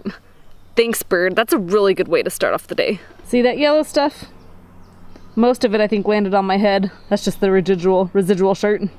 Hey, Jesse made it up. Thought he was gonna drive the truck or something. Looks like he made the truck. I love hiking in the sun. Top 10 favorite thing to do. Okay, so this time you can mark my words. Today is the day. We already have water at the bottom of the hill, so before we fill, I believe we're drilling our overflow. Is that correct, Jesse? Yeah, because there's plastic shards inside the tank and we don't want all that plastic to fall in the tank. So we've got to make all of the connections now so that Alyssa can get in there and tidy them all up so we don't drink plastic shards for the next 100 years. And then we also need to connect these 2 tanks with a 2-inch piece of PVC. And I think that's the only connection that's going on that tank. Is that correct? Yes, but that's not happening for testing. It's not happening for testing. Okay, so we have 1 more hole to drill and then we test, right? Correct. Change of plans. We are going to connect the 2 cisterns together because we have to do the work anyways, so we might as well be done with the cisterns, vacuum them out, and call it a day. To maximize our capacity, in a super ideal world, we would have put the inlet at the far end, and we haven't done that. So what we're going to do is we're going to use this side inlet here because they put such a steep radius on this face that in order to put this bulkhead, I'm going to have to put it clear down here so that the flange will sit flush, which means I'm losing probably almost 3 inches of capacity in these tanks, which is pretty large amount. So if I put this bulkhead over here, I can go quite a bit higher because this radius is quite a bit smaller. The only major concern here is that this ultimately is lower than our inlet, which will keep us from overflowing the tanks. If it's too high, we will end up with an overflow and even a backflow situation with our inlet. So we want to go fairly high with this. On the other side, we're probably maybe about a half an inch below this radius, and here we're going to go about the same because this opening is actually a 1-inch opening, which is sized larger than our inlet, which means that the flow capacity is higher on our outlet than it is on the inlet. Therefore, we're no chance of us over demanding on our outlet or our overflow and then overflowing the tanks. Something I forgot to mention is that this inlet bulkhead is actually threaded all the way through. So what we'll do is we'll actually run an extension of this this inlet inside the cistern, and it will come back here and up. And that way we get the maximum height out of our inlet. This is simply where we chose to penetrate the tank. We had talked about penetrating the tank down below, but there's no great way to get through the tank because these on the bottom have already been buried, and digging those out is less than ideal. We feel pretty confident our inlet line will be safe from freezing here. It's a little over 2 feet down, and hopefully with the inlet it shouldn't be an issue. There shouldn't be a lot of water standing in there. And putting it on this bunk over here would put it vertically over the top of all this plumbing, which again is not ideal. So as it stands at the moment, unless we have a change of heart, we'll bring that inlet in and up. Why that's important is that allows me to put my overflow higher than I would if I simply brought that inlet directly in. I would have to come quite a bit lower.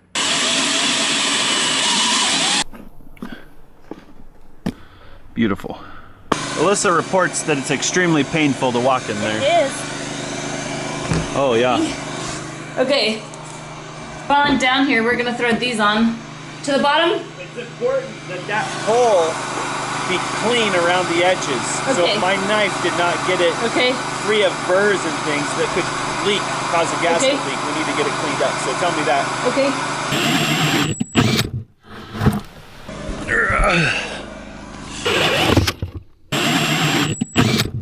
That's a good looking hole right there. Thank you.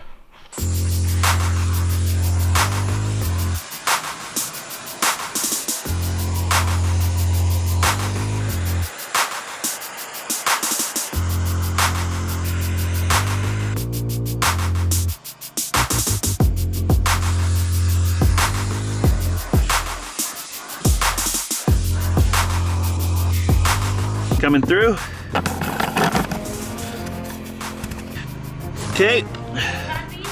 Think I'm good. Next one.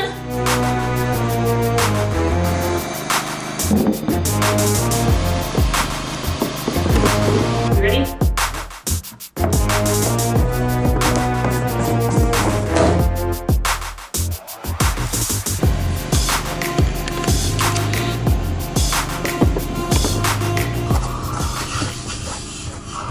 So I'm trying to come up with the measurement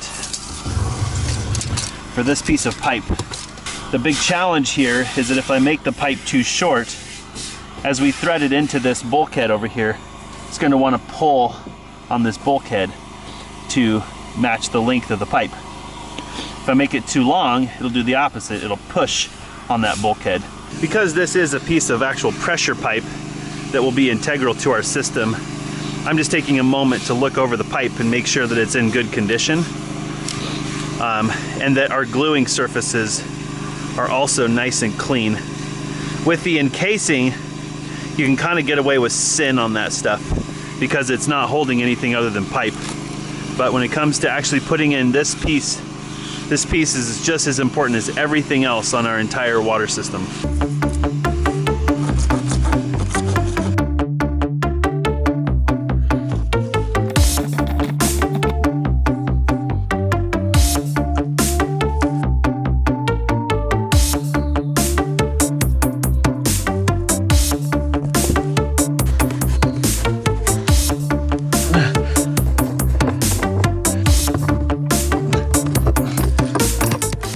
him out now?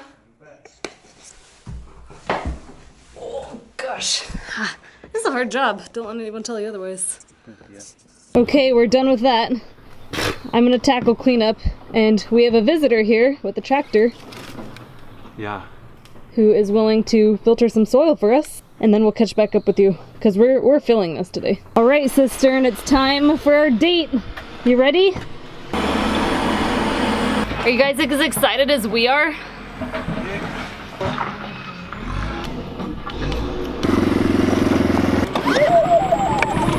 Wow.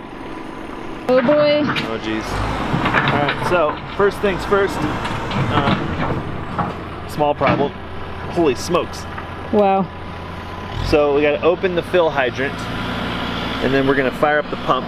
I don't know how I feel with company here. We have to keep our reactions appropriate. I know. Oh man, All right. We're going. Mayday, mayday. Ah, our system's failing. Seems like maybe the washer's missing. Alyssa is quite familiar with this problem. Yay! Wrench to the rescue. Dun-dun-dun.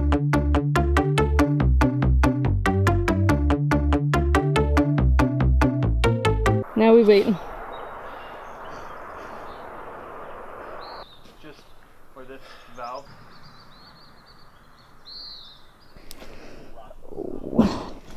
So we have a challenge. Everything's okay. We'll explain it more in detail at a later point, but basically the pipe and the encasement coming out of the cistern for the 2-inch is higher than we think the water level is right now with 250 gallons in there. So we're gonna have to work at that a little bit, but our short-term solution is just to go get more water. So we're gonna do that real quick, and hopefully we'll have water coming out of that hydrant within a couple of hours. We got more water. Let's see what we can accomplish this round.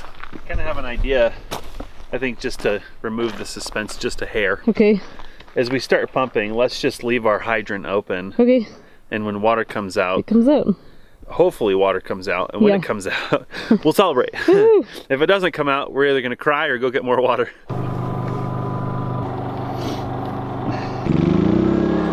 See the line! Do you think I should be standing in front of this? I'd do it.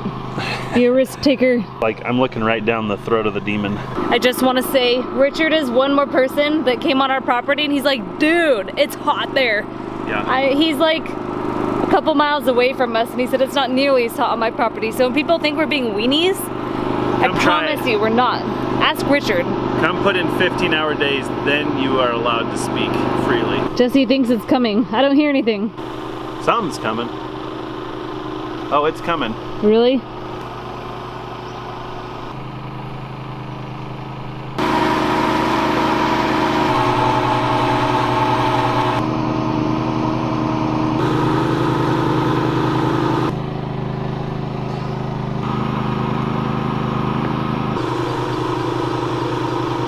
We're having a parenting practicing moment. We're trying to decide if our kid was doing something we didn't want it to do.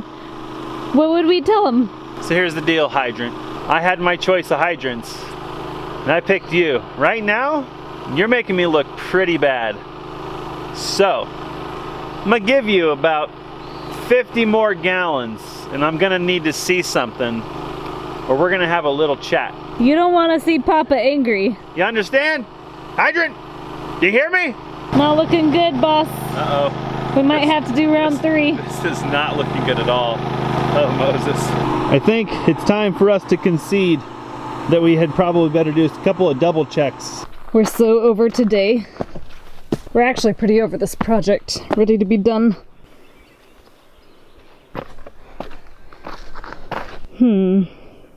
It's a little hard to see on camera, but our encasement and our pipe is climbing up out of the ditch. The backstory is this actually was a slight decline over winter, which we checked with the laser level, and then the trench caved in, and we cleared off as much rock as we could until it was about level with the eye. But even since laying this encasement, we've had rocks fall through.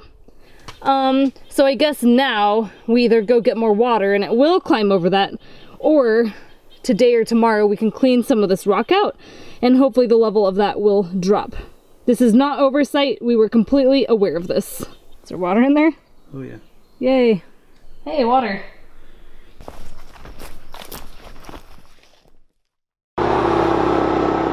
Here we go again.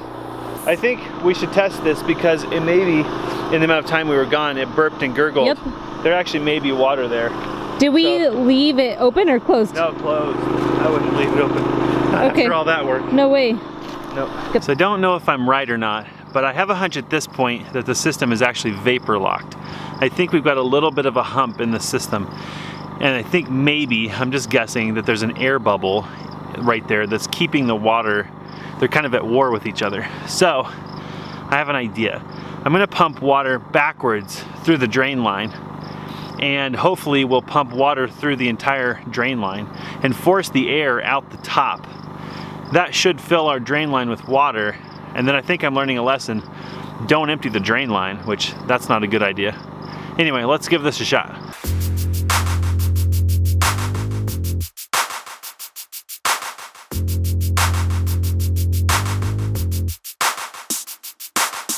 Got that done.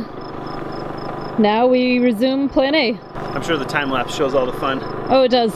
So my plan worked, and water came gushing out of here, saturated the ground, which weakened what was holding it up. It all fell over. Awesome! Alyssa comes running out in her toothbrush. Yeah, Or with her toothbrush. yeah. Anyway, so we're hooked back up to our fill line. We'll try to get this tank empty. We've got dinner to go to. We're already showered, can you tell? And let's see if we can get water to come out of here while we're doing it. Does that mean it worked? I don't know. Oh. If it ends soon, the answer is no. In theory, this should be creating a suction.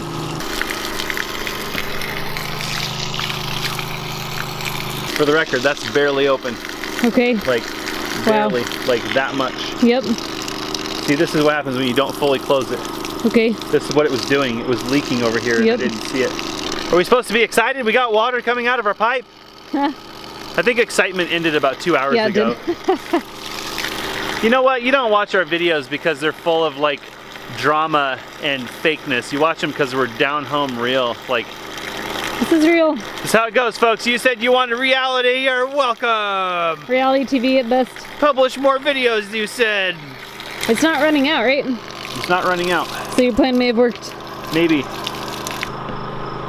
Wow, that water feels good. Does it? Nice and cold. So now what? I think this is stable. I'm gonna pack this down just a little bit actually. Well, I was thinking we'd finish filling the tank with that, Okay. but quite honestly, that can be done tomorrow. Yeah. I Yeah. don't know. You wanna Or wait out later here for tonight. 20 minutes? I'm pretty freaking hungry. Yeah, our hungry set in like 3 hours ago, 4 hours ago. I think that's it. We did it. Yay.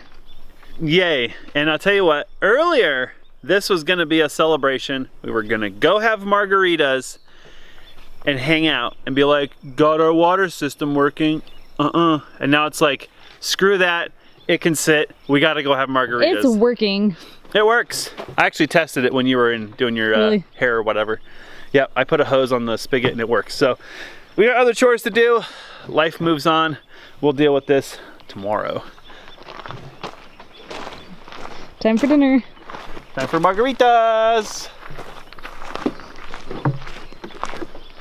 Yeah, sprayed all that down with water. Yeah, it looks so good. Wow.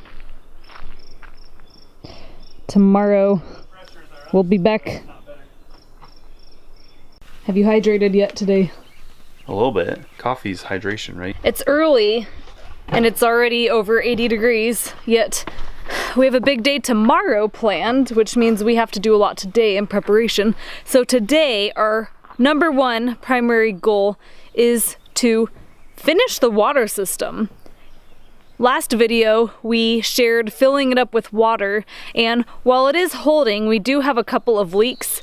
That said, we're not entirely worried about them. We think we just need to do a little bit of tightening. One of the reasons that we're not intimidated right now to start working in the heat is on Monday or Tuesday, we finally bit the bullet and had enough of this heat and decided to upgrade our RV air conditioner. Wait, add one, upgrade. We didn't have one to begin with. Last summer, we learned a harsh lesson, and we're super excited to have one in our RV now. We did a video about it. It was quite a project. Give it a watch. I see evidence here. Inky littered. How'd this get out here? What is that? Is somebody, are you wearing? Oh, is that the shirt you're wearing? Yeah, Ooh, that's nice. it's pretty nice. I like it. Is it for sun? Yeah. It's UPF 50, baby. Bam, very nice. And I can take it off easily. Ready? Ready? Ready?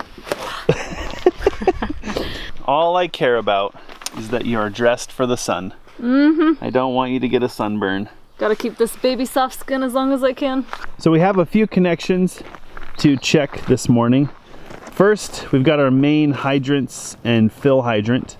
And then there's one up here by the hot tub that's a spigot or a yard hydrant. And then back over here by the garden is also a yard hydrant. We can do just a quick tour of those. What's the prognosis? So I asked Jesse, if we did a little backfilling, just a little, how are we supposed to tell if it's leaking? And he said, you should be able to see standing water like this because our ground percolates so well, or at least moisture. So I don't see an active drip here, but when we were installing all this, it's Jesse's fault, just kidding. Jesse turned his back for just a second and the hydrant started spewing water and it fell over. Beep. So we're wondering if that connection is a little bit leaky. So basically that's what we gotta do today is go around and tighten up anything that looks wet. I forgot to mention, you might remember from a couple, 3 videos back, we actually buried a valve down here in a T that goes to the RV and splits off to the garden. You might be thinking, gosh, you can't test that because you already buried it. We actually ran that with air. We put that under air pressure for a little while to check for leaks, and we had no leaks, so we feel pretty good about water. So we're now checking the yard hydrant, or excuse me, the garden hydrant. And I don't know, Alyssa, what do you see? I think that's not dry, it's bone dry. It looks pretty doggone dry down there. The connection actually over here is still exposed. Yep. So if it was going to be wet down there, there would be drips and leaks. This RV water hose that's laying on the ground right here has been our main water line for almost a year. It is exciting at this stage of the build to be getting rid of all this temporary stuff. It's just laying on the ground. You have wire and hose and pipe and just looks like a war zone. So thank you for your service, water hose. It's nice knowing you. And now we're at the hot tub hydrant. We actually turned this on and hooked a hose to it just so we could use some of the water that's in the cisterns because we're unfortunately going to have to drain a lot of that water back out. Looking pretty dry, Alyssa. I think so, yeah. So we know at the top of the cisterns that we also have a couple of leaks that need to be repaired. We'll go up there later and try to deal with those all at once.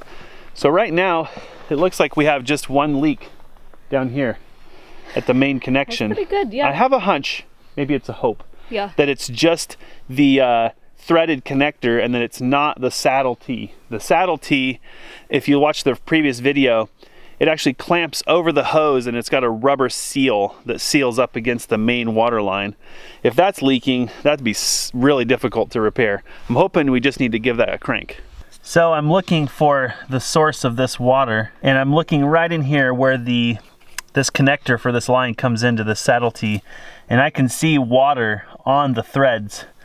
So I'm happy to report, I'm pretty sure we just need to give this a little bit of a tightening and we should be good to go. Oh yeah. Ooh. That was super loose. Sometimes the difference between a leak and a knot is just like a quarter of a turn. No, she's still leaking. Really? I can see it leaking. You can see it pooling up. No, I can actually see a slight reflection in the connector here. The water is coming out. Can you make it tighter or is it pretty tight? I can tighten it, yep. I'm inclined to think that we may have to put like a Teflon tape on there because it may not be a tightness issue. It may be just an imprecise thread issue. I do want to say something to you folks out there who've never built a water system. And I know there's somebody who's going to call me a egotistical liar. But water systems leak. Did you get that? Mm-hmm. Water systems leak. That's my profound wisdom of the day. Just because you don't think your system leaks doesn't mean it doesn't leak. Everybody's water system probably has a tiny leak in it. We just accept that a drip is just a drip. So especially systems that are buried in the ground, you'll never know. If you really want to prove it to yourself, turn your water off for a month and don't use a drop and see what your water bill is. And then you'll know how much your system leaks. I'm patiently waiting for a drip. I see a tiny bit of flow right here. Oh, yep. There's tiny little grains of sand that are moving. But that could just be this water up here is actually just like moving down. We cleared some of the clay out from under here and now we see an active drip. And we actually tightened it quite a bit and it's still dripping. When we put this connection together, I identified a threat to this system, and that's our double encasing for the RV is actually clear over here. So if you were to look from a bird's eye view, you'd see that this pipe comes in here ever so slightly at an angle. And what it's doing is it's pinching, kind of pinching this connector this way. And it may be just enough that it's causing that leak. So there's a few ways we could address this. Moving this system down was something that we had done from the top. Remember, we pulled this entire system down to try to relieve that stress. So I'm not sure what changed here because we thought we had this pretty well in line. And I can tell you right now that we're probably over 4 inches off. So we may be able to dig all this back out and stretch this ever so slightly to relieve that stress. And that may take that drip away. Or we can go the more complex route and use fittings and things, which would take weeks to do because of the timeline on fittings. We've come to an agreement. We're going to hook this up via a strap to the truck and we're going to try to pull it down the hill just a couple more inches.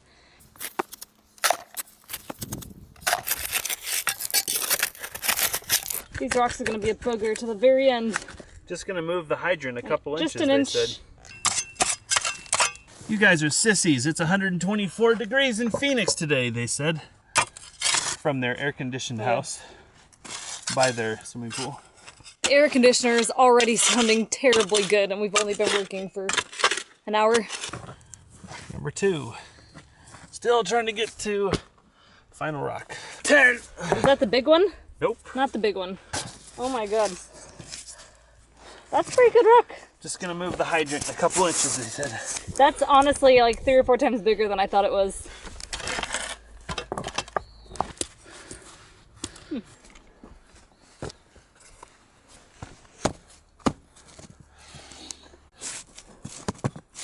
We are lucky to find this come along at an estate sale. If you haven't seen that video, check it out. We found a lot of awesome stuff actually, and we got it all for a really great price. Stop. Life. Now we're torquing this the other way, so it looks like we need to do just a tiny bit more digging.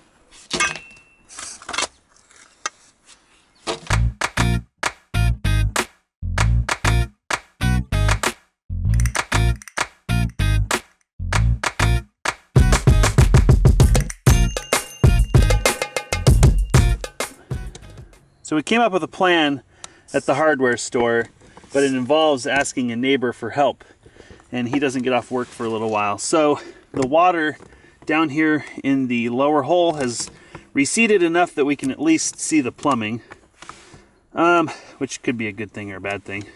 I think we're going to remove this fitting that was originally leaking. We're going to add Teflon tape just to give us a little extra seal. And then, now that I think about it, it may actually be a really great time to remove these hydrant fittings and tighten them up, because there was actually a leak on one of those elbows, wasn't there?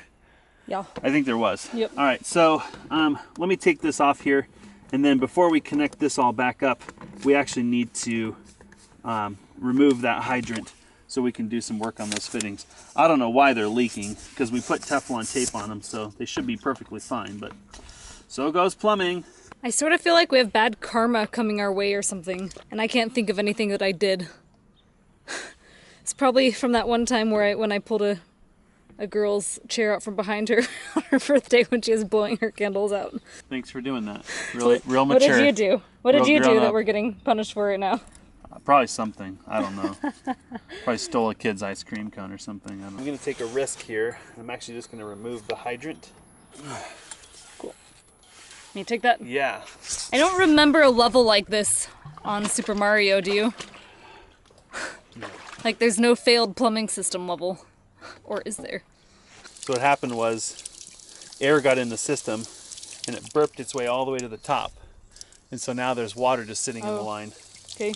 And now it wants to flow. And you can't really shoot it outside of the trench. And that's all there is. Are we done? Yep. Wow. I'm redoing the tape because I wanted to take it apart instead of just tighten it a little bit. And taking it apart, or excuse me, tightening it with dirt on the threads is just not a good idea. And because I had to take it apart, I'm redoing the Teflon tape. Boggs, I love ya, but these shoes are way too hot in this heat. I'm pretty sure that's where it was last time, but it was leaking. So I guess we're gonna go another half turn. Now we're waiting for our neighbor to arrive. Hopefully he can give us a little bit of help. And if we really luck out, we'll have everything fitted tonight and nothing will be leaking. That would be really awesome. That's incredible.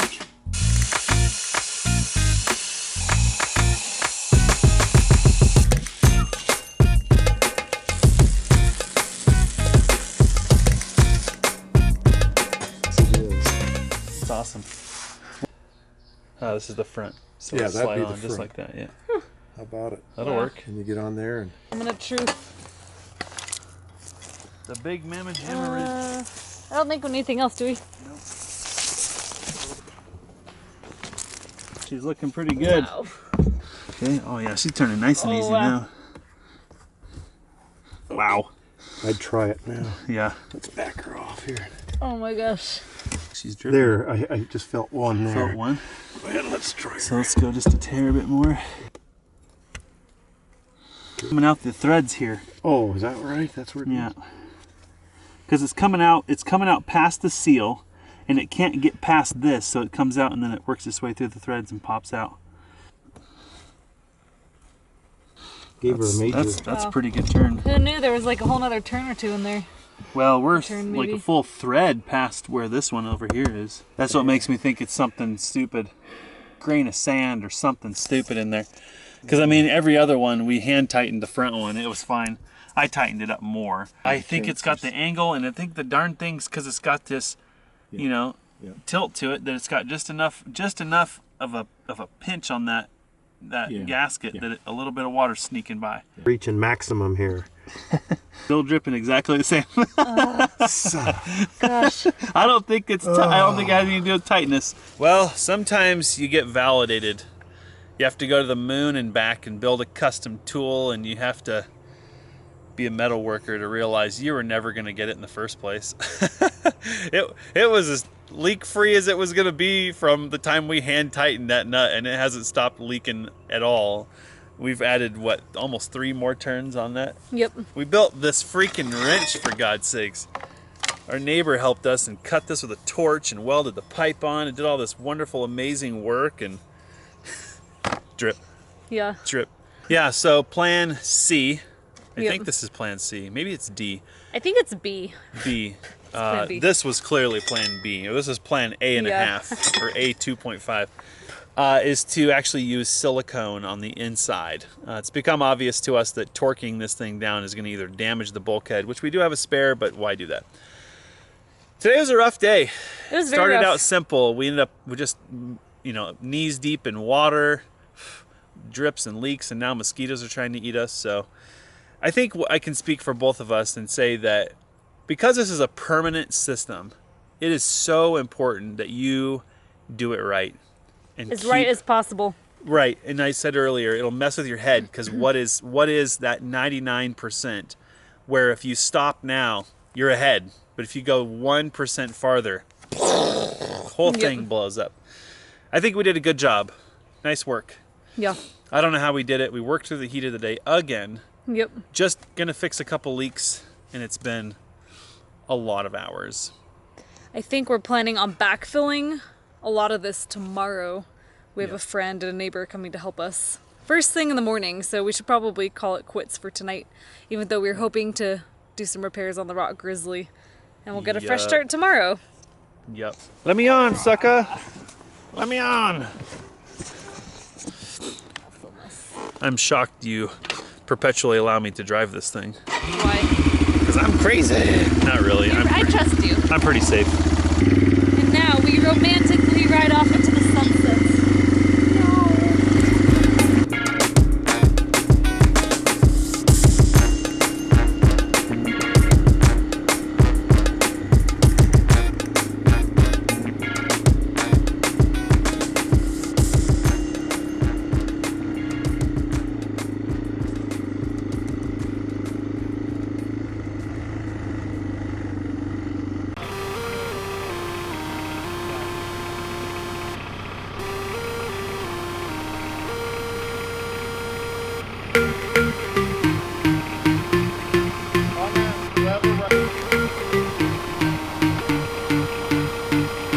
Is today the day we finish the water system? I don't know.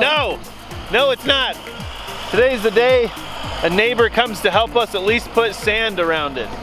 So we've had someone who both felt generous and pity for us and said, I can't not help these poor folks. They really need a hand. And so he generously offered to bring his tractor over and help us get this cistern at least filled up and do some other tasks. I don't think Richard knows what he's in for yet. Yeah, he doesn't know, but he's about to find out. I hope Richard brought his helmet. Right. From is this, all this darn rock just keeps falling in. Which if I have a layer of sand on there, I don't care if the rock falls on the sand. Yeah. Right now, it's just getting around all this plumbing. What we would need to do in order to bury that is we would need to put our valve box in over that valve, which means we need to get that cut fitted, and then we can bed it in the sand at the bottom. So our goal today is to pick out a lot of this rock that already fell in to the cisterns, and we're going to have Richard bring in loads of sand. We're going to backfill at least this side. We're not going to cover the tanks because we still need to access the risers, and then based on how things go, we might be able to get some sand back here, but not with the tractor directly. We might have to use buckets and dump it, but we don't know if we want to do that much work. We might have to get an excavator to backfill this side, and then we need to go ahead and level this pipe here, have Richard bring in some sand, and then backfill that a little bit, just so if rocks fall on it, it's fine. So that's the plan. Let's get going. We are getting a nice and early start. Yay!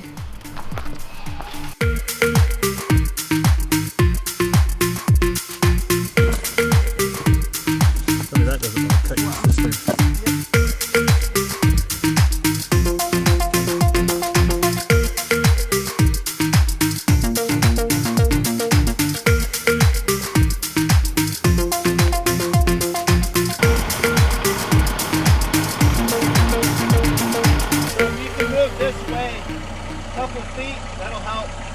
At this point, I don't feel that 2 people is necessary in the trench. I sort of feel like one of us is in the way. So I think I'm gonna go ahead and work on this portion a little bit and see how far I can get. And hopefully I'll nail it with the laser level dead on without even trying that hard.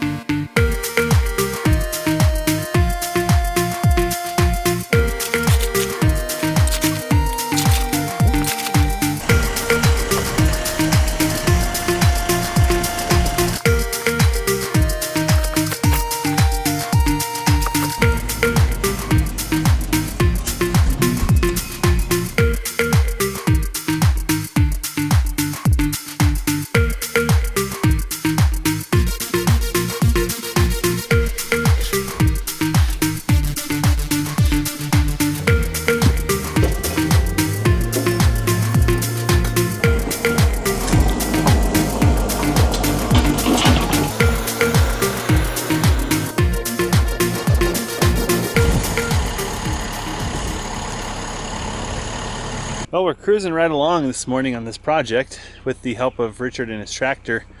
The sand backfill is going pretty quick.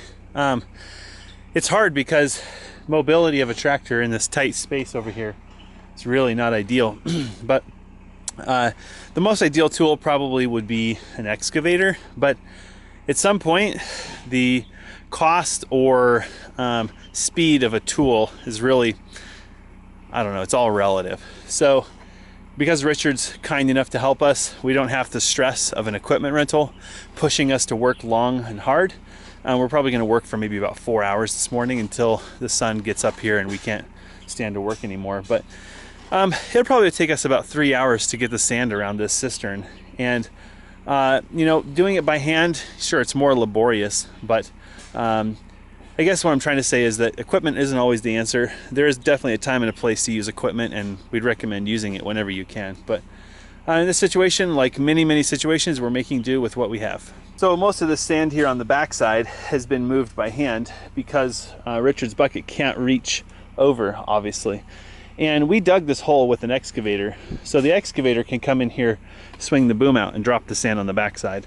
But that would require an equipment rental, and I don't know that it would really save that much time because Richard's actually having to get the sand from quite a ways away. And while the excavator has better reach, it's not as fast. So we have to motor the excavator down to the sand pile and then come back. And when you do that, you're only getting a small bucket of sand. Sure, there's probably bigger buckets out there. I don't know if there's one available with our rental, but Richard's bucket is probably 4+ times bigger than the excavator bucket. So really, I guess it's really what they say, 6 of one, half a dozen of the other. I think that's the expression. It's just a matter of how much work. And when you're moving sand, as long as you kind of go in small stages, it's not bad. If you tried to move 6 feet of sand into this hole, it would suck. But you can see that I've actually been compacting this sand around the heel of the cistern, and that's really important for compaction. I don't think you need to use a compactor to do this necessarily, but taking a moment and just shoving the sand in underneath the corrugations on the tank is extremely important for strength. And because we're doing it by hand, we have no problem getting that compaction done. That looks very good. So the rocks are no longer holding it down, but I think I'm gonna dig this down just a smidgen. Okay. Shovel. That's good.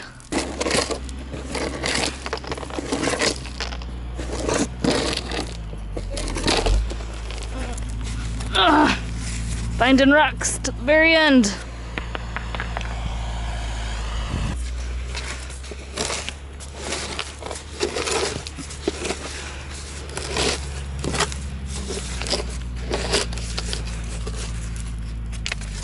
So these rocks we set on there to force the pipe to go a little bit lower, which we don't know if it was necessary, but the good news is I'm taking these off and the pipe isn't going anywhere, which means I did my job pretty well. Hurrah! So this should sit in there pretty nice like that. It's pretty good. We're gonna double check Alyssa's work, because we can. I don't know that we're double checking Alyssa's work. We just want to use our new toy. Well, that, and we want to make sure that the pipe's doing what it's supposed to do.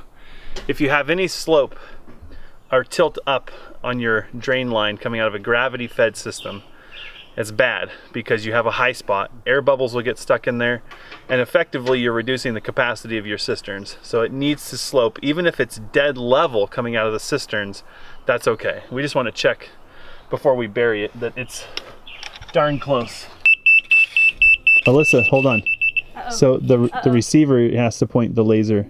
Your turn. There you go. It's too low on that right there, so that's good.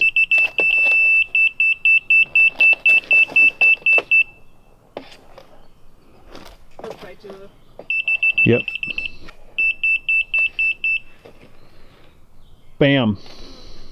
I'd zoom in to get your reaction, but my zoom lens is not awake yet. Yeah. See, back here it looks pretty good, but Okay. I think we're good. Okay. Good job. I think we're done with this for the day. Didn't even need a laser level. Yeah. Whoop, whoop. All right, cisterns are looking awesome. I actually need to pull some of this sand over up against the cistern. Looking pretty good down at the end, and we got this side pretty doggone good. We created a trough in there so that if this rock wants to fall in, it's likely to hit that trough and roll back. We don't really care if there's rock over there or not. We just don't want it up against the cistern. So looking pretty good there. And then our strategy, because we're using the tractor, is to bring sand in here and dump it. And then we're needing to move that sand down the trench here where Alyssa was working. We've got to get this pipe, and not to say bedded, but we need to get it positioned, and we need to get it to stay there so that we don't have rocks rolling in around it, pushing the pipe back up. So that's what we're gonna work on now. But before we do that, we've got to put this valve box in, and we're gonna be using a 6-inch sewer pipe. We're gonna notch it to fit over this valve, and that way we can shut the water system off from above ground.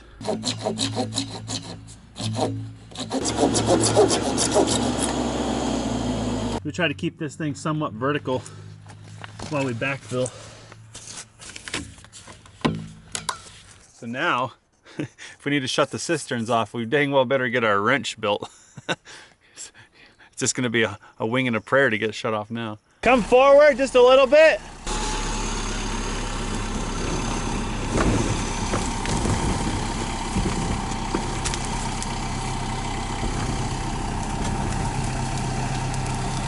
Good.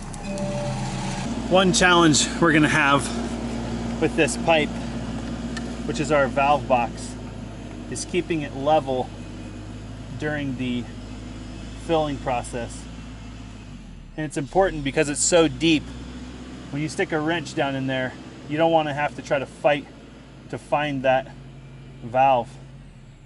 So if we can, we want it to be pretty dang level.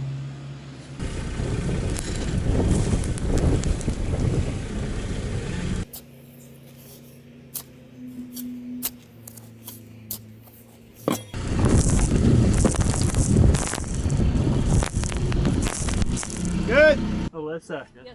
We need to put our riser in on this other encasement.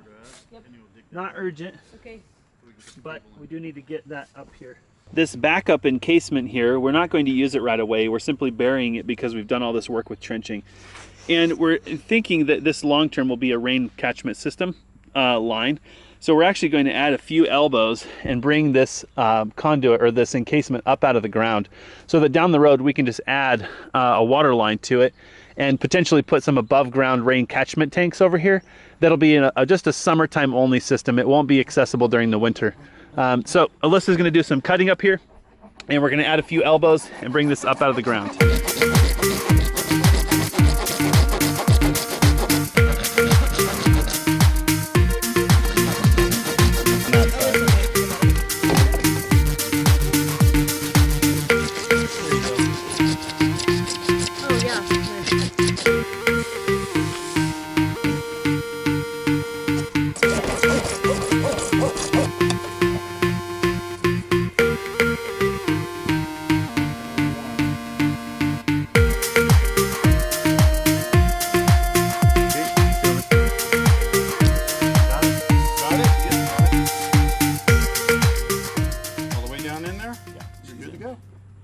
Crazy bendy encasement modification complete. And now we can go hog wild with sand. Oh. All right.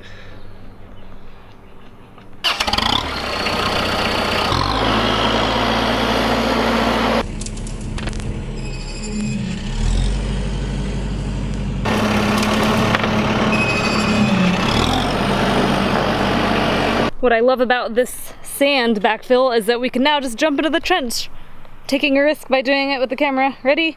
3, 2, 1. Hey! Ta-da! That's pretty good. How good do you feel right now? Getting there. Not only is this like hugely monumental, but we're gonna finish and get Richard home at a decent hour, which will make the wife happy. Probably 2 more loads of sand and I think we're good for today. It's good!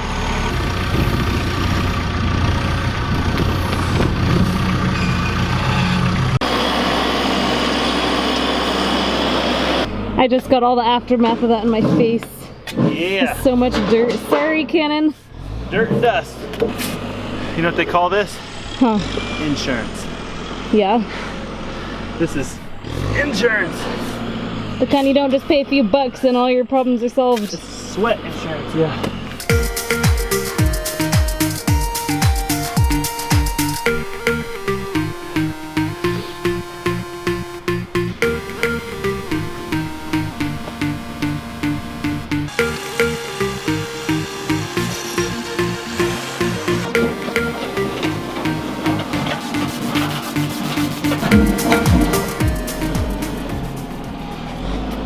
Looking really good. Yep. We say thank you to Richard for all of his help today. Huge help. This project actually went pretty smooth. Would you agree? Yes. Not bad. Yep. A lot of preparation to get here. I don't think Richard understands how much his help is appreciated. No, and thank you to his wife, Sophia, for the sandwich. Oh my god, they were so amazing. It was delicious, if you can hear me. Wait, we have to put the star on the Christmas tree. Bum, bum, bum. It's not permanent, don't get your hopes up. We just don't want birds making birds' nests in there. Dun, dun, dun. All right, to the bottom. Yeah, we gotta do a couple things with Richard's tractor and then we'll get out of here. Bye! Thank you! This one clearly hasn't worked as hard as us. Hey, hey, come here. Bugaboo, come here. Come here. Bugaboo.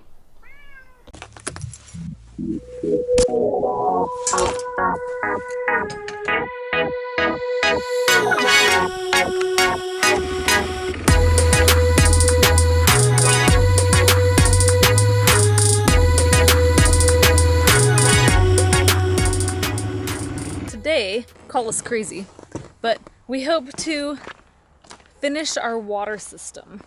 It's already working, it's already holding water, but there are a few last things we need to do until it's totally done, at which point the only thing we have left to do is backfill. The first is we have to add risers to each tank. What I need is an exact measurement to the soil, plus probably 6 inches or so. We don't want them flush with the soil. We want to backfill around it so that water is draining away from the tanks. Once we have those in, we then need to vent the tanks. And I think we decided that we're going to vent the tanks out of the lid instead of the tank itself. Last thing we have to do is add the overflow pipe, which is going to overflow to the hillside. So before we add that, we need to do a bit of backfill so that we lay the pipe on top of the backfill.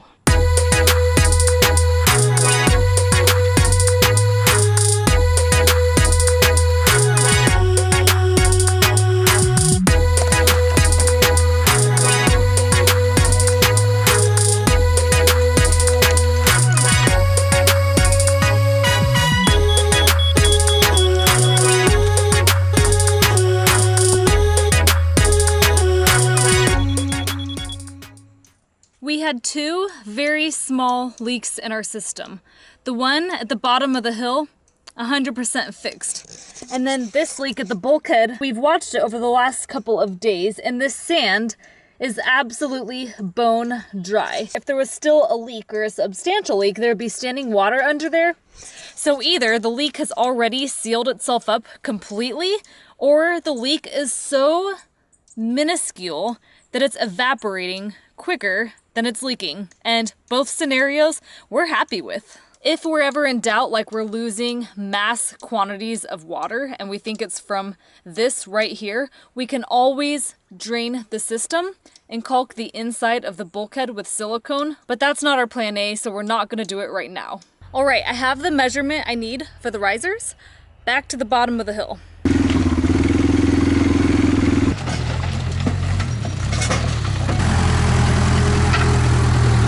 What are you working on down here? They want to know.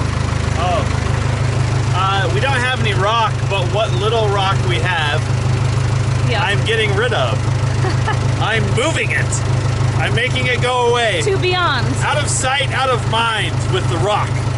No, I'm cleaning up after the grizzly because I need to take it up top and filter all that rock so that we have fill dirt to fill the trench in around the cistern. So the water guy just left. The cost to connect to the water system, $8,000. Plus a $40 monthly payment minimum. $42. Okay. For the record. Wait, so that's just for the connection and for the meter. Yep. That's way over there. But that's good news. It's not a no never. We knew there was water available to this property.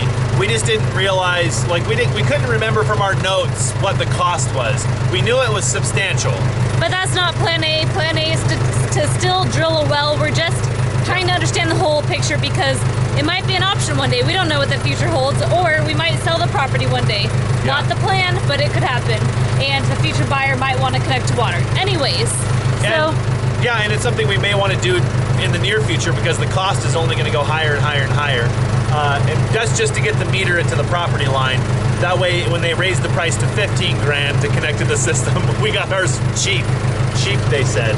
Okay, so as you can see, it's gonna be quite the day for us. I'm gonna go ahead and run some errands, and then I'll be back for more fun.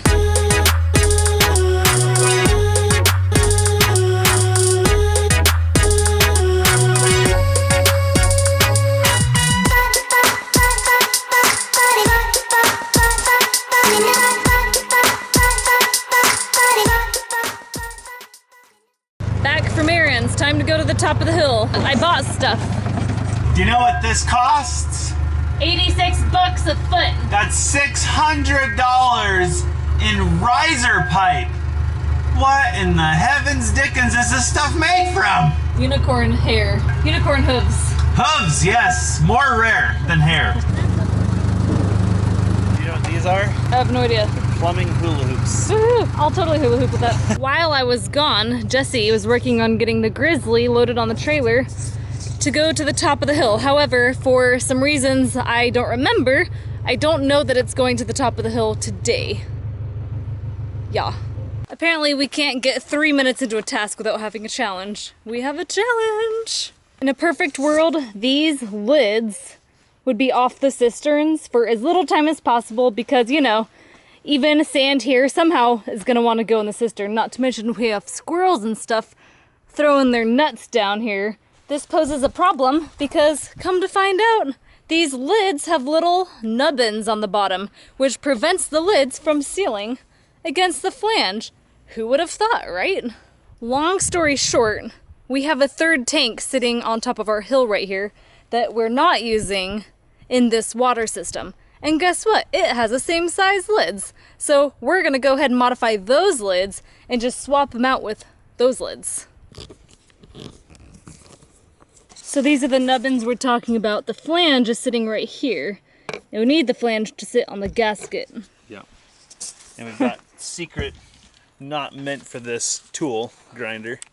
Because if we were those kind of people who buy a tool for every single job we needed, we'd have 6 storage sheds full of tools. But Alyssa's going to use a metal grinder to knock those off. But our chisels aren't going to do the job. And our laser levels aren't going to do the job. And the backhoe's not going to do the job. And the DeWalt saw's not going to do the job. Crap. There's only 30 of them. I'll give you my pocket knife. You can start now. Come Jesse, check on some you people about call you dinner a tool addict. Tool addict? We got a beautiful email. If you're watching this, we got a beautiful email that said, you know when you're old, when you don't need another tool anymore. That does mean you're old. When you stop needing another tool, you're old. So the advice given to us was stop buying so many tools. You stop aging. And you'll stop aging. Sweet. Which seems to work.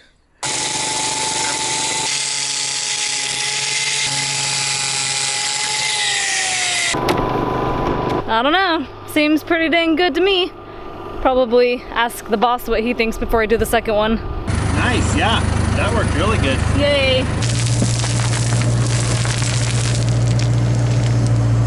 Oh, that's such a beautiful sight. It makes me weep.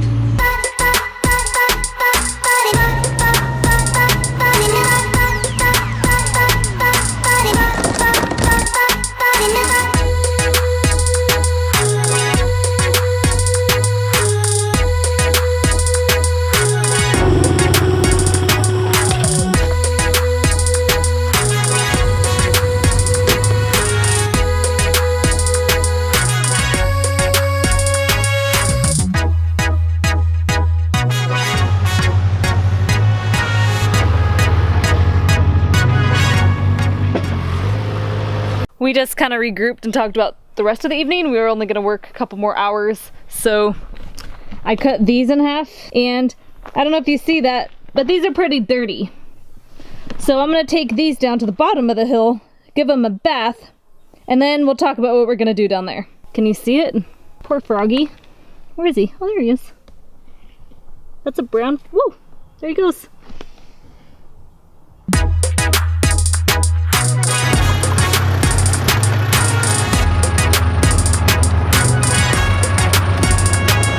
Are you gonna work on rock? Yeah, I'm gonna play Move Dirt. Okay. Move Dirt! Is this Mangled Soul from Grizzly 1.0? It is, Oh my gosh. it remains. That's so sad. We should bury this and later archaeologists will dig it up and wonder what the heck is Yeah. that.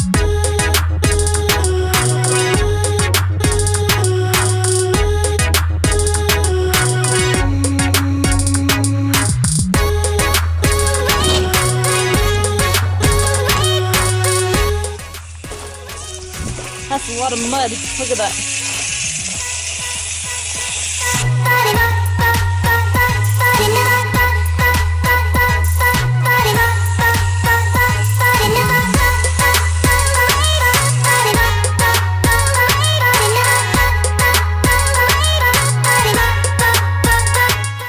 Next thing we get to do is install the bulkheads. So what we're going to do is take, I think this is called a hole saw, and we're going to drill probably in one of these little pies right here. So we're going through as little plastic as possible. We're actually doing these 2 different sizes. You know why?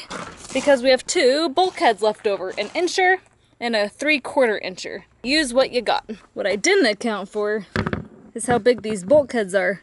So I'm pretty sure we're only gonna get one of these installed. Oh, you know what?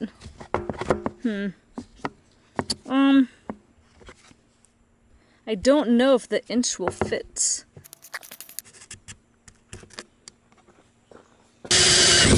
Dang it, hole's too small. Let's try a little bit bigger. So I got the hole bigger, except in the process, I kind of boogered up this side here, trying to get the hole saw started. It's definitely more challenging once your starting point is gone. But because this isn't holding water, Jesse said it's okay, so this isn't ideal, but we should be able to caulk the interior, at least maybe the exterior too. And because it's never gonna touch water, we're okay with that. There's one, beautiful. So our plan to use the inch bulkhead isn't going to work because if you look, there's not enough flat space in here to get a good seal. Not to mention that, but on the other side of the tank, there are very few flat spots to put it where there's no lettering. So this is the widest flat spot. This looks okay, but if you look here, there's a support under. We don't want to drill through the support. So it looks like we're gonna have to go to the hardware store tomorrow and get a second 3/4 inch bulkhead. However, I can get the flanges or the rings or whatever they're called caulked and bring them back up to the hill where we will install them on the tanks. And we can even put the lids on. Tomorrow it should be really easy to just take the lid off and then add the bulkhead on there. I want to make sure these are nice and dry before I apply the caulking.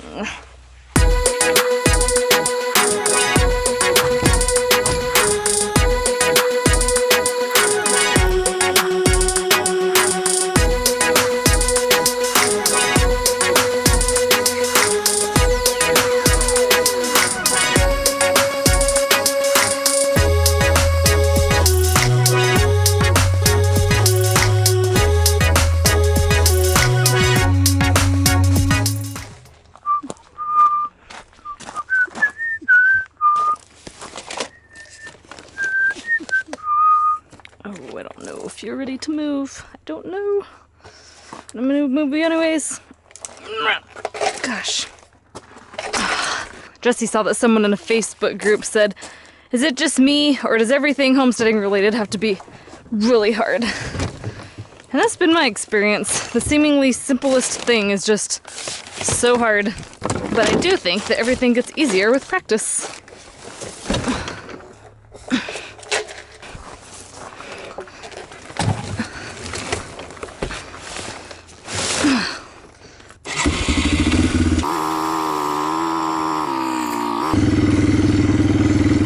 An hour later, 2 hours later, that took way longer than it had to take. He looks so dirty. I I think you need to shave, but I think you also have a dirt mustache. Looks pretty dang good. I have to say, this is a lovely sight. We did pretty good on our goals today, but I think we've agreed to bag it for the night, and we're gonna pick up with us in the morning. I think you did fantastic today. It was kind of a chaotic day. We had random people stopping by, phone calls most of the day. I don't know about you, but I was on the phone probably I talked a bit 6 on the phone times today, at least. So it's kind of hard to get really productive, you know, when that's happening. But I think we've had a lot of problem solving today too, which is always time consuming. It's a whole lot of like, you know, test fitting stuff. So, I mean, we're overachievers. We wanted to get the risers on. We wanted the cisterns backfilled, but I guess job security. Then we'd have nothing to do tomorrow. What we do tomorrow? Eat ice cream, watch TV.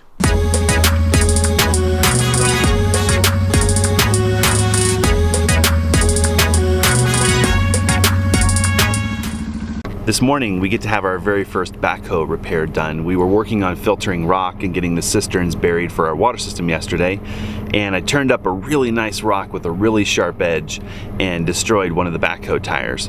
And I'm waiting for the tire guy. He actually does mobile repair, so if you ever have this happen, or if you're kind of wondering about equipment repair, a lot of people can actually come to your site obviously and help you fix that thing.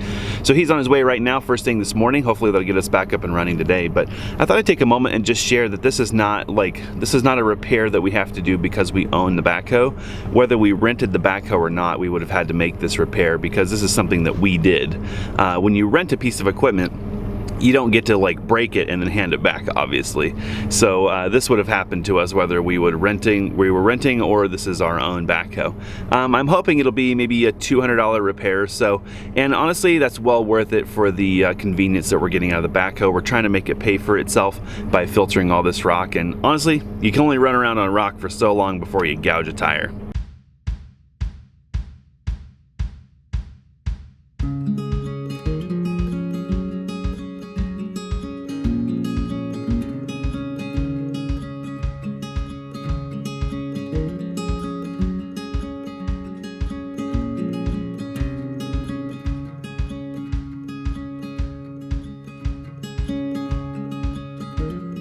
Well, that went fantastically smooth. It's always nice to hire someone who knows exactly what they're doing when it comes to these big tires.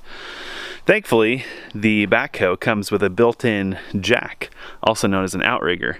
I did realize I felt so much pity when the tire first popped. I tried to get the backhoe out of the dust hole over there. It's got to be 5-6 inches deep, and it didn't make it. So this morning we actually put enough air in the tire to get it out of there so the gentleman could work in a not dust bowl. He said, oh, I'm used to it, and I'm like, yeah, well, let's take good care of our equipment, guys.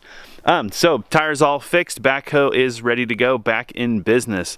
I gotta go figure out where Alyssa's at and what we're doing today.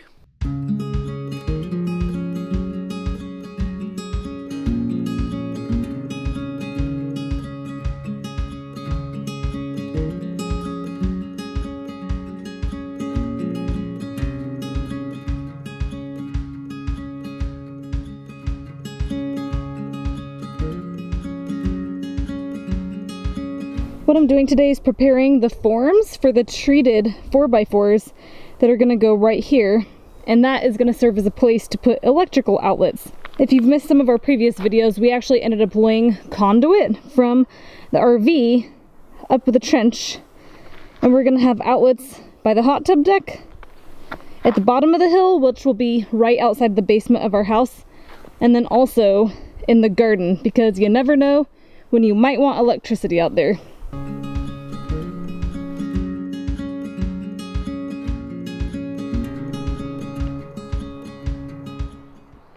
I'm not sure how to word my thought of this exact moment. We've had some people saying, why don't you guys ever finish anything? One should always finish a project before they begin another one. And I think what's really hard about this big project specifically is that a lot of projects piggyback on top of each other and they have to happen simultaneously. So right now, we're not starting electrical before we finish our plumbing. We can't finish the plumbing until the electrical is done, unless we want to be running trenches all over our property, which we don't want to be doing. So unfortunately, although our system is ready for backfill, we have to finish up some basic electrical stuff before we do it. So it feels like we have this never-ending project, but in reality, when we're done, ironically, 10 things will be done at once. We have our 4x4 6-foot treated posts ready to go. I think Jesse's working on some bracing. Yeah, just make our lives a little bit easier so we don't have to babysit them. I think we learned that lesson from the garden, right? Just throw a couple stakes on them and then they'll... I mean, those are standing straight up and down, not. Well, we learned a lot of lessons from the garden project in concrete. One, digging and putting concrete in rock sucks. And I think we also learned that if you don't sink your forms in good, it gets crazy. Because you're trying to hold the form up and the post up, and it's like, looks good. We also learned that for Alyssa's first solo project, not bad. She did great. It's a great garden. Just don't leave me alone on the house. It's gonna grow vegetables as good as somebody's garden who's plumb and square. Yeah, it's so true. The vegetables aren't like, hey, it's not plumb, I'm not gonna grow. It's 4 o'clock. I'm gonna put the camera down, or at least not talk, get a little work done. Very important that that be square on that mark.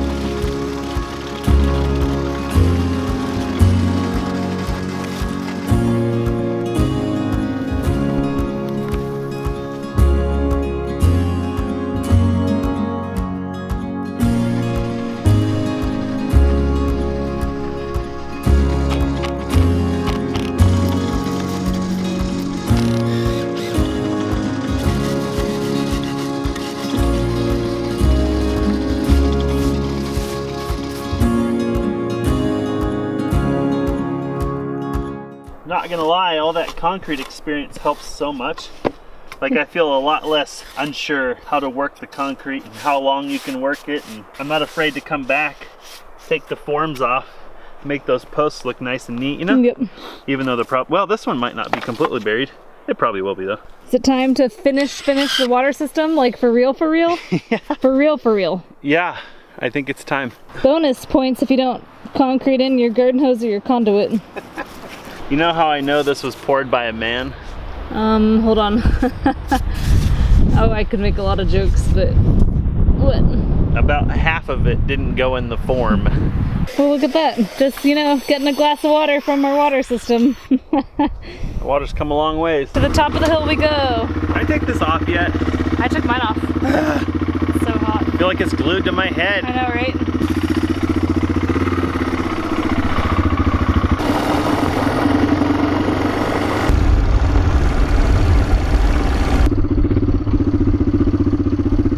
Wow. Wowzers. It's pretty insane. You were busy up here earlier. Yeah. Backfilled like most of it. I played move the dirt. But I'm happy to report the little chickie poos are still chickie pooing. Yeah. Whatever. I saw 3 little mouths go like this. And Mama's patrolling. It's a mighty fine overflow system. Look at that. Hold on, let's make sure it's gonna overflow. Oh yeah, she's gonna overflow. Just slanting down. Just a snivel. That's all we need. A snivel of overflow. So we're gonna have to do a little bit of plumbing magic. We've got a 1-inch bushing to 1.5 inches. And then we've got our 1.5 inch swing check valve, Bazango. Very important that the swing check valve go up, and very important that the direction go the right For way. non-plumbing people, this is so that things can go out but not in. Right. So when it overflows, this little flap goes up. That's why you have to have a little bit of drop to push that door open so it'll overflow. But if you try to go the other way, door's closed, suckers. So make sure the arrow is arrowing in thine direction you want your flow to go.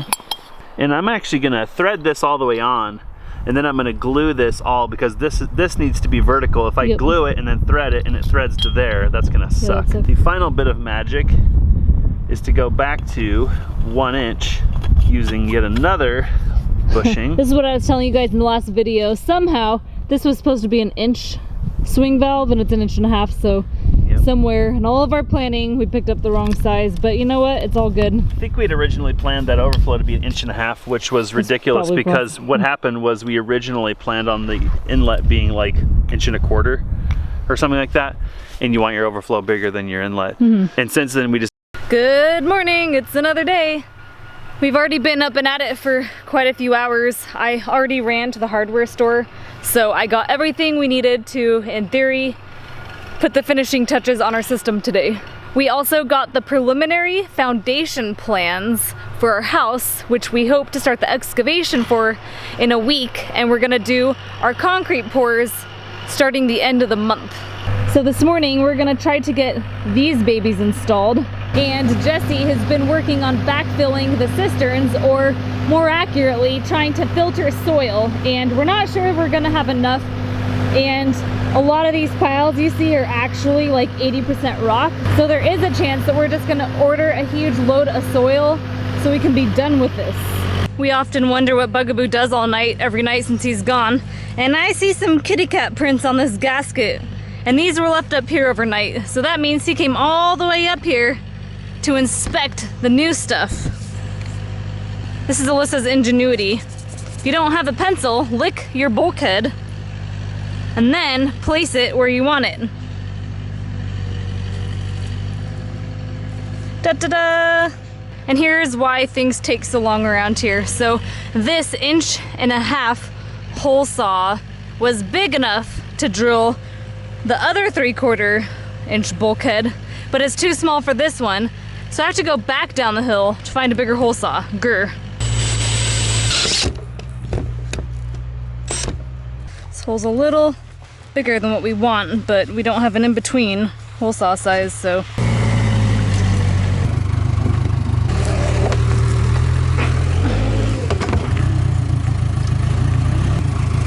Bum-ba-ba. To help us get maximum capacity out of these cisterns, we're gonna put a small riser on the inlet. So we're going to attach a small 3/4 pipe to the inside of the bulkhead, which is threaded, and then an elbow, and turn this elbow up slightly, which might gain us maybe around 1 inch or so of capacity before the water goes into the overflow. And that could generate maybe somewhere between 40 and 50 additional gallons of capacity.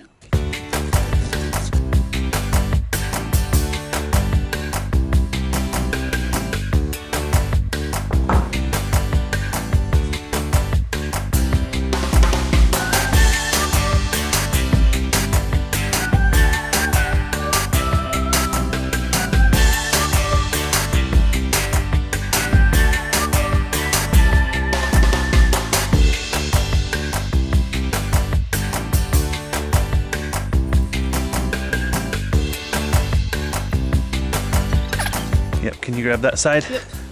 Got it? Yep. Need you to guide it. Can you tell me where I'm at? Can't see the bottom of it. I'm trying to set it right on the flange. It needs to be about a 1/4 inch overhang on your side.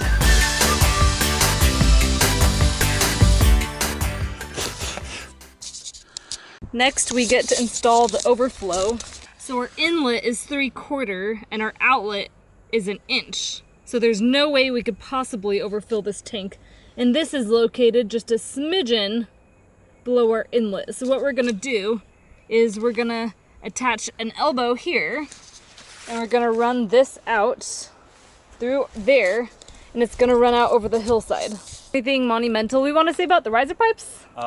We didn't do them in the right order. It's one of those things where experience is important, so it's not monumental, but we learned a lesson. What Jesse means is we caulked the flange or whatever to the riser pipe, and we should have installed the flange to the tank and then put the riser pipe on top, but no one told us that and we didn't know, so it's all good. We got the job done. And we used a drill as a router and we got it all done, so. Probably later today if we get around to it. This is where our vents are gonna come out, so we're just gonna have 3/4 PVC that goes up, I don't know, maybe 18 inches, and it's gonna point down, and we're gonna put a really fine filter on it, or a screen, so things can't get in and go into our water system. We've been having birds diving down at us this whole time. Jesse thought there's probably a nest.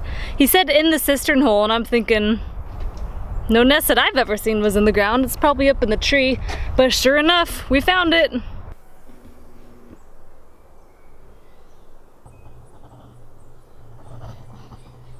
There's Mama.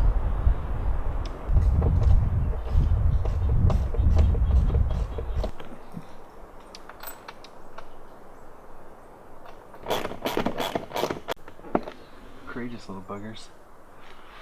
This is probably one of the bad sides of leaving a cistern hole or trench open too long. Things start to make it their home.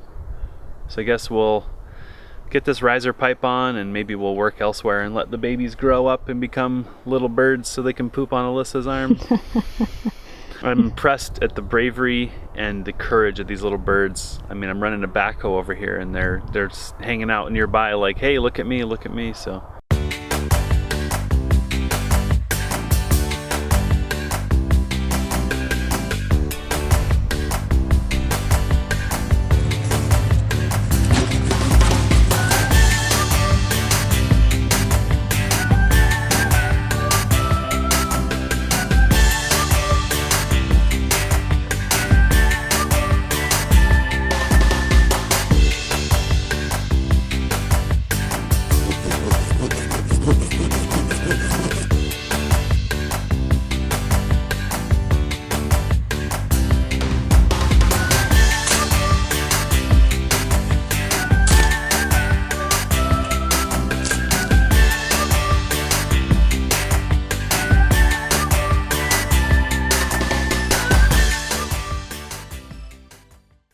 You guys actually know we're not really building a house. This is all a show. This is a set. We are in Hollywood and we live like right over there. Cut! Like we go home to air conditioning every night. Like this is all fake. We ride a golf cart to our studio. Yep. Alyssa has like a cat's out of the bag. Alyssa has a makeup trailer or whatever they call them. We've already mentioned this, but we'll say it again. There's a book we used to design this water system by Art Ludwig. We'll link to it below the video. And that book really helped us understand the ins and outs of a water system, specifically a gravity-fed water system. This overflow, I don't know, maybe it's common sense to most of you, but it wasn't to me. But you need an overflow on your tank, and it needs to be properly sized. So I think that book kind of saved our bacon a little bit. Yeah, and it gave us good talking points. So one of the most common questions we get is how to get your spouse to go on a journey like this.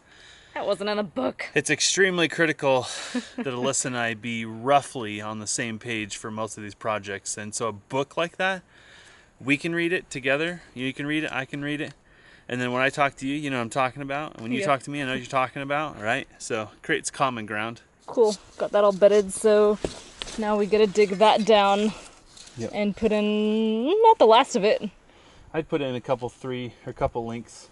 Well, probably only one, whatever it takes to get past that hump of rock.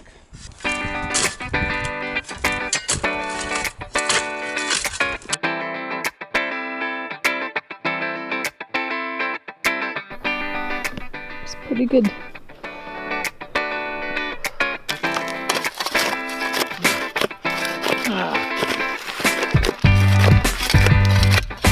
How's it looking?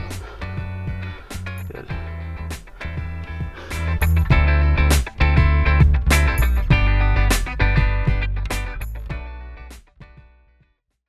It's the heat of the day and we have some errands to run. We actually do want to get the Schedule 80 or whatever we need to finish this dang system potentially tonight. So we're gonna go get a load of water to fill the cisterns up, avoid the heat of the day, and be back at this in a couple of hours. We're back from errands. It's shady, it's still pretty warm out here, but it's cool enough for Bugaboo to come out, so it's cool enough to go back to work. Yeah, but it's a little bit better than it was earlier, so maybe we'll have a little squirt of energy. Yep. Get this darn thing wrapped up. This fall, we attempted to somewhat organize what was coming out of the trench. So the really big rocks with the excavator, we picked them up and set them in this pile here. So we don't really know where to put them yet, so Jesse's just gonna leave them there. And then this was the not as big of rock, and Jesse was dropping the pile really high so the big rocks would fall over here. And before I knew how rocky the soil was, cute little Alyssa was trying to put the big rocks over in that pile, but that was pretty silly. So we're trying to go along the edge here to pick this up, to clean it, and then put it back in the trench. Our goal right now, or today, isn't to 100% fill this. We really just want to get the cisterns covered, get a little bit of earth on there, because we really don't want them exposed to the sun. We don't want it getting too hot for obvious reasons. So if we could just fill around here with fines, that would make us extremely happy. And we're not opposed to putting some of the rockier stuff on top of the fines, but we really do want a soft, fluffy bed around the cisterns. Don't worry, we're protecting the bird nest.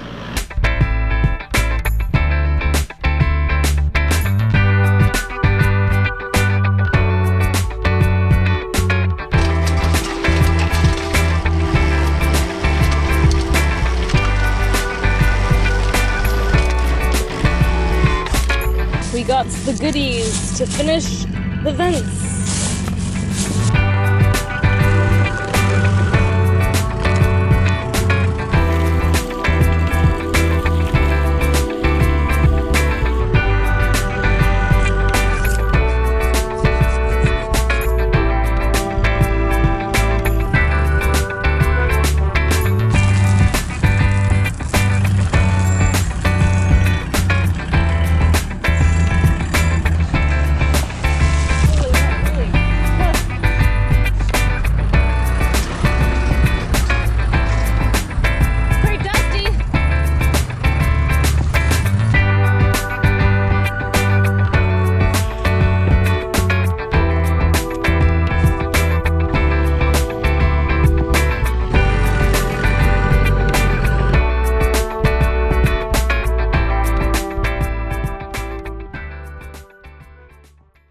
Yay!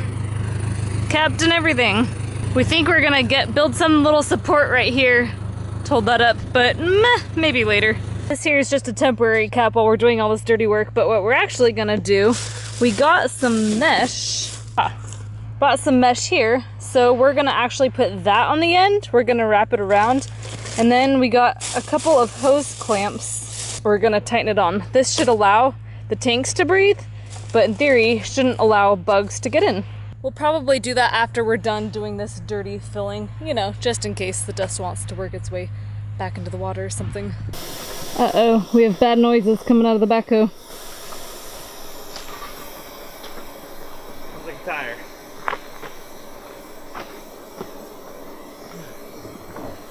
Because of that rock right there.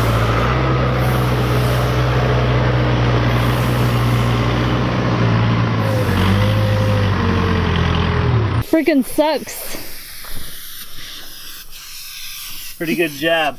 Wow. Is that repairable or? Yep, that can be repaired. But Not tonight. that's probably gonna run a couple $100. So that bucket of rock right there is a $200 Yep. bucket of rock. Yep. I don't think we're gonna get that tire off there. Not without Wow. a bunch of tools, so probably have to have somebody come get it. Backhoe down! That Backhoe's sucks. down! This could happen with a rental, but man, this Well, soil. with a rental, you're going to pay for it anyway. Because, I mean, that's not like an upkeep thing. That's user damage. No, that's what I'm saying. Like, this yeah. has it's not bad luck that we bought a backhoe. Like this, well, maybe it is, but Oh, no, that would have happened. that could have happened with the rental. I am shocked we don't have that happen more often. Thankfully, this is river rock, and most of it is round, except for that one. That one's like a dagger. That's the same one that punctured our septic tank.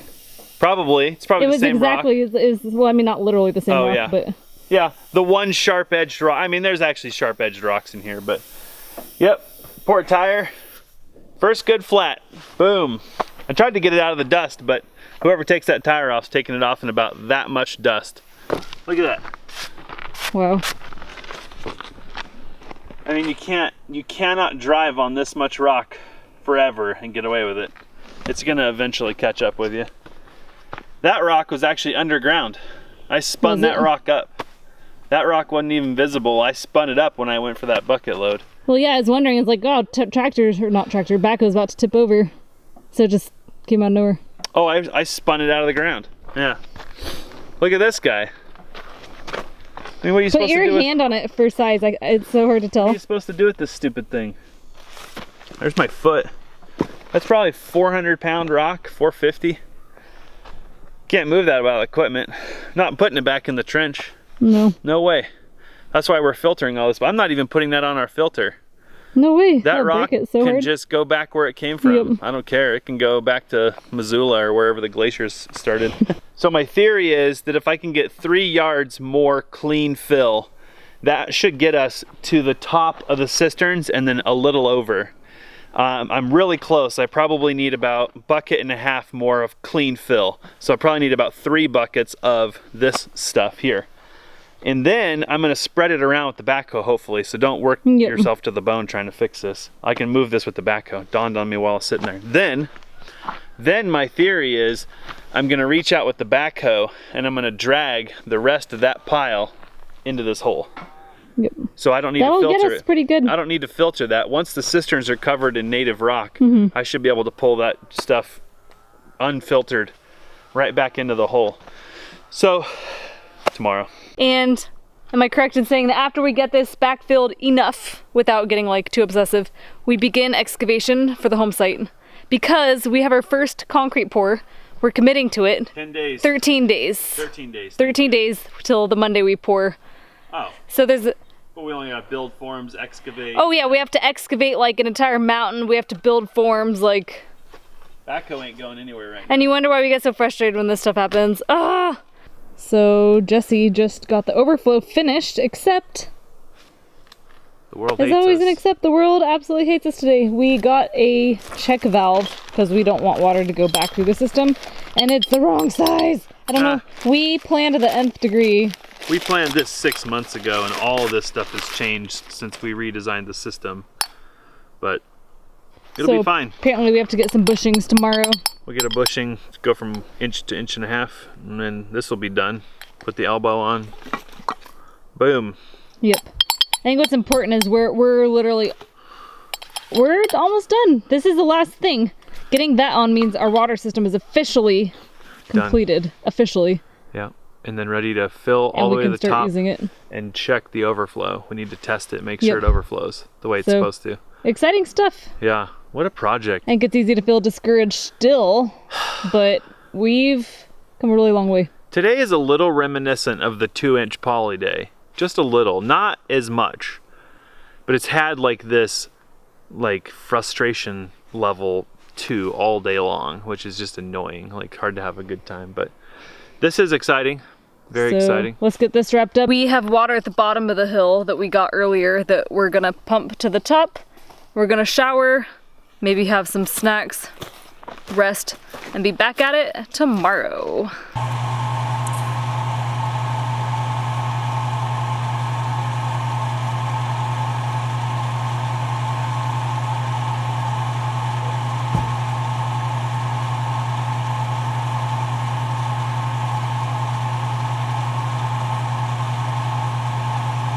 So Alyssa is gonna go cook some dinner, and I have a particular mission to get some conduit laid in our trench.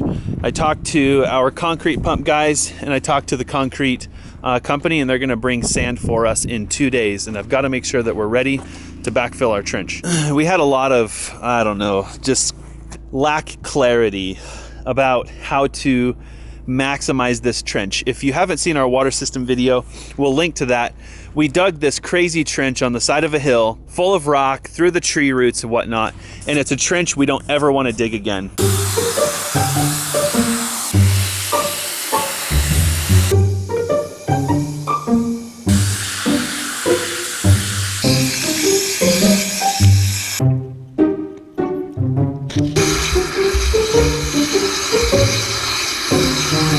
We're trying to really maximize that trench. So we laid two encasements, whatever you call them, so that if we ever needed to run a water line or something like that, we could simply slide the water line through the encasement. We wouldn't have to dig the trench back up. We feel really good about that. It's just a little bit of cheap insurance for the plumbing that we did install. We installed really high-end plumbing, so all of that stuff we feel like is just good insurance. We're trying to think the same way about electrical. One, our internet service actually is from over the hill. It's an antenna in a tree. And right now, we have a conduit that is above ground, and it's just sitting on the ground. We don't want that to be there long term. It was just a short-term solution. We had nowhere else to put it. We'd like to get that buried underground. So we're laying a conduit for that. We also aren't sure exactly where down the road we want to drill a well, and we're not sure where that's exactly going to end up. So we want to lay a conduit for an electrical line in case we were to need to run a pump of some kind on the well. And since several months ago, we ran conduits out and set these posts in the ground, these are simply for electrical boxes so that we have convenient outlets at convenient locations like our hot tub deck. We're going to be pumping heavy grit sand into this trench. Unlike a normal trench where you could backfill 18 inches and then lay your conduit and then backfill another 18 inches, we're going to have to backfill this all at one time. So we need to have everything in this trench that needs to go in here right out of the gate. That creates a problem though. These water lines, which are down here, and these electrical lines need to be spaced apart. So we're going to need to find a way to support the electrical lines so that when we pump the sand in here, they're not all just compacted together. Prior to our timber frame workshop, we had forecasts for single-digit temperatures, and at the time, all of our plumbing was exposed. And as a reaction, we took all the planer shavings that Alyssa was creating and bagged them up and then poured them into the trench. And I'm happy to report that I think we saw around 9 degrees for about 3 days, and we didn't have any issues with our plumbing freezing. But now I've got to go through and find these conduits again.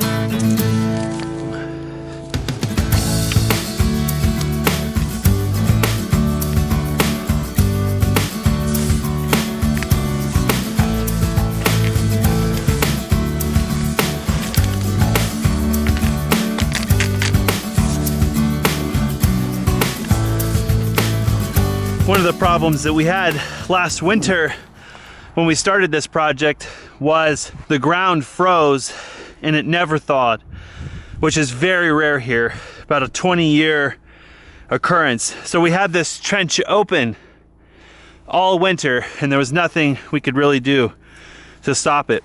So when the spring came, we had 4 feet of snow, and then we got 6 inches of rain on top of that.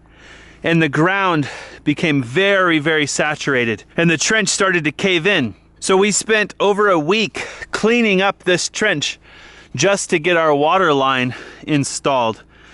And in the last 10 days, we have had 4 inches of rain, and it's causing this trench to cave in again.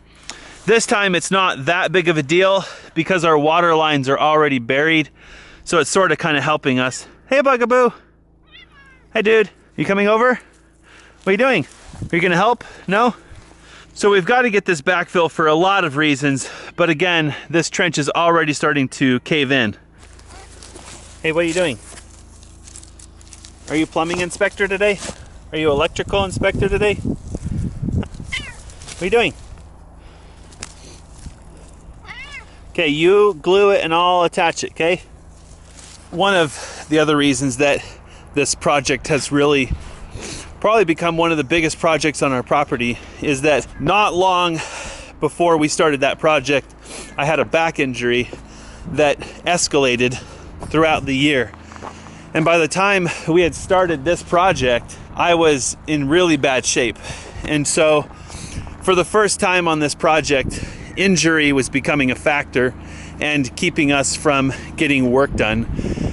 Little did we know that we would have this huge trench wide open and we would be risking a week of work because I wasn't able to finish a project that I had started. My point is, since then, I've been doing much better. A lot of exercises, stretches, especially stretches, and I'm feeling most days 85%. I have good days and bad days, and it's helping me to get moving again and get these projects done. I'm very, very excited to be done with this trench and with this particular project.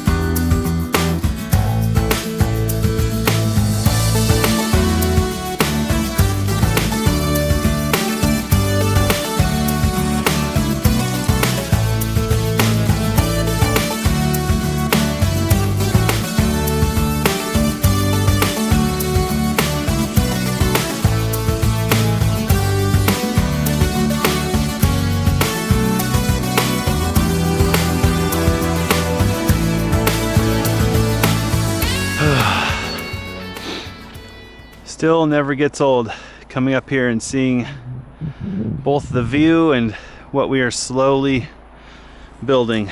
It's taken a lot of patience and I guess a lot of vision, but we're slowly building the thing that we saw when we first walked onto this property.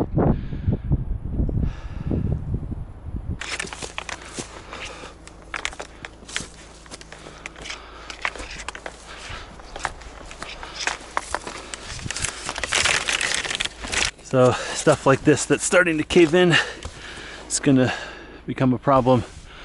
This is too shallow. Thankfully it's fairly surface, so it can be easily moved right now.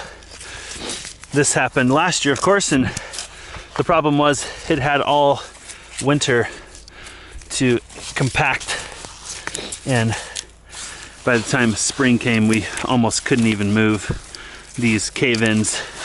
They'd become almost one piece with the earth. Again, this one's not too bad. That's pretty good. I'd be happy with that depth for those conduits.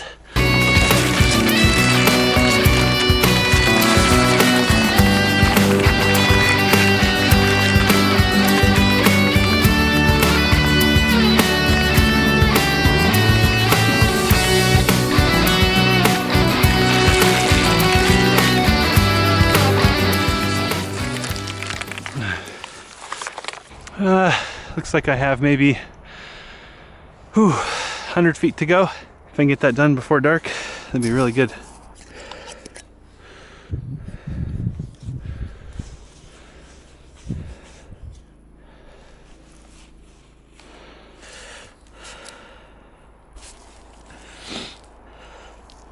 Almost done. Definitely running low on light. So I guess tomorrow I'll dive back into this project, a little more daylight. I need to bring these conduits up out of the ground, probably over here on the side of the trench. And then we need to actually set a post in here and concrete it in so that we can join those to the post And then the light's not visible right now because it's so dark, but I'm sorry, the wire's not visible, but there's actually a blue tracer wire over here. And we'll get all that routed right here, and then we'll be ready to bring those conduits up out of the ground. And this part of this project will be finished for now. I feel very under the gun to get not just like bullet list items done before winter. I feel like we still have a tremendous amount of work to get done before winter gets here, and that's not including the house. We still have a lot of backfill to do around the foundation on the house, which reminds me I forgot to call today and order rock for that. I cannot wait to get off this hill. It's treacherous in the daylight and it's really treacherous at night. And then we've got to get our septic connected, which I meant to actually phone the inspector today and confirm that there will be no issues with us doing that. They're not gonna make our lives difficult. I actually spent quite a bit of the day today on the phone, not doing work, even though it was a beautiful day, talking with our engineer and discussing some of the lingering questions about our timber frame and preparing for the sit panels. It was a very necessary conversation. There was some things that I did not understand and had some clarification on some things. Today, instead of removing things from the list, we just added a bunch more, but it's good things. It makes my mind feel better, so I'm okay with the long to-do list if I feel like I understand what we're doing and I feel like we're making progress. So feels good to get that conduit to the top of the hill. Let's see, today's Monday, so Thursday, so 3 days. I've got to get that post set tomorrow, and then probably need to do a little bit of securing of that conduit because gravity's going to want to pull it down the hill. That'll feel really good. I really hope that we can get the wires pulled through all these conduits and get all these boxes installed before winter. It'll just be that much more convenient to have power in some of our high use areas. Of course, none of this revolves around getting the house livable or getting a power system in the house, etc.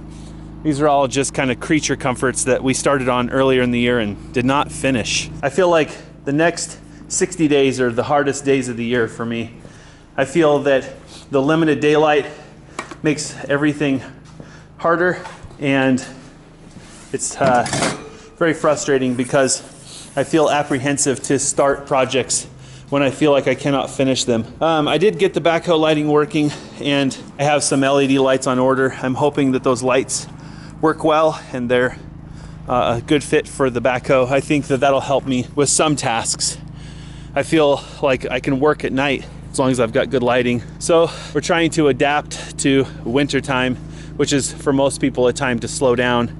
And unfortunately for us, it feels like we just have to keep at the same ridiculous pace that we've been at for months.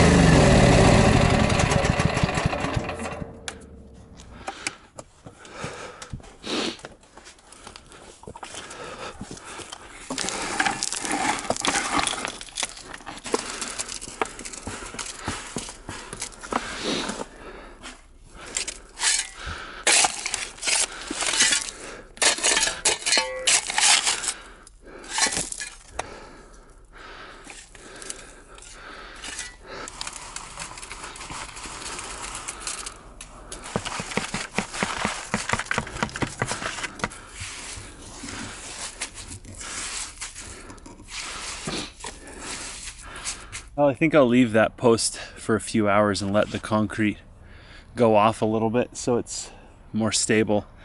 And then I'll have to come back up and work on getting the elbows and things turned and getting the conduit coming up out of the ground. I have to say that packing, 160 pounds plus water, so probably 180 pounds of concrete up this hill.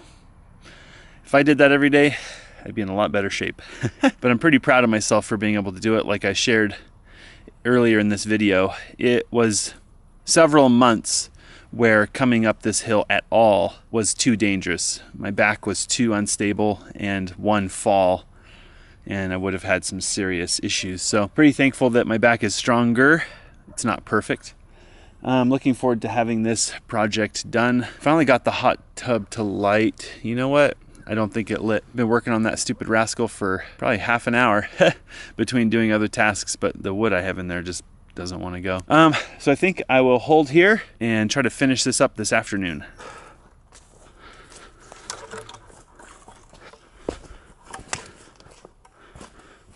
I have a hunch that concrete up top's probably hardened quite a bit and that post is probably fairly stable. So let's go finish that and then we'll probably make a town run later and get all the materials so I've got them here to do all those oil changes.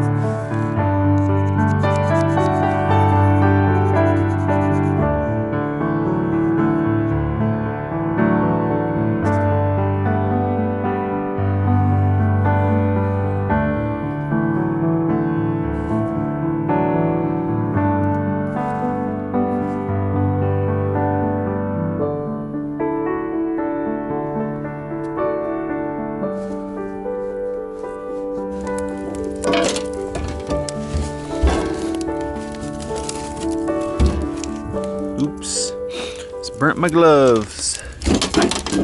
What are you doing? Huh? What are you doing? What are you doing? You silly boy?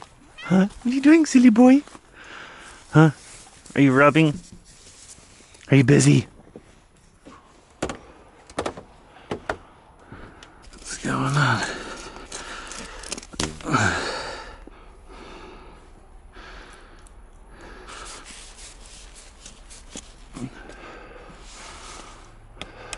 We'll keeper all that to that post. Post is looking pretty solid. And then we should be ready to backfill all this on Thursday. Oh, I almost forgot.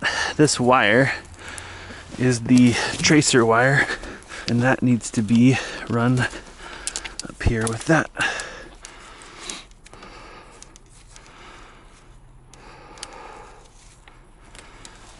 Perfect. This sand that we're using to backfill the trench is, I think it's a byproduct of washing crushed rock. Don't hold me to that.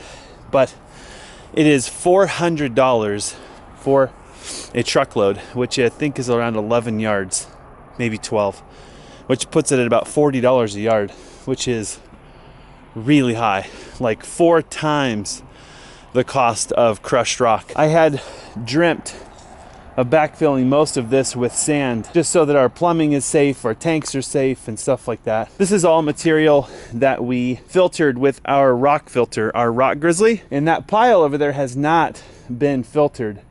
It was just excavated. You can see the pile of rock. Those are rocks that have been hand picked out of there. We have a pile of rock that are 2 foot diameter. So because of the cost, I'm pretty sure that filling this hole with this material would be like $1,000.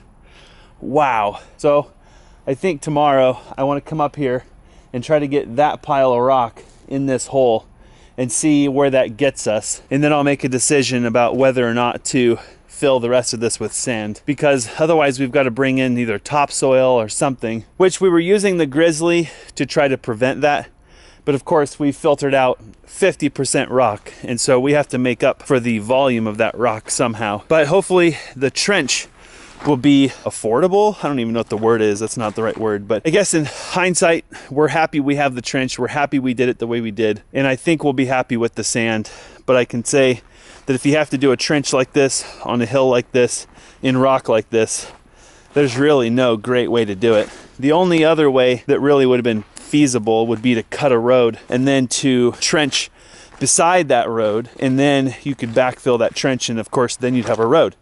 The problem with that, of course, you're going to destroy all the roots and very likely going to have to remove trees. So for us, we felt like those things weren't worth it.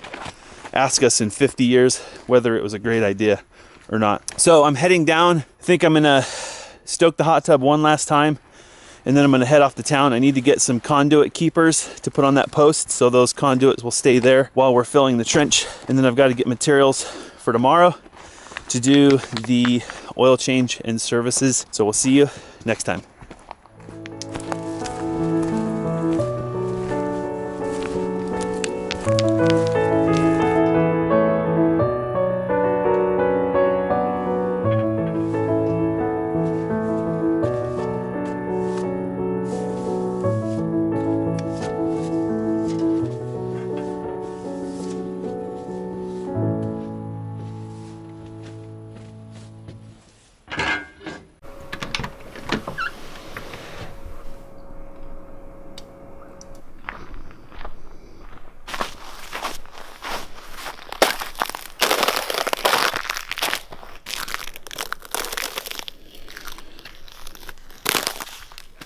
Hey Puddle, why aren't you frozen like every other puddle?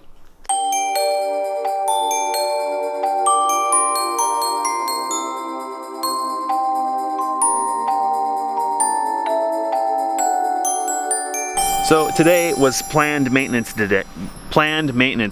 And I just got a phone call and we have to completely shift gears. Do you remember our motto about concrete? It goes something like this: ready or not, here we come. Well, guess what? Snowed last night, which threw a monkey wrench in all the concrete guys' work this morning. And so they're flipping the schedule all around. We were scheduled tomorrow to backfill our trench, and they're coming. They'll be here in an hour and a half. What? So planned maintenance, not gonna happen today. Sorry, backhoe. I know I told you that I'd take care of you after the timber frame, and I will. And I have been. We got your lights working, remember? So right now I've got to make another town run, and then I've also got to grab a couple last things to make sure that our trench is ready to go for these concrete pumpers. I've also made a couple of Mayday calls to friends and neighbors. Sorry guys, I feel really bad. I have overplayed the neighbor card so bad. And then we've got to, let's see, we've got to make sure that the trench is ready to go. All right, gotta run. Okay. Sounds good. Let the stress begin. All right, see you soon. Bye. This is gonna be an interesting day. So apparently the pump guys need some stuff. They need water at the top of the hill, which we don't have. So Jesse is scurrying home to grab our IBC tank so that we can fill it with water and bring that to the top of the hill. And I have to go ahead and disconnect our little utility pump here that's currently hooked up to the hot tub. And then I need to get some hoses ready to go as well.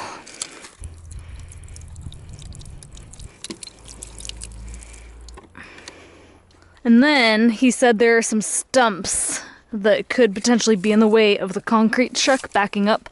So I need to go ahead and get some rebar set aside and maybe some 3/4 PVC pipe so that we can drive the rebar into the ground and then stick the pipe over it. And that way, when the truck's backing up, they can see where the stumps are and not hit them.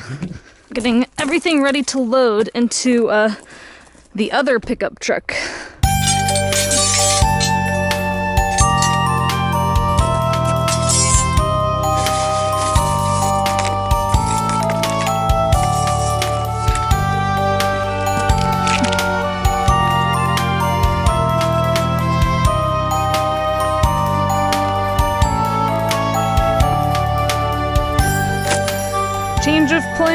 Change of plans. Jesse decided that we should use our new pump. It's our well pump.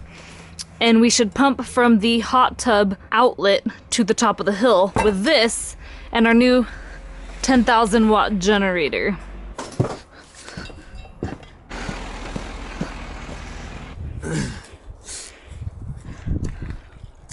That'll work. Cool.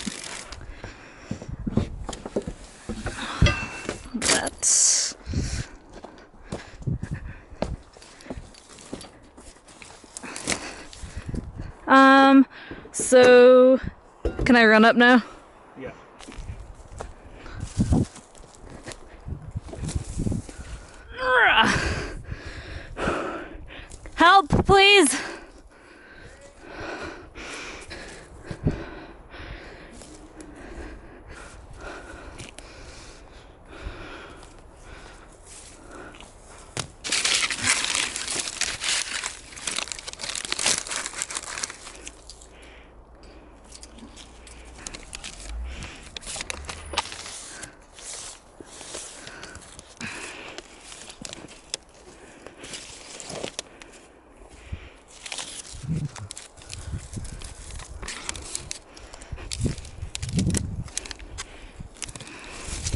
Okay, the pump guys are here and the sand truck is here. He's getting the generator set up so we're ready to go, and they're gonna follow us to the top of the hill. These guys have the attitude that this is gonna be an easy job for them. I think it will be. You think? They got the right tools. If you guys that haven't seen the video where we dig this trench, give it a watch. It's our most viral video ever, and for good reason. It's pretty dang cool. Truck's popping its country cherry.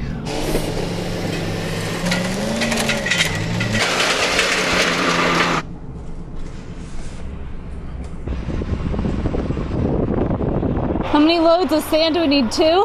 We're bringing 2 for sure, and then we'll Okay. have to call ahead for a 3rd if we need it. Nice use of the PVC, Jesse. That's good. Yeah. Good on you. Takes the place of 3 people standing there screaming, "Don't do it!" Exactly. The man says, this should be easy. And I said, that means you're looking for something more challenging? Yeah, He's like, bigger no, challenge. I'm good, this is good.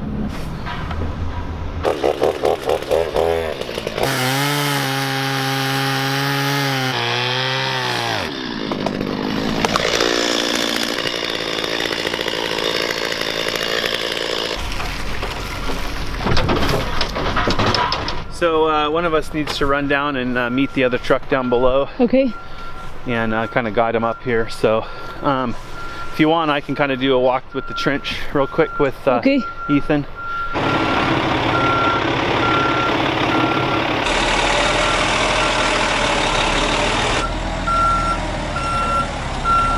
So it sounds like they're gonna pump from top to bottom instead of having to pull hoses all the way back up. So that's why it's nice to have somebody who's experienced, knows what they're doing.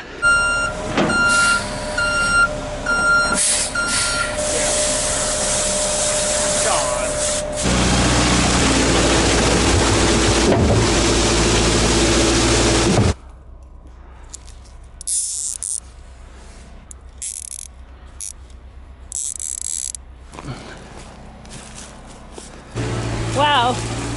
That's so wild.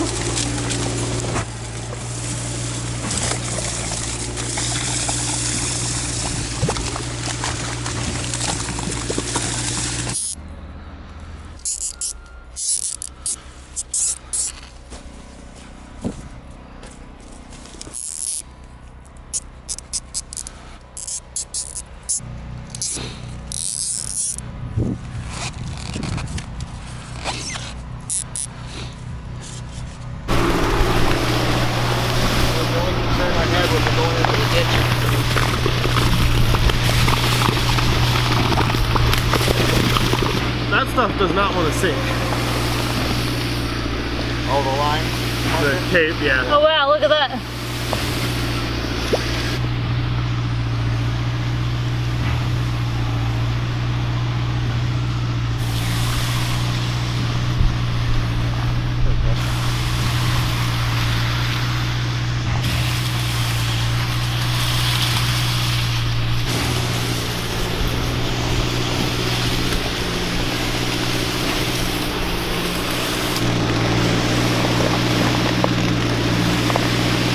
Is it gonna work?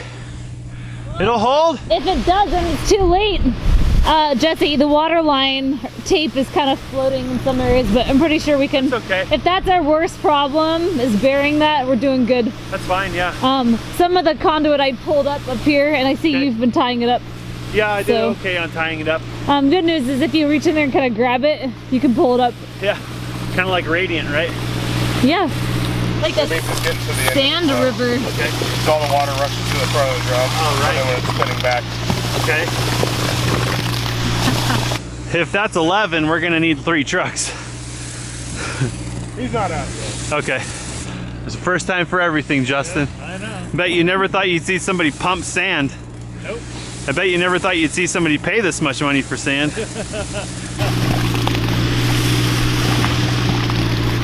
to that side. Otherwise you'll be, Give ourselves a ridiculous amount of effort by just pumping this into the footings and being done with it. The Boco? Yeah. For footing? Yeah. Oh, it's a waste of money. Oh, you're talking underneath the footing? Yeah, underneath the footing. Absolutely. Really? Yeah. We're What just, did we do? I don't even remember. Compacted. Oh, just yeah. put gravel. yeah, you can just, Yeah. you put this down there and then you compact it and done. Okay. Wow. Look at that. Is this to move the sand down, or does it mean we're out of... That means you're out. Okay, that's what I thought. Watch out, Bugaboo!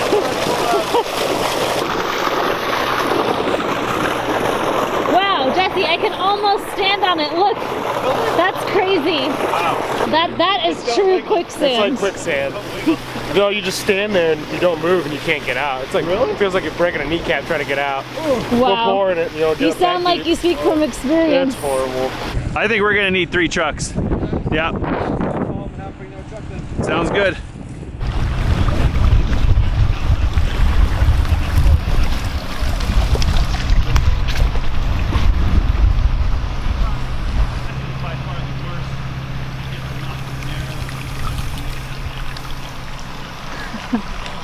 This was by far the worst.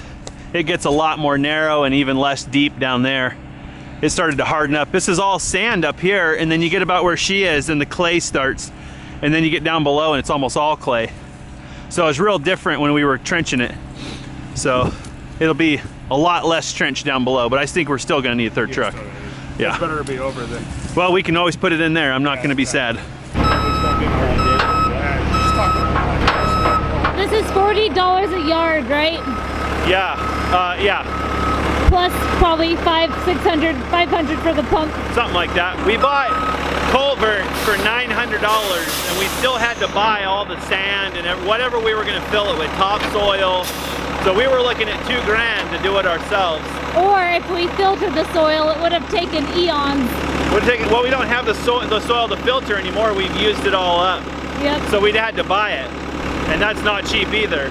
So at this point, we're basically barely paying for the placement, and we're just paying for the material, which we would have had to do anyway. So at this point, they're saving us a phenomenal amount of labor. I really hope this stuff really locks into the trench, Yep. so it doesn't move. Once the water goes away, it seems like it's pretty legit. Oh boy, we may have ourselves a pretty big mess to clean up after all this. Oh man, pretty exciting.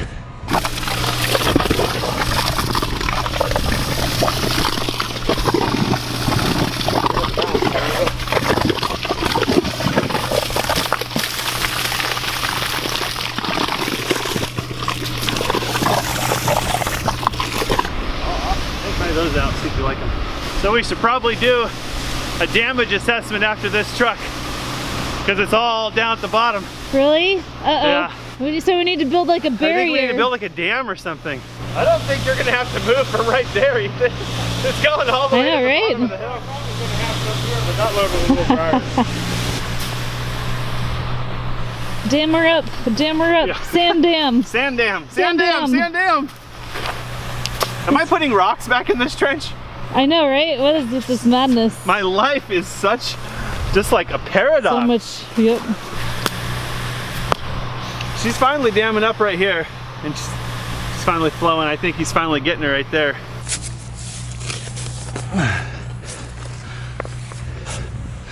We don't need like a ton of rock in here, so here, like use these to dam that up. Go lower, like by that root right there. Dam that root up so that it has to go over the root.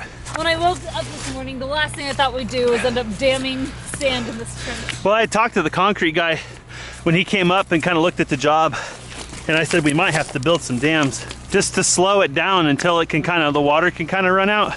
But even now, like all this sand is kind of damming up a little bit, so. It's curing. Yeah, exactly. You don't want this in the trench. You know how I know? It was a PETA to take out. Yep.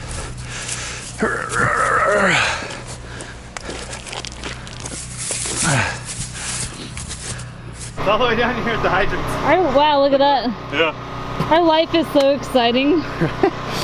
Thankfully it's sand, so you can just shovel it off there, but yeah, you don't need to backfill this. It's good. Yeah, we're good. I think that's when it started to run, was the water, not the sand. As this seems to be really settling in good. It was just when you were pumping pure water. Hey kids, go play in the sandbox. 300 feet long and a foot wide. I'm fishing.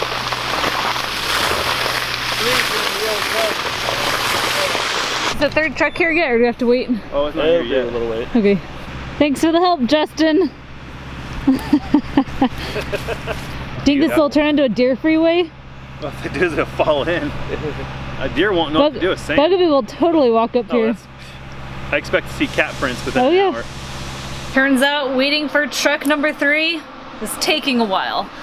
I'm gonna put the cannon away because it's not safe up there for it. And I'm gonna bring our headlights. Apparently the pump guys finish at night all the time. And I'm probably also gonna bring our LED lights up the hill so we can see up in her.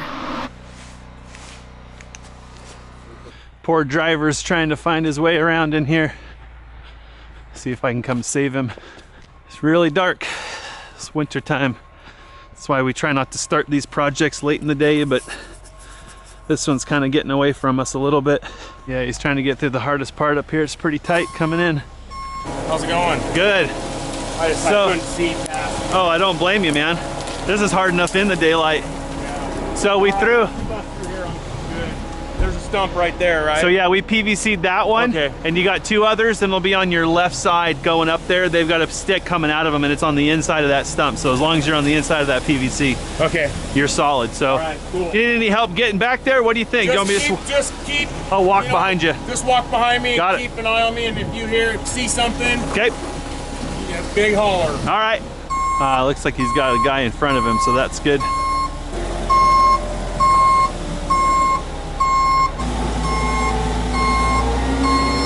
All right, we managed to get the truck in here. That was quite a fiasco. Poor driver, the only way to make it worse would have been raining sideways or snow. Thankfully, at least it's clear, even though it's really dark. No moon tonight, and man, trees everywhere, so. All right, getting down to the last load. Here's hoping 3 trucks will do it for us. Apparently, we ought to just buy a concrete pump. These guys are here so much, we might as well just own one. You know what the name of this video is, Alyssa? I thought it was like crazy, epic, insane No. trench filling. It's You Ain't a Man Till You Pump Sand at Night.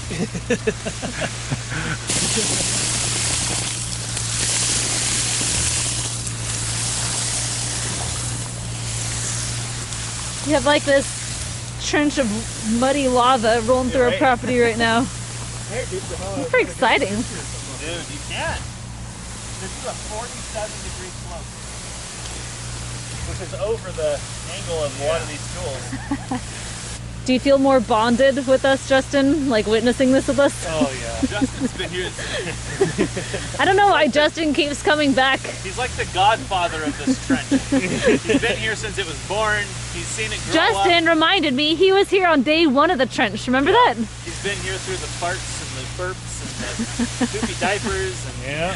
he's seen it all. Speaking of poopy diapers. Yeah, gosh. Do you want to give a visual of love when you go down a little bit? Yeah. See how much we're doing down there? Yep.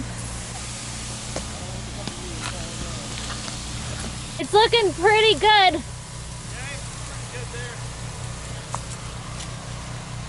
If we could dam it, that would be a lot better. I need to stand here and hold it. I can. Good.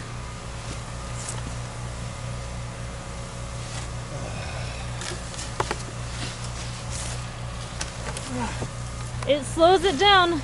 Yeah, but only until it jams up. Is the pressure too much? Like I can put rocks on the side? Trying to figure out rocks won't help anything. There's 2x4s right here. Okay. I don't know if you guys can see this, but Jesse and I are using our weight and strength to try to keep the sand in the trench, but we're doing pretty good. We have a lot of sand that's trying to splooge out.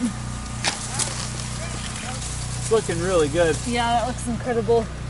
I kind of want to go down here and dam it up. Okay. So I got think this. I can hold this, Jesse. I got this. Are you sure? Can Yeah. I hold that? Yeah. Can you get one No. of those pieces? I got it. Okay, I was asking. Uh-oh. Where are you going? Everyone's falling. Yeah. Pretty good dam you got there. Yep. It's starting to dry out a little bit. Trying to get a little wet. It's okay. You guys full? It's full where I'm at, but not where she's at.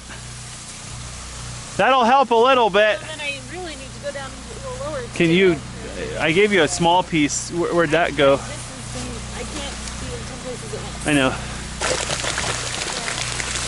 Hopefully not big stairs.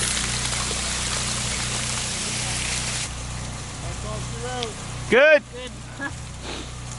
We're looking pretty good. Well, the good news is 3 trucks did it. We got a bunch of sand at the bottom, so. Yeah. Gonna get cleaned up, and I think the guys are gonna pull the hoses down the hill instead of pulling them back up the hill. So we'll check in a little bit. Hey, I'm digging walking up this trench. I think we have our pathway, Jesse. This is incredible. Wow. We can do laps up this.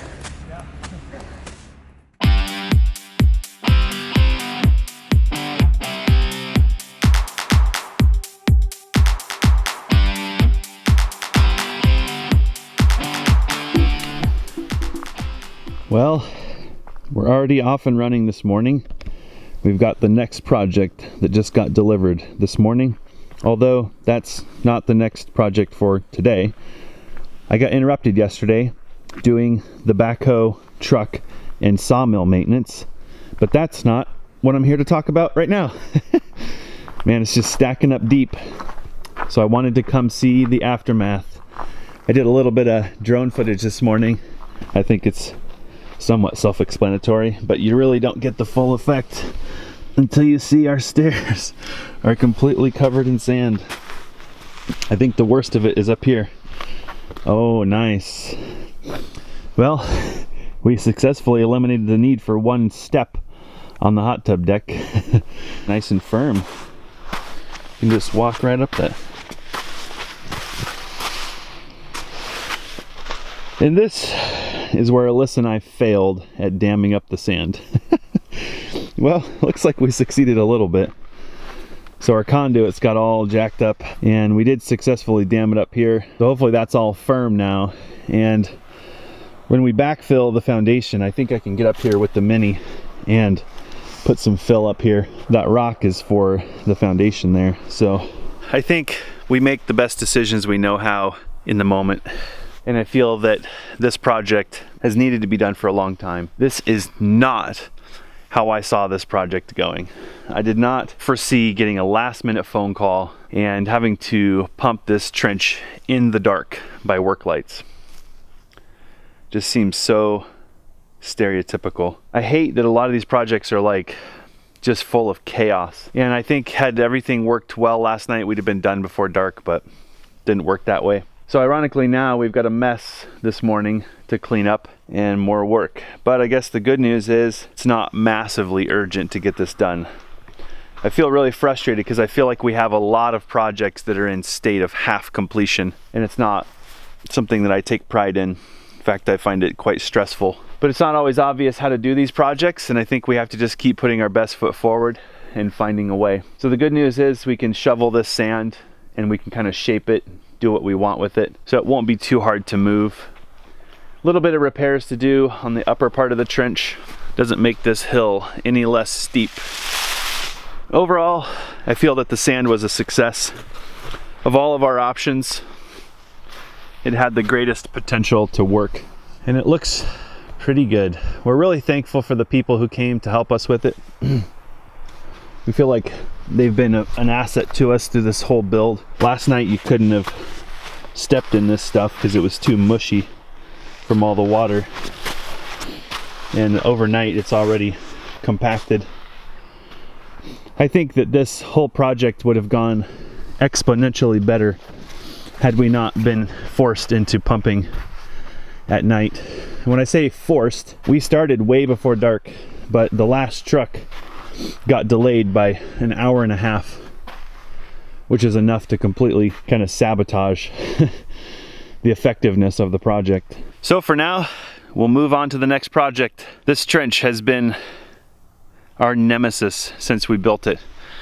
1 year ago, Alyssa told me, she looked back and we started this trench 1 year ago, exactly, probably within a week. So we're happy it's done. We've now got a reliable water system. We just added water to it a couple days ago for the first time since September. and it is almost December. So that's a massive improvement for our life. We're hoping that it'll feed us all winter long without having to add any water. And of course, once the house gets built, it'll be a reliable water system.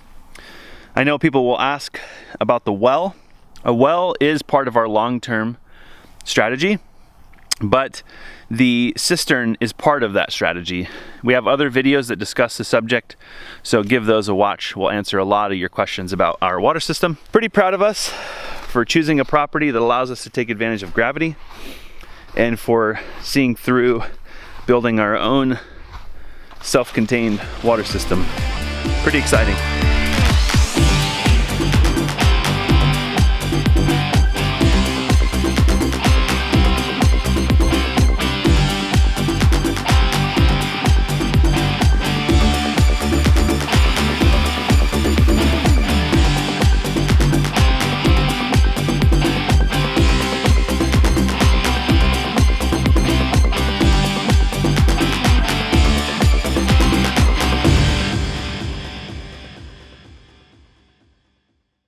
Wowzers. It's pretty insane. We're done. That's the last connection. It is officially a full-on, legit, below ground, 2,000 gallon. freeze-proof, gravity-fed, 2,000 gallon water system off-grid. Wowza.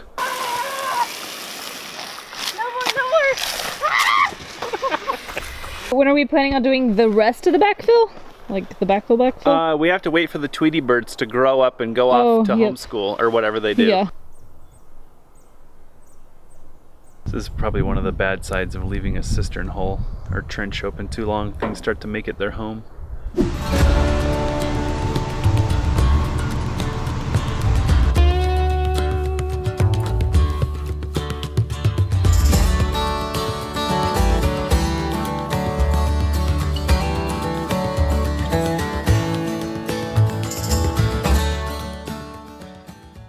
Well, it's kind of embarrassing, but that's where our cistern project stopped. So 2 years ago, we started this project, actually more than 2 years ago, because winter came and we got halted immediately. If you haven't seen the water system videos on our channel, jump back, there's an entire playlist. This project about broke us. Does my face say it all? Yeah, you look pretty grumpy. So over this. But thankfully we got through it, we got the cisterns working, and this water system has been working amazing. It is gravity fed, we were able to do it off grid, and so far the system has been worth every dollar and every hour of labor. The problem is we ran into a bottleneck toward the end of the project. If you've been watching our channel for a while, you know this is our soil. We have rock, and a little bit of dirt in there. And we backfilled the cisterns with sand to bed them carefully, and then we kind of stopped because we didn't really have a way to put that back in the hole. Unfortunately, at the same time, we also started our house build, and even though we had a grizzly or a rock filter that we had built, let me state that again, we had 4 rock grizzlies that we had built to clean the soil, we just didn't have one that was durable enough to deal with that level of rock. So here it sits, it hasn't frozen up or anything like that, but of course, clearly we still need to finish this project. And this is one of those things that annoys you and it makes you angry, but you can't really do anything about it until you realize the real problem. We've been paying to have rock brought in and dirt and sand and all this stuff, and recently we invested in 2 tools that are life-changing for us at this stage of our project. One is a dump truck. Welcome to the family, dump truck. Welcome to the family. We're going to be doing some good work this summer. So now we can move material on our schedule at our leisure, and we don't have to pay by the hour, $125 an hour. The other thing is this beautiful rock filter. Somehow the DIY grizzlies that we had built survived some of this. An impressive amount, really, but it's not a shocker that that rock destroyed our grizzly. Now we have this machine that's able to process this and turn it from a pile of basically fill dirt into something super useful. It feels so good to have these breakthroughs. I know it's more investment on our part to get these pieces of equipment, but it only makes sense because already in one project, our Rock Grizzly has paid for itself, and in 2 projects, our dump truck has covered all of its operating costs for the foreseeable future. So it's a lot of money up front, but right now it's feeling amazing to be able to use our own dirt and finish these projects the way we always wanted to. We're also saving out these boulders for a landscaping project. So we are winning with all this stuff that we're getting done, and it just feels right to get all this stuff done, wrapped up, and then it'll feel great to move on to other bigger, more important projects.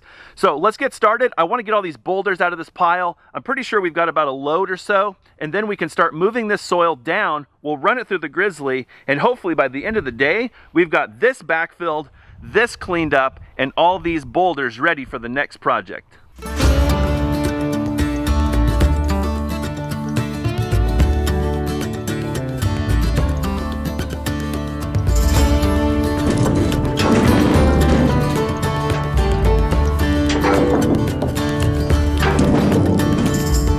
I forgot we put this many boulders trying to put our cisterns in. Holy cow. Ow.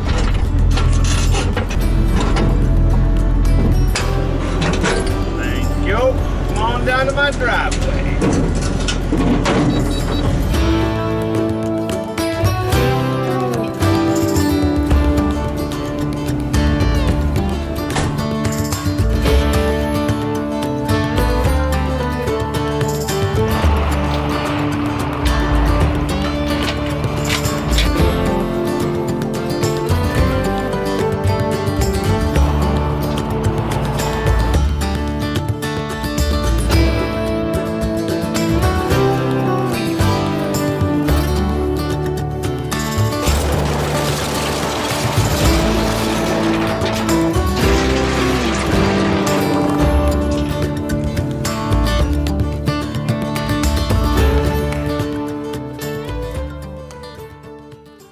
One, 2, 3, 4, 5, 6, 7, 8, 9.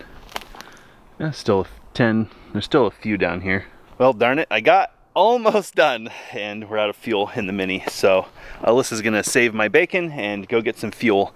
The nice thing is, in the meantime, I can start moving this material down to the processing area and keep working. I was going to try to process this material up here, and I realized I'm making my life way more difficult. So instead, this is going to go down to the processing plant, and we can bring material up here to backfill this, and this will all be beautiful when we're all done.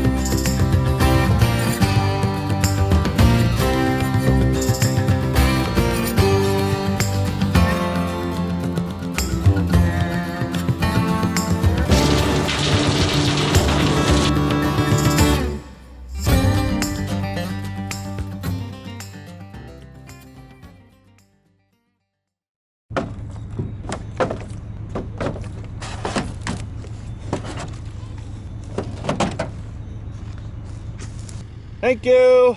Thank you for the help.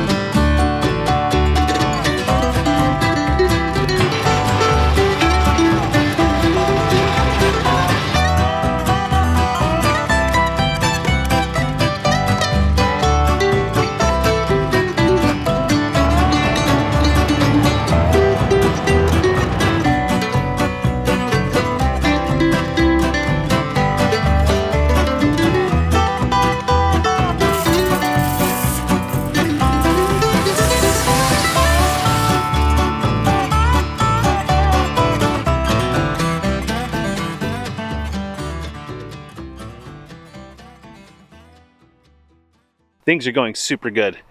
That new Grizzly is dynamite. So we started with this nasty rock, right? And look at this stuff. We actually have a different screen for it, and we could filter out even these rocks if we wanted to, but these aren't gonna hurt the cisterns. That's not what I was worried about. It's those monsters. A little bit of rock actually will help with drainage, and it'll give the soil a little bit of body. So this is what we came up with when we started with that. I've got a load of rock in the dump truck ready to go, but I think what I might do is spread this one first and then see where we end up before I dump that one, just in case we either don't need it or I need it in a different spot. I decided to leave the rest of this pile here because I think that looks pretty good. It's not something I'd put right on top of the cisterns, but that'll work for fill, so why do more work? Holy cow, I think we're actually ready to finally put this project to rest. So let's get this backfilled. Hopefully when we're done, everything looks pretty and we can never look at this. We can look at this a long time in the future.